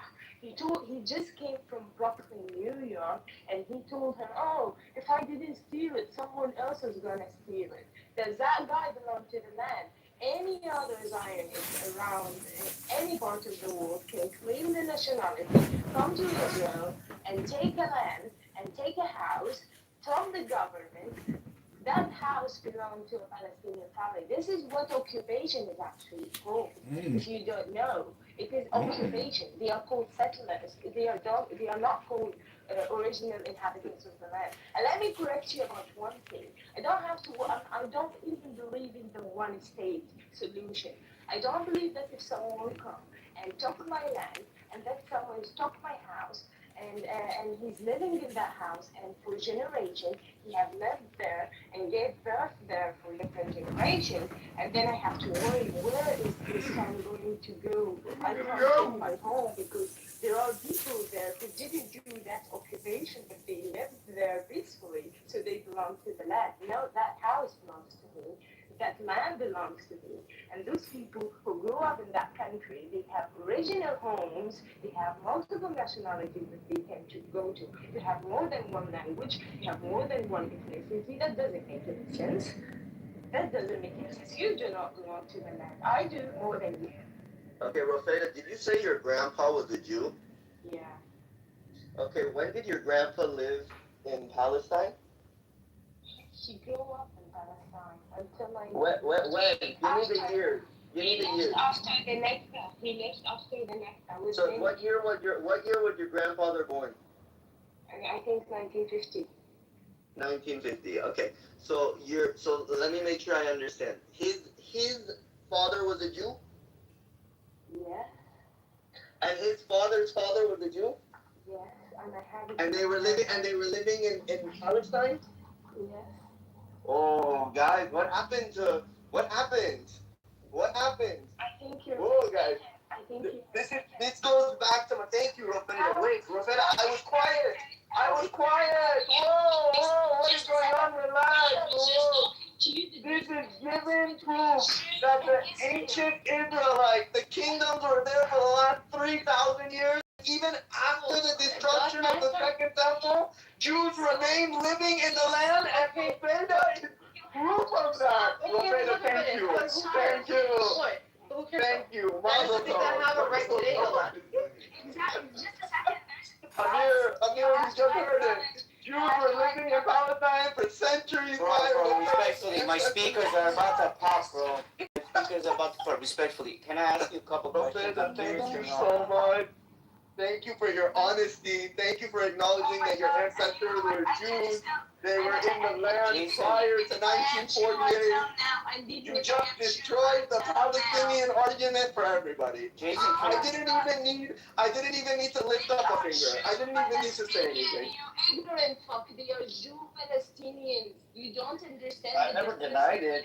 I don't know. When did I deny it? Amir, let me hear from your mouth. I never denied it. Jews have been living. No. You're Jason, can I Jewish. ask You're you a Persian Jew. You moved. You got kicked out of Iran. You never lived over there. Religion. Being Jewish is a believe. Guys, I Jason. love all of you. You really make my stomach. Don't put us all much on. from Jason, I want to ask you a few questions. I want to know as a non. Okay, let's take turns now. I think Carrie wants to ask some questions. So now you can go after Carrie if you like. You had a woman here literally prove my point to all of you that the Chinese Already denies writers that. of Palestinians. Oh my God, Jason, you're acting weird, bro. I mean, I want to ask Nobody denied that the Jews did not live on that land. Nobody. Didn't you say no? But we were talking about this. 1929 was skirmishes. We never denied it. That was never denied. So I don't know why you're fucking laughing like a fucking dumb. Never denied it, bro. Less than 5% of the Jews lived on that land. I don't get it. Like this guy is retarded as fuck. Yeah, bro, you gotta chill with this. Carrie, it's on you now. This fucker, I have to keep muting this fucker, man. This fucking Jason piece of shit. Jason, I wanted to ask you a few questions. Just out of curiosity, because I really want to know. I'm new to this entire thing. So I want to ask you a few questions. Are you there?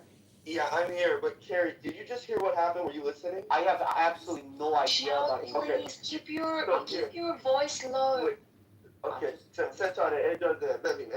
He's not punishment karamadı.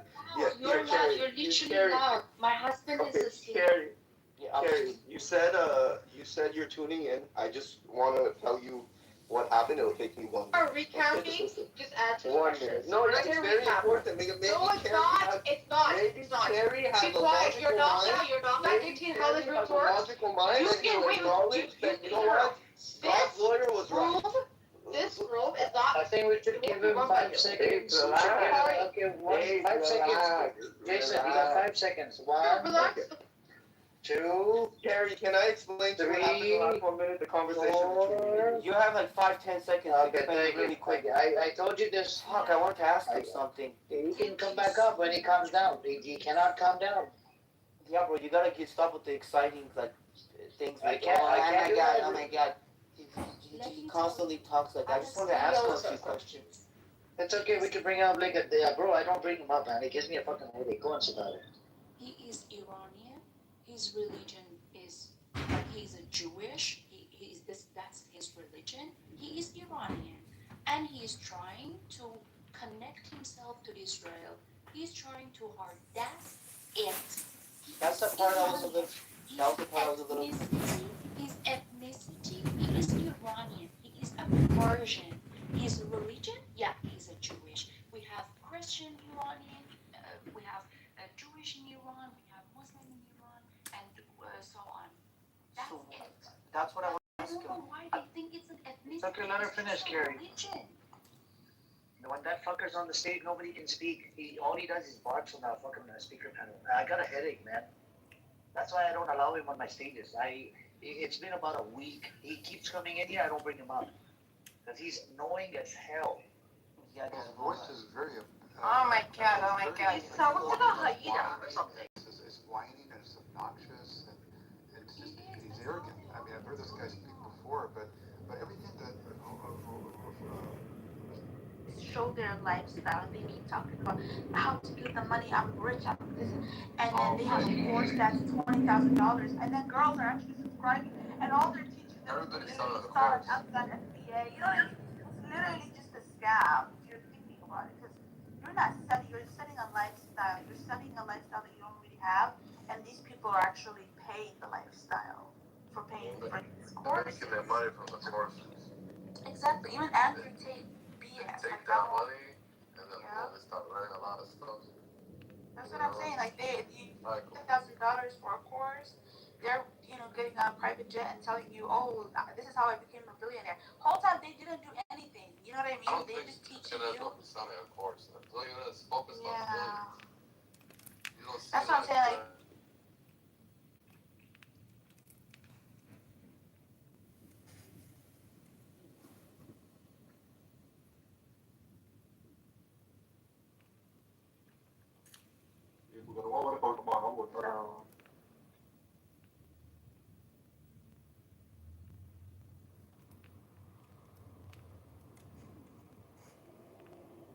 like homogenous, more power or something like that, that it constitutional to racially gerrymander. No, man. After the Supreme Court And that's struck why down, the Supreme Court upheld it.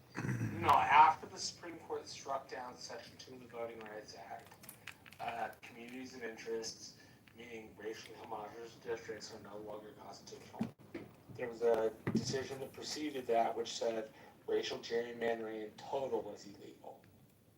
Right? So I can politically gerrymander, right? Like if I have a big city that votes 95% for the Democratic Party, and I'm in a state, I can gerrymander it to dilute that power politically and not be a racial thing, right? Hey, bro, can you define gerrymander? I don't know what it means. Like, can you define it? Gerrymandering simply means the drawing of political districts for congressional representation.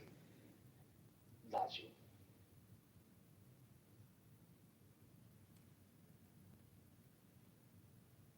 That's interesting, bro. What about redlining again? Can you define that? So if I am able to do this correctly, redlining is the racist practice of making sure people can't afford homes by lining them out the ability to either afford them or rent them or buy them. Now, the Merriam-Webster definition, I can't quote you. I'm quoting you what I think the colloquial definition is. If you've got something to add to that, please do. Always happy to learn. Always. So redlining is like focusing on zip codes that are black people, pretty much. Trying to keep certain people out of certain neighborhoods. By giving them like loans, bank loans. Redlining. It's trying to keep black people in the hood. We want the black people to stay in the ghetto. We don't want them to come to but not offering them neighborhoods. loans. Okay? Yeah, but no, now they got the housing authority and HUD, and so people are moving into low-income housing on different parts of the city at the expense of the taxpayer. Banks were not to lend money, pretty much, based on zip code. Don't lend money to these red line places, like Which they're high risk. is against Title, somebody help me, 7-6. Nobody cares about none of the laws. Like, it's ran by criminals. So we're talking about laws and it's illegal. Man, the bank is gonna be like, yo, we're not lending money to these people that are in these certain zip codes. Period. It doesn't matter if it's legal or not. All right, look at what they're doing in What are you gonna do Louisiana. about All it? them Nothing. blacks in You're not Louisiana. gonna do anything. They said, hold on. That's the whole point. Give us back It's that it's damn red district. line. It's showing the banks. All right, so, I guess Gemini and Mimi, they come in there all the time, so they're not playing around with y'all and be tactful and trying to, not offend nobody. But it was still a I law. came in here because y'all was talking shit about California people. Normally, I don't come in here. Like fucking 1/5 of a man or something like that. Yeah, it doesn't matter.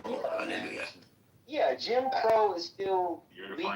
It doesn't matter if it's illegal. It just matters who can improve I his know I'm a language. confluence. Like, so the genetics and the You can't environment vote your way out of represent oppression. like That's why I said, factors that I can was be talking to somebody, I said, listen, man, articulated you can't as vote your way out of disposition. oppression. Like, When you I have a think they genetic don't vote, need you go and for try to water, vote right, on based on Sunday like the way morning, my and you biology get sprayed works. down with a So I water hose disposition and towards bitten by drinking water. dogs. Like That's they're the issue with this reflective of country. each Like, other, and they people try to account vote, for man, the you're gonna get biological bitten by dogs reality and and sprayed the with water actual hose. choices So made by the yeah, that's species. the issue. And again, if you want to Please, in a modern place, tell me where that's happening. Yeah, it's happening all the time, bro. No, that's not what I mean. Enough about all these snakes on the plane. In Ireland, when St. Patrick finally got the snakes out, it was all about... That's not what I asked you. I asked you where people getting sprayed with water hoses and chased by dogs. I mean, it's changed, but that's the history of this country when it came to voting. And what is the creature? The fact of its existence, living in this timeline. Yeah, what are you? You're a creature. What does that mean? What is a creature? It's a metaphysical entity that has the attributes of self-awareness, moral inclinations, and it may be to some degree emotional influence. Yeah, so so you're a creature that's aware. That's fine. The awareness isn't gonna, cause anything. But inclinations would be another word for disposition, right? So any inclination you have is just you are a composite of these inclinations. Mm-hmm. Right. So if that's true, then how does my argument not just follow from that? Because I'm not,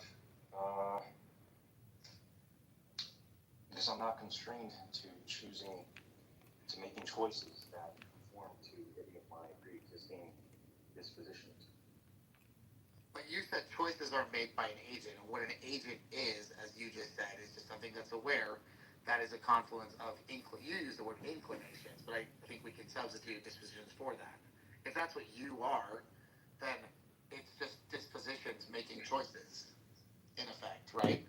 It's selecting from these choices. So what feels like freedom to you and to most people is the competing, is the competition within your mind, your awareness, right, of these decisions. That is what libertarian freedom is. It is an illusion, right, where you self-reflect on this competition amongst dispositions.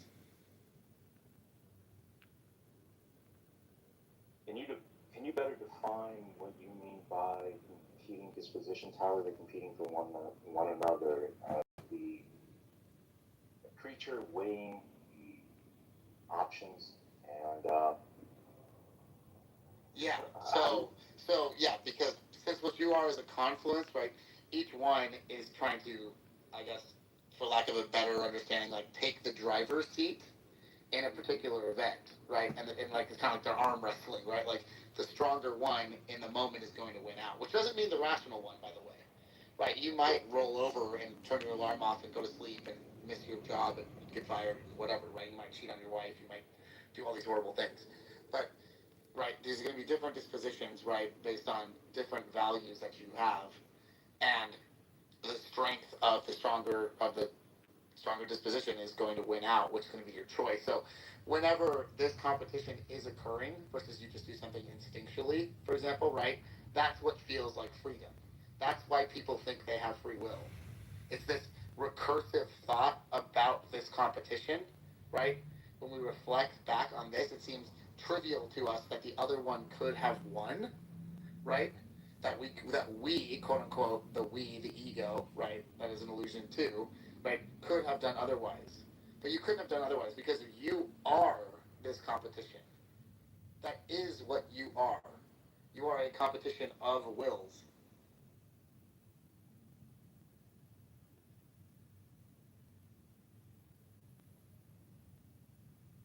I suppose it's possible, but the problem with your deterministic way of looking at free will is that you're not able to account for the dispositions or choices that prove. Red from black voters. Oh, okay.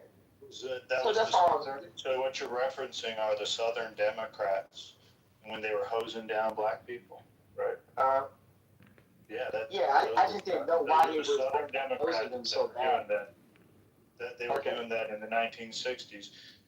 Jim Crow, the era of Jim Crow, it was all about suppressing voters. Yeah, and I was saying, Joe, I was saying that Jim Crow wasn't constitutional, but it was enforced. It was ran by the states, though. Yeah, those were state laws. It was enforced, though. Yeah. Well, this is what we can say, right? My grandma, right? My mom's mom was born in '57. She lived in like the era of Jim Crow, segregation, all that little shit, right? But she was not no slave, right? But I do have, my second great grandmother. She did pick cotton. She was from Alabama, right? So when you're talking about American history is a vast majority of different histories, depending on where your ancestors are from, and it's not the same history. Hello. Yeah, my history. Go to StrugGleMarriott.com. Kentucky. This is Mayor They Canada, were John a Kitover. It's 1:37 they a.m. were a CST. We Union are state. listening to the President Trump However, House. they did have in the Clown slaves, but they House. fought for the Union. It was called Bloody Like and Kentucky. share this video. Family was tore apart. Brothers were killing brothers over it. It was ruthless. My family did not, though. My family's always been poor. We are one of the poor whites that never owned slaves, like the rich Marshall Rankin family that we've heard was a plantation owner. But you know what? You can't just apply that. The biggest holdback is to apply that everyone's history automatically based upon who you're talking to and the color of their skin or how they vote or whatever applies to how the history was at one time. It's like, oh, here's a white person, you know, were they involved with, was their granddaddy involved with it? Hell, let me tell you what, I don't know if my great-grandfather was a racist, but the likelihood of racists existing 100 to 200 years ago is high. I mean, what do you want us to say? Racists still exist today. We could talk about that. The common denominator is we need free labor or cheap labor. So slavery provided free labor. Like, you don't have to pay them. You can just beat them into submission and they'll just build whatever you want them to build. And then you have Mexicans and illegal immigrants who are cheap labor. Somebody has to do the labor. That's how you get rich, by having servants and people working for you to build your empire. Everybody knows that. And so I don't know why we're talking about like nobody realizing the elephant in the room is if you don't have anybody building your dream and working for you, free or cheap, then you're not going to build anything. That's not the only businesses in the country. In fact, it's not the way most businesses build in this country. If what you're talking about is farm labor, I'll give you an example. I've done it. I picked crops for 3 months. They pay you $8.75 an hour, and you. For how long? 3 months? Okay. And you work until I got a political job, which I usually do. My point being is that these people do this job for about $8.75 an hour. They do it all the time. There are a lot of people who don't want to do that, but there are also tons of industry. Amazon for 12 months. Have you ever worked for Amazon for 12 months? That's slave labor. No, it's fucking not. No, it's not. Hold on. Right, no, it's not. When you use the term slave labor, please bother to be accurate, because words mean things, right? And when you say them, they carry the meaning of everybody who's black. Everybody who's black said Amazon is worse than the plantation. Bro, I know people at Amazon that are black and don't say that same shit. Marshall, if you're being really honest, Marshall is a former slave owner himself. Honest, there are people fucking taking these folks. There are people taking these folks and whipping them for breaking eggs, putting fucking chains around their genitals. None of that shit. Holy shit. What the fuck are you talking about? So I do really advanced, bro. Genital change. No, I'm just irritated when you call actual work slave labor when it's fucking not, because it carries a historical connotation in our country that is evil. If you're going to accuse Amazon of doing evil shit, then you should at least have the evidence to back them up, or you shouldn't use the terminology because it doesn't fit the actual business model. My God. Okay, let me ask you a question, Marshall. If you were to go to Amazon and they say, hey, would you like to be like a driver and deliver packages, or would you like to be like a white boy, you know, just looking at a computer, just making sure everything's straight? What job are you going to choose? The packages. I don't like sitting in offices. That's just me. It's so intentionally obstinate I fucking hate sitting in offices. So I would always take the jobs that put me out. The white boys who I know that work at like these companies that I know about, they like sitting in the offices, bro. They like walking around. around as managers. And this is What's wrong why with that? affirmative action. Listen, did you know that affirmative action has been ended? Like, there's no company that's obligated to hire black people anymore. Like, affirmative action is something Let me do a follow-up. Hold on, Galen, before you go down affirmative. That's opening a new thread, you know. Let's stay where you're at. Let me ask you a question, though. I want to have dialogue with you. The history is important to us, but it's good to look forward to the future with the rise of AI, which largely is going to affect many white collar office jobs. No race is pun intended or anything. That's just what it's called. Jobs held by white people. Go ahead. Yeah.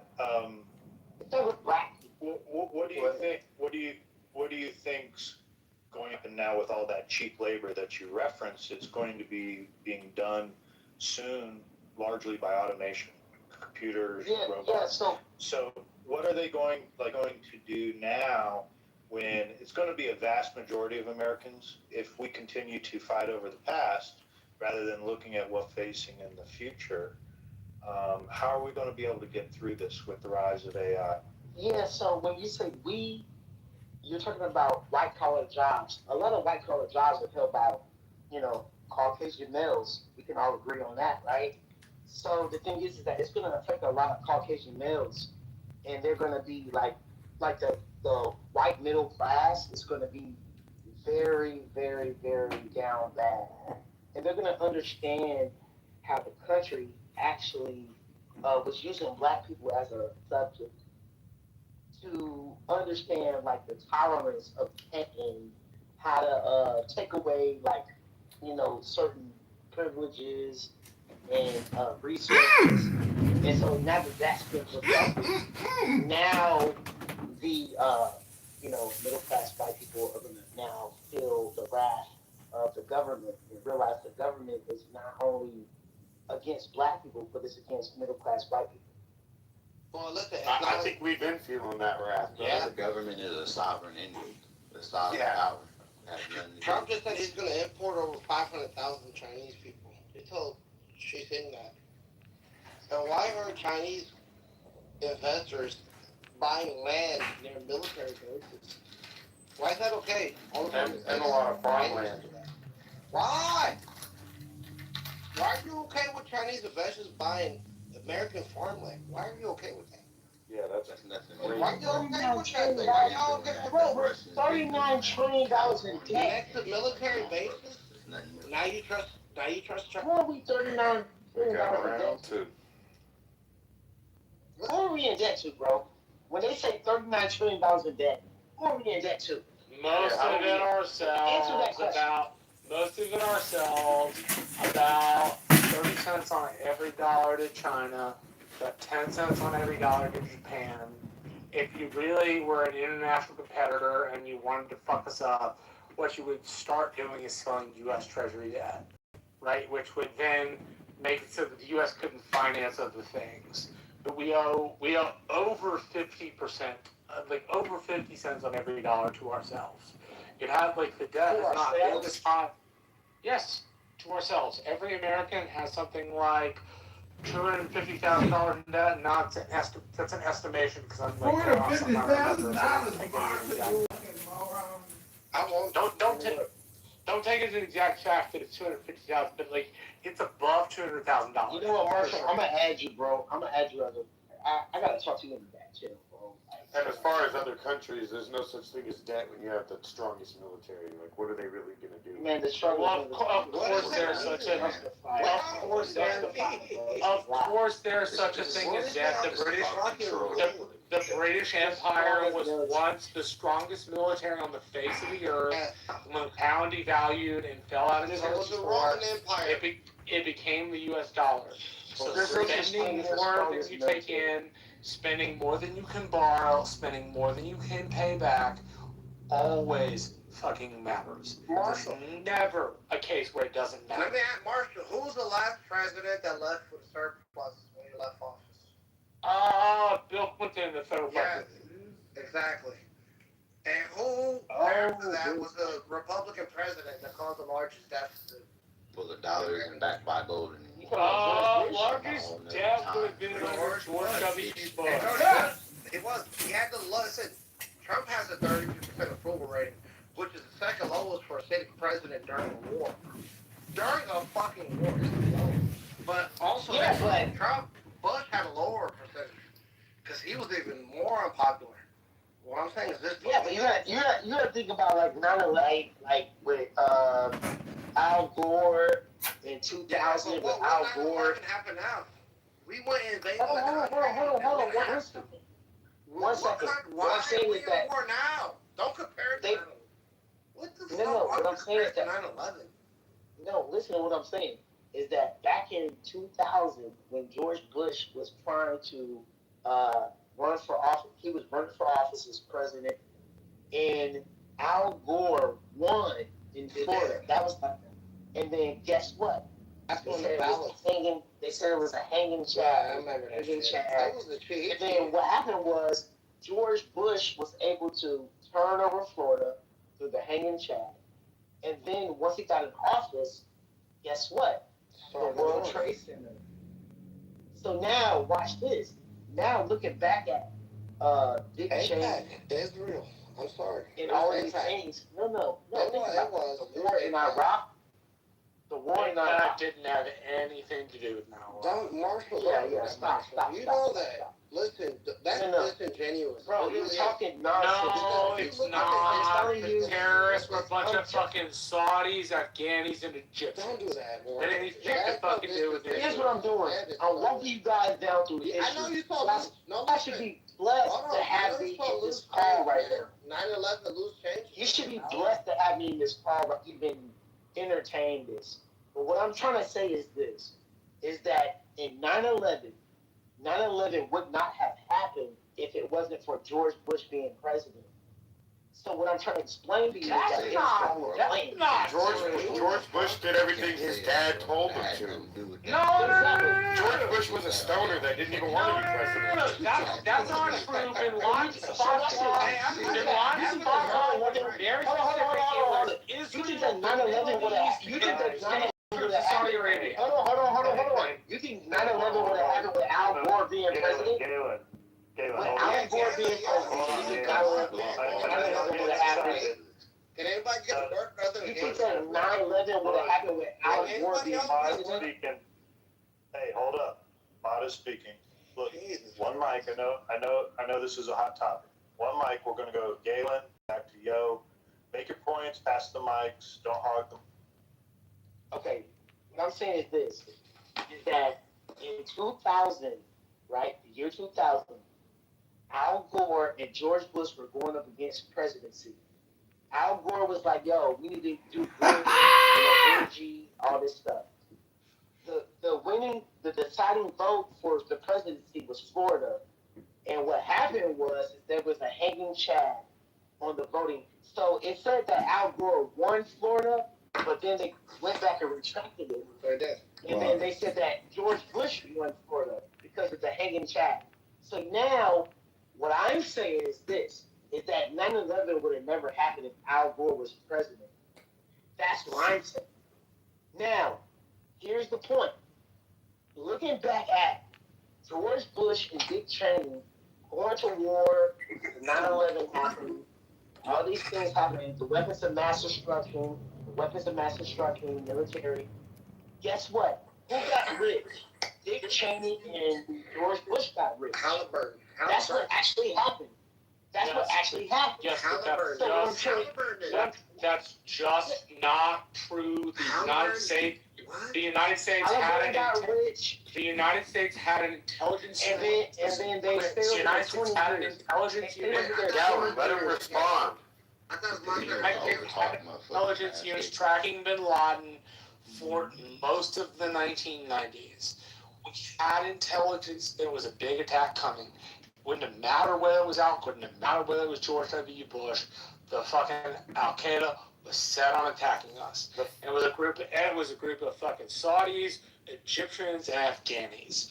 and they had the international financing No, but you from. think that Jim Crow I'm was not, dude. I'm not done. They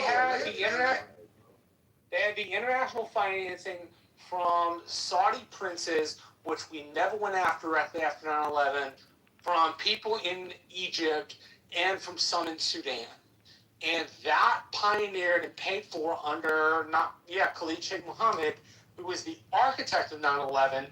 They started putting that shit together in the early 1990s after the original attack on the U.S. Trade Center with the gentleman in 1993. 93. Yeah, so this is not something. So you're saying, Marshall, hold on. This is not something that had to do with who was president. It was an attack that had been in the works for a decade. So, guess what? That means it doesn't matter who was president, right? That means that CIA had intelligence on the attack prior to the attack, right? And guess what? The thing is this though, there are certain people who knew, who didn't go to work that day, right? Who were there every fucking day. But for that day, they just happened to not show up.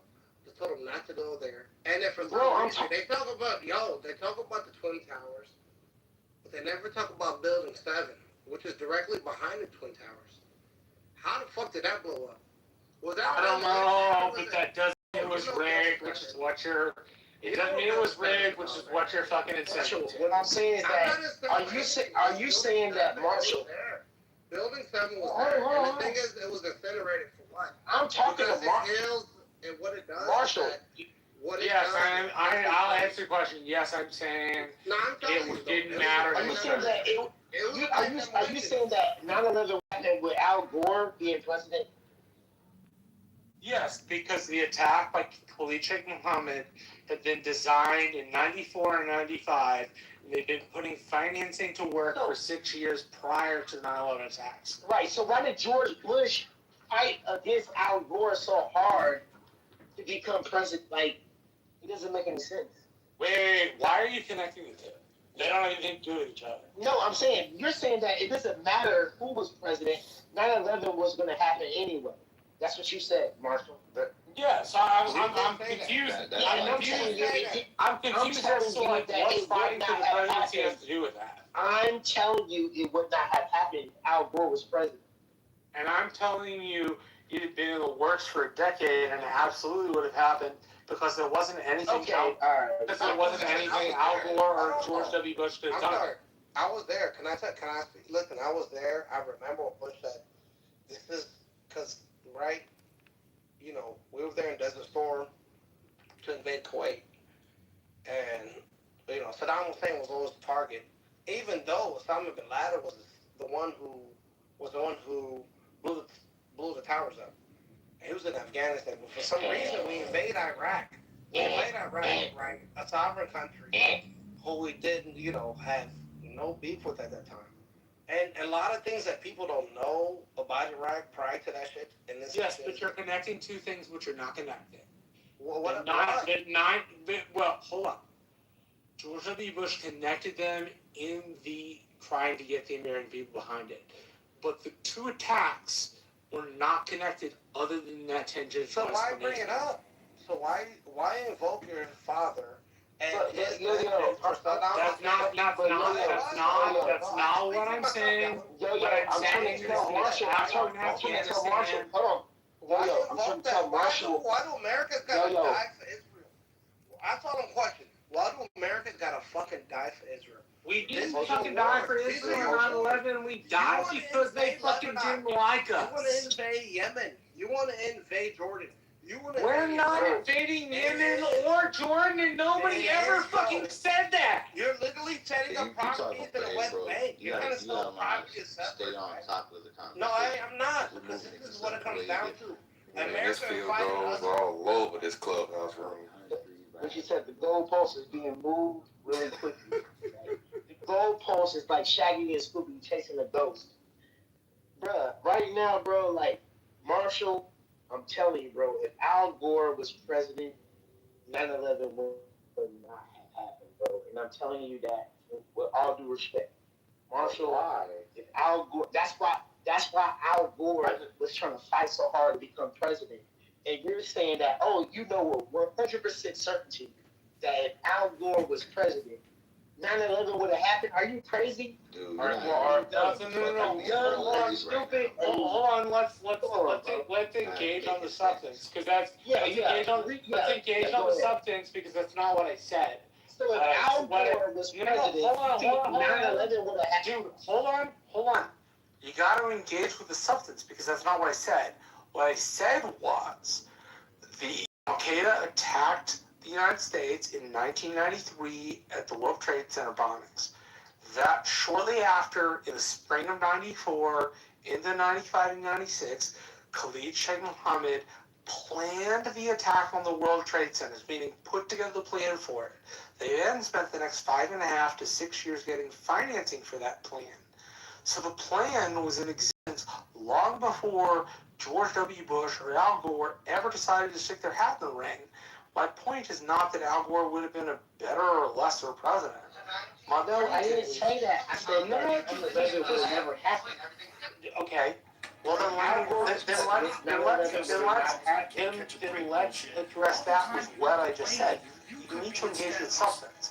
What I just said was, this had been a plan in the works for at least 7 years with a total financing time period of about 5 years, right? That means that it wasn't George W. Bush and it wasn't Al Gore, it was Al Qaeda planning on their own timetable when they were going to attack us and who. They decided on 2001 as a thing. It wasn't because George W. Bush was the president that they attacked. It wasn't because it wasn't because that. it's not. It's not. It no. I didn't say you should. I didn't say you know what? Hold on. I don't no. Let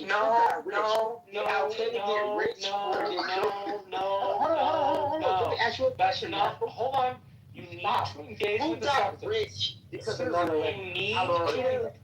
You need to engage with the substance of what I said, not what you wish I can get rich because of 9/11. Bro, you need to engage with the substance. You need to engage. No. You need to engage with the substance. The substance is. No, I'm telling you the substance is that these people planning and financing these attacks for the better part of 10 years. You need to engage with that, otherwise your point of view doesn't make any sense. You're not making sense though, bro. It's like saying, Trump just made the cartels a terrorist organization, nigga. Right? No, I'm talking about George Bush. Me and this man Marshall are talking. Dude. If they decided they wanted to do some shit, they can do it. How would we fucking know? We wouldn't. That's the point. You wouldn't. I'm trying to shoot the thing with Marshall right now. In office. If they wanted to do something, they'll do it. No, it does matter who's in office. That's the whole point. Because I'm trying to tell Marshall. I told Marshall. I said, who got rich over 9/11? George Bush or Al Qaeda? George Bush and Dick Cheney got rich over. I mean, Al Qaeda became the government for Afghanistan after. So Al Qaeda did not. The Taliban did. There's a difference between. Bush got rich. Hold on. There is a difference. Dick Cheney got rich. Hold on. There's a difference. There is a difference between the Taliban government, which were a group of what's known as Taliban or studiers who got financed in the Soviet-Afghan War by the United States, and the group Al Qaeda, who were funded mostly by Saudi and Egyptian interests. Right? Al Qaeda comes out of the Afghan-Soviet War, Bin Laden leading and participating. But Al Qaeda is not the official government of Afghanistan and has never been so. Mullah Omar, the nominal Taliban commander, gave Al Qaeda sanctuary in Afghanistan after they were kicked out of Sudan. Right? So they were never a major part of the government. They weren't a major part of the government during the war, and they're not a major part of the government now.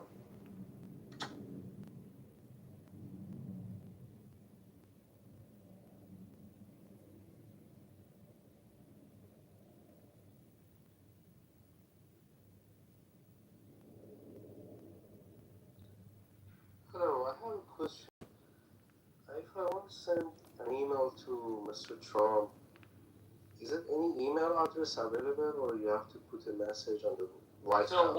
what you need to do is you need to go to the White House website. I get it for 4,000. Is that right? You can just Yes. My best suggestion, if you really want to get a message to the president, is find somebody below the level of president to send it to. Typically a staffer or a scheduler. The lower the staffer is, or the more available the scheduler's information, means that you're going to have a chance. But what it really means is you're going to have to send an email, and then you're going to have to make sure you call and introduce yourself. Hey, I'm not sure of your name.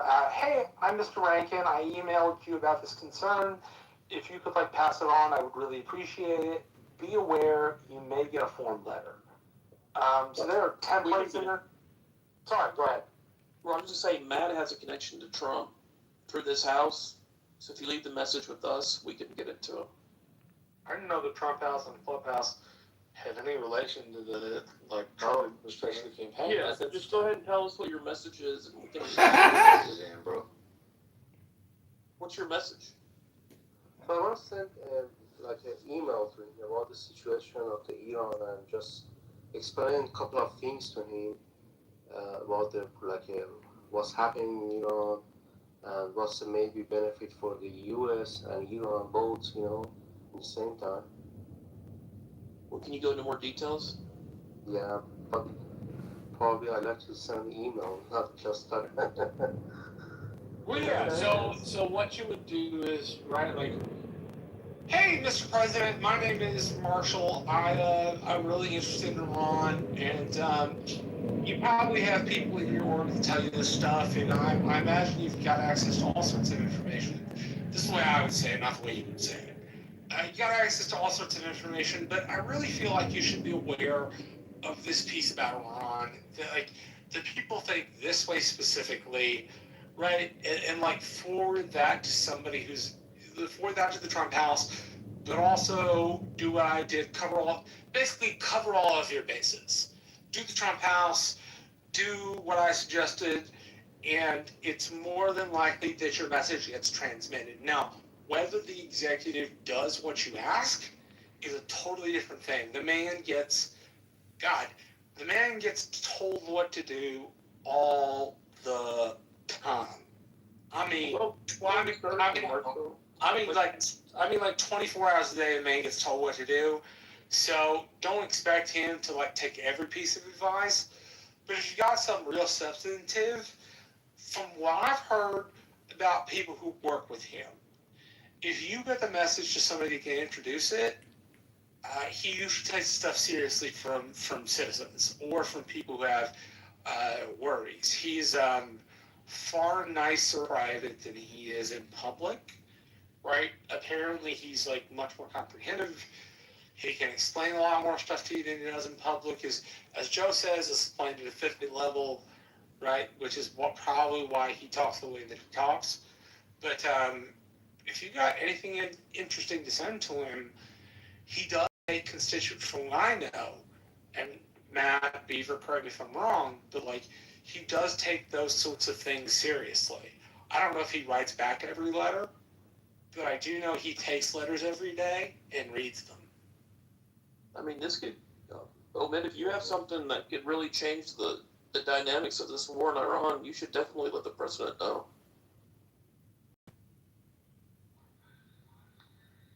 Okay, thank you very much, sir.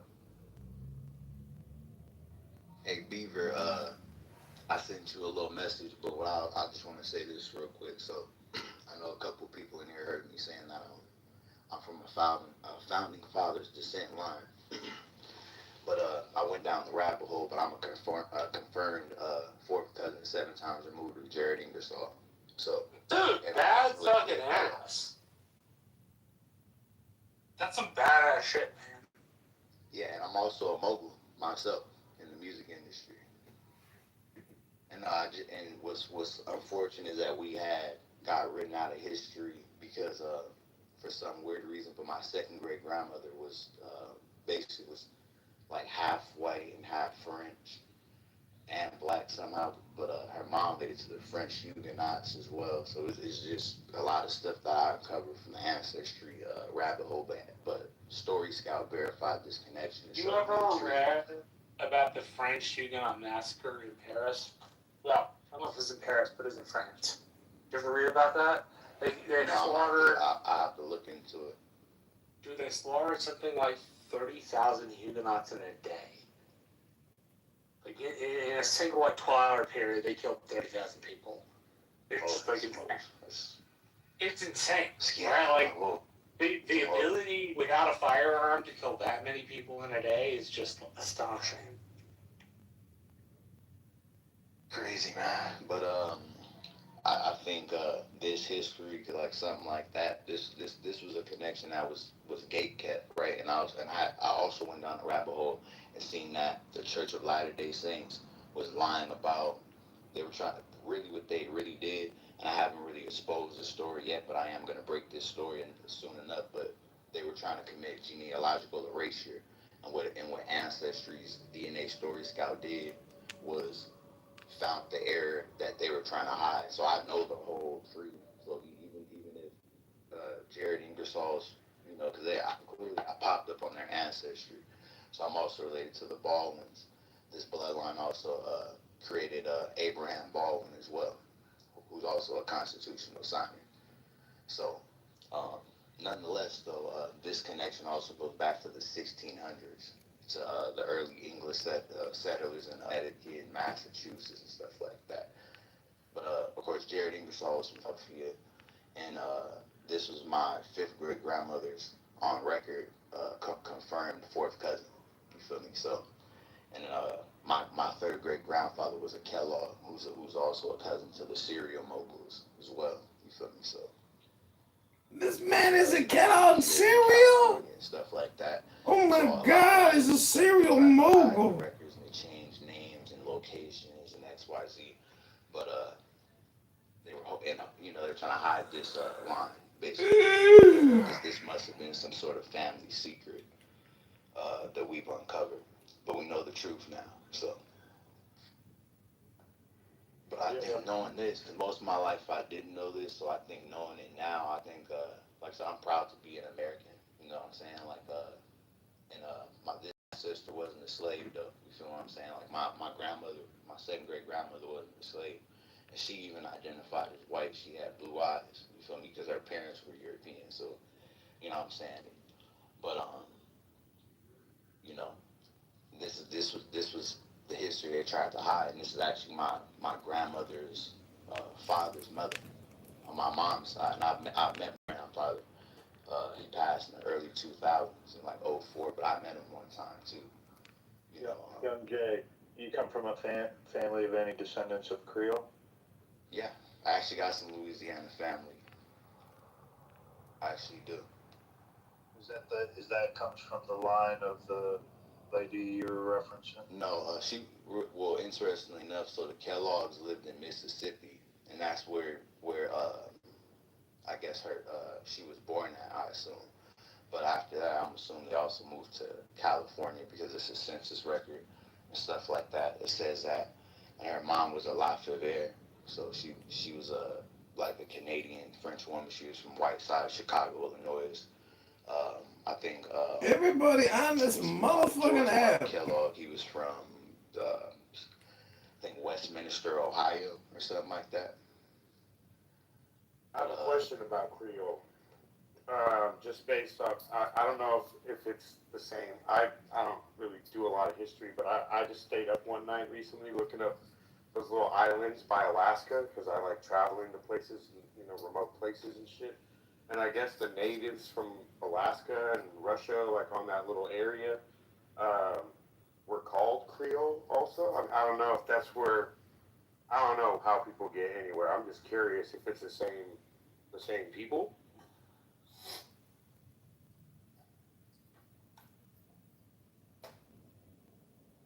If anybody knows. I mean, I'm not an expert on this, but I guess I can try. I don't know about the people in the islands of Alaska.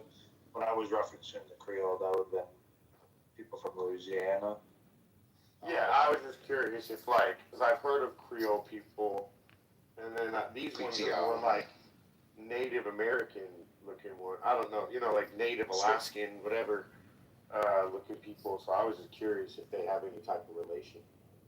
So I'm still trying to piece together the French descendants in North America, and the Huguenots come up through Canada and then go down through the Mississippi River. And then there was a French colony, everyone's familiar with, there in New Orleans. And one side of the French hated the other side of the French, and it still stemmed from the French Revolution. And it's always interesting talking to people that have French relatives and where they lie, trying to figure out where they came into North America based upon how their families shook out after the French Revolution.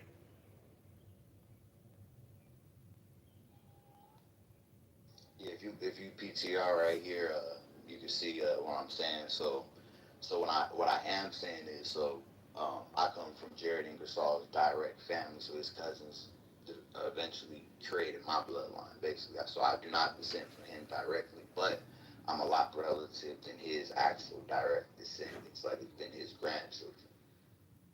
And it's because it's something called a long generation. So if somebody waits to have kids, the DNA doesn't get as diluted. In turn, you would get more of this DNA. But my second great grandmother was born in the early 1900s. So her parents were born. Her father was born in the 60s or 50s, and her mom was born in the 1860s. So, and her mom lived all the way until 1950, until she was 80-some years old. And they also lived in California. So we seen the census record. That's how we know. You got me wanting to do one of the DNA things.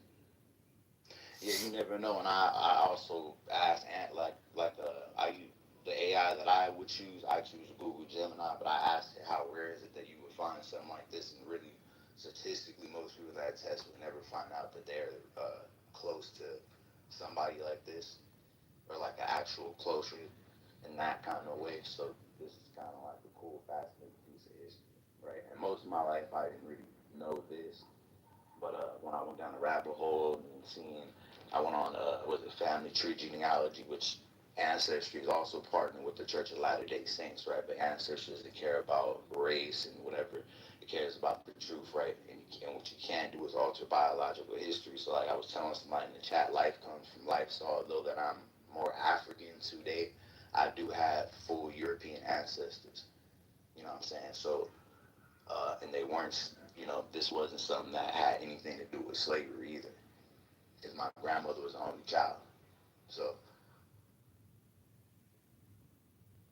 but I do think because she was mixed and certain things, they used different aliases and different little stuff like that to stay under the radar. And plus because her father was a Kellogg, they probably didn't want to, his cousins were out in, Michigan or whatever, wherever they were at, becoming cereal moguls, that he probably didn't, want the pressure of that family name to, weigh them down and just kind of, pressure them in any kind of way. But that same reason is why they tried to erase us out of history. So you gotta go down the rabbit hole. You gotta see, who the people in your DNA matches are your family, and it is some kind of connection to these people, or you wouldn't share DNA with them at all. So it's worth finding out.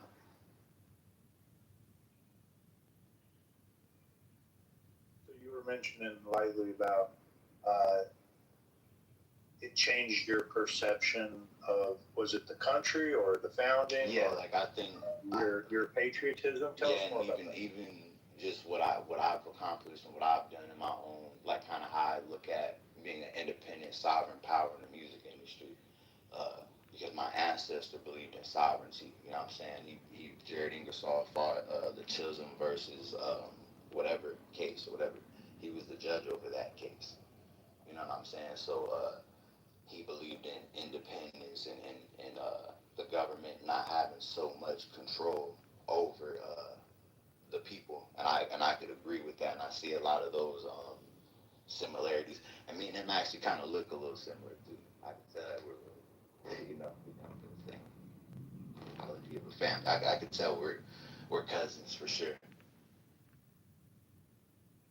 Fascinating, very interesting piece of history. But with something like that, the reason why that would be something that's hidden is because it would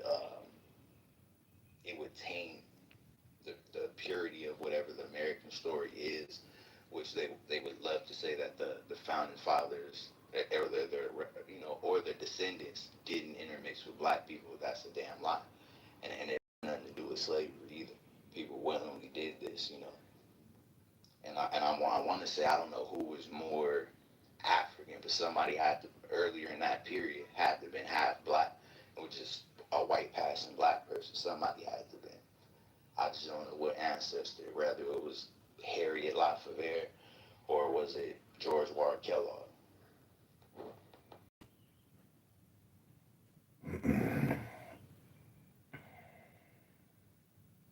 How far you made it? Oh, go ahead, sure. Yeah, I was gonna ask, AJ, Pixie, bro, how far you made it back in your French? You navigated through French yet, or you had trouble? I think so. What I have done, because I have my ancestry, like my raw DNA put inside of my heritage as well. So I have looked that name up also, because you can search these names inside of the search bar and see if any DNA matches come up. I have found some Lafayette that still live in France. I haven't reached out to him yet, but I look forward to it soon. Approximately what year did you make it to on your French lines? I mean, well, as far as this relation to this person, to Jared Ingersoll, we trace that back to the 1600s, to early English settlers. So we trace this back like to before America, pre-colonial America,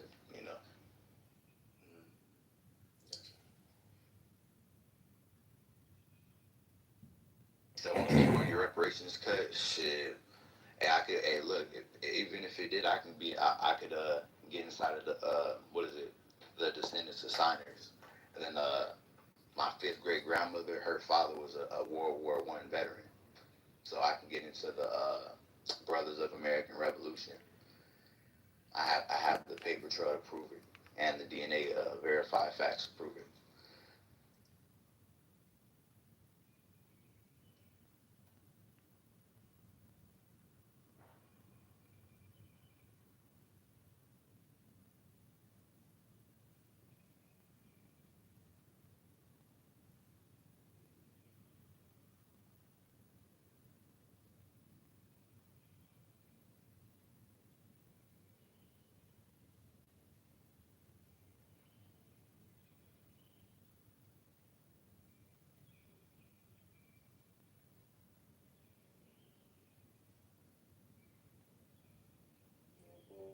France was a mess. I read them stories about what them folks had to do to get up out of France. Run, flee for their life. It's damn. I'm reading one book. One of the guys, I think he was somewhat being convicted of hearsay. He knew they was coming for him, so he had his wife put together a house party, and in the middle of the night he snuck out the back door and got on the boat and came to America, and then married, what was that lady name? God damn it, I can't remember her name. But he ended up marrying this one lady, and that lady ended up sharing with her granddaughter, and her granddaughter all wrote a second edition of the book and rewrote the preface, what actually happened, with her grandfather. So, folks had some crazy stories back then, man. She wasn't peaches and cream just because you was European.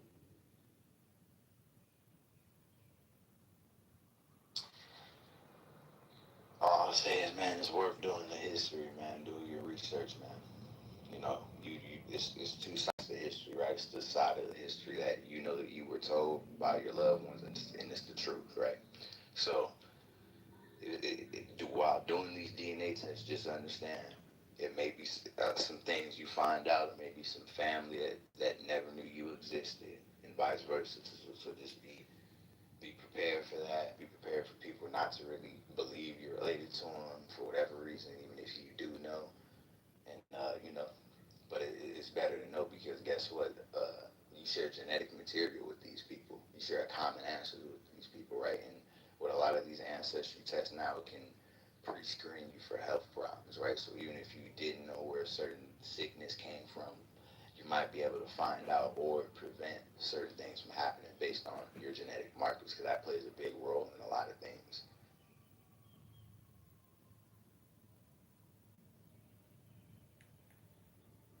Yeah, I'm down. I definitely do the genealogy. I'm not really a fan of the DNA test, but the using the records to find family members. I mean, we just talking about like, you know, matches, right? Like what I was bringing up with Ancestry Story Scout, that's basically an AI that if something within your biological story doesn't make sense, or like what, or if just something doesn't make sense, maybe a time frame with what Ancestry Story Scout is going to do is find the best biological solution that makes logical sense, right? Because you know. So you took your DNA test results and threw it into AI, into that AI, No. and approved it? It does it by itself. Oh, okay. But see, like I said again, most people that take these tests won't find out that they're a close relative of like a Constitution signer. Because like I said, I don't descend from Jared Ingersoll himself.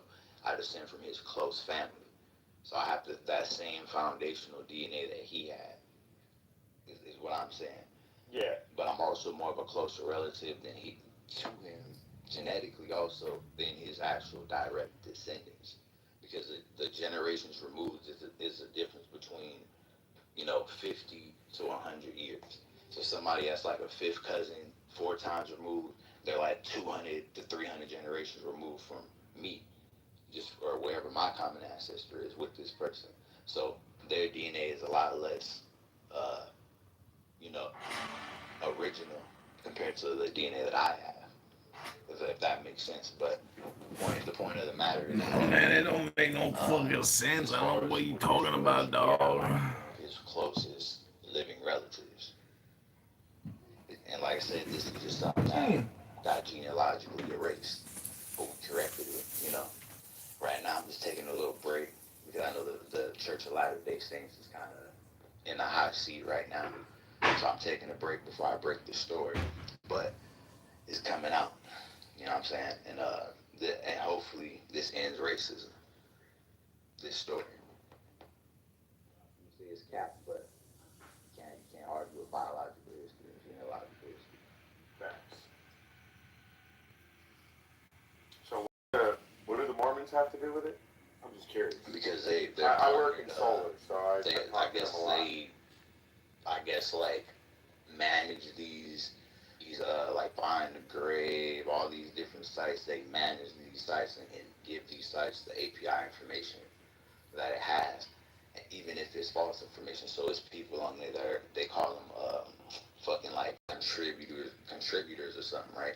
But these are people that have no fucking direct relation to you or none of your ancestors, that will change stuff about your ancestors to disconnect you from these kind of prestigious lines if you do have a connection. Yeah. This is what these people do and the reason why is one, so you don't know the relation, and two, maybe so you can't ask for some kind of inheritance if you want to submit, if you were entitled to one. They wrote you out of inheritance. You see what I'm saying? So it's just shit like that now. And the reason why I know they're in the hot seat is right when I expose all this and I get up in a back and forth through email and stuff like that, and they're trying to tell me that I'm not. I guess you got to be 5 generations from the person. I'm like, well, motherfucker, this is my second great grandmother. I'm not talking about somebody else. I mean, yeah, even I was born in '97. My grandparent was born. My great grandfather was born in the '30s. He was born in '37. You feel me? So that's not that far back. And I met my great grandfather. No, I met a lot of my great grandparents. They said you had to leave Some five old, some generations young. for what? For me to, I guess, manage Access these the records. memorials. Yeah. For me to manage these memorial graves that's posted on these sites, but the people that's managing these sites have no direct DNA verification to these people. And see, these kind of prestigious families, they have money to do shit like that, to have researchers disconnect any, when we took a test in 2020 or whatever, they see me pop up on their radar. And this family also has historical gravesite burial plots as well. You know what I'm saying? So it's deep. And I think it's in, what I want to say, New Haven, Massachusetts, somewhere in Massachusetts, 40 miles outward. You know what I'm saying? Somewhere out the way. But the point I'm making is, you ask why would they do it? What questions? Why wouldn't they? If this was always a family secret or something, maybe that even though they knew their ancestor did it willingly, they might not have been proud, right? So they're like, but if they were just hoping that this line didn't thrive and survive, but we here. That's all. Yeah, the Mormons, man. Mormons love nation. Just as somebody who not only deals with them texting me all the time, trying to get me to come to church, but like, they're just really on point and they're very persistent and they're all about what they're all about. Like, I have some sales guys in the solar industry. I'm in the operations side. I was an installer, but once I got to management, I started meeting salespeople. Showed up to one of their parents' wife's dad's house or something to check it out, to do a ground mount system there. And they had 3 ADUs, and each ADU was just a room with like 12 bunks all on the wall, like military buildings. So they just like come out here from Utah to California, sell a bunch of solar, and then go back. So it's like they're just in there selling solar, collecting everybody's information. They want you to come to church and be your friend and shit. Like they're very on the rise. Yeah, this is no game, and see, break this story. I'm also going to bring up the fact that they tried to lie, right? The Church of Latter-day Saints, because they were behind hiding this information, right? And it's funny because their own AI, because they're partnered with Ancestry too, still discovered this. So I'm sitting here arguing with somebody on fucking Family Search or whatever. And they're like, "Oh, you made a threat to somebody." No, I didn't. I told this motherfucker, if they don't stop lying, I'm a reporter. I'm not making a threat. I'm making you a promise.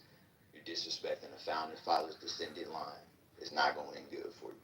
Period, point blank. Because guess what? My second great grandmother deserves her real story to be told. You know what I'm saying? Not a fabricated story. They're trying to connect her to some people from fucking Texas. We don't have no connections to people over there. And the people there saying, well, her parents were born in the fucking later 1800s, like 88 or 18 whatever. They would have been kids themselves. There's no way biologically they could have had her. So that was the first lie that a DNA, one of these people that detaches people from these lines does. You know what I'm saying? And see, they probably already knew that someday we would find this out. And I think the Kellogg family as well, because we're connected to them. I think they recently sold the brand like 5 years ago, probably around the time where I took that test. So when they sold the brand. So like I said, it's a lot bigger than what you think. Of course, it's historical erasure, and it's also genealogical erasure by record. So that you gotta go down the rabbit hole, find the records, find the matches, see the names, all that, And if you don't see it on one platform, you can go to another one and take a test there, put your raw DNA in the other one, and search those names over there. If you see something, then that tells you what you need to know, right? And see, it's a lot of family secrets. So that makes sense. Hey, I got a question for Pepe or Beaver or any of the mods. Are you guys there? I tell you not. Well, comparing me to Hitler is weird. I don't hold the same views, not in the same party, don't think the same thing. Like, I don't understand. I asked you several times nicely. I don't understand why you have to compare me to these people when we argue. I never invalidate your ideas, and I don't compare you to evil people. It's just a little bit weird. All I gotta say.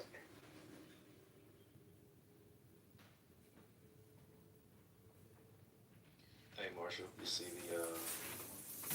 the post that came out saying that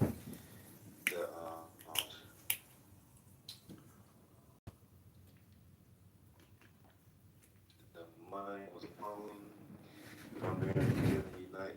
It's not the United Nations. It's the global forum. You're talking about the Nazi government funding the League of Nations, which really wouldn't have fallen apart before the Nazi government was ever replaced. Is that what you mean? No. I'm talking about like some of the current events. Oh. Today. Yeah. I was watching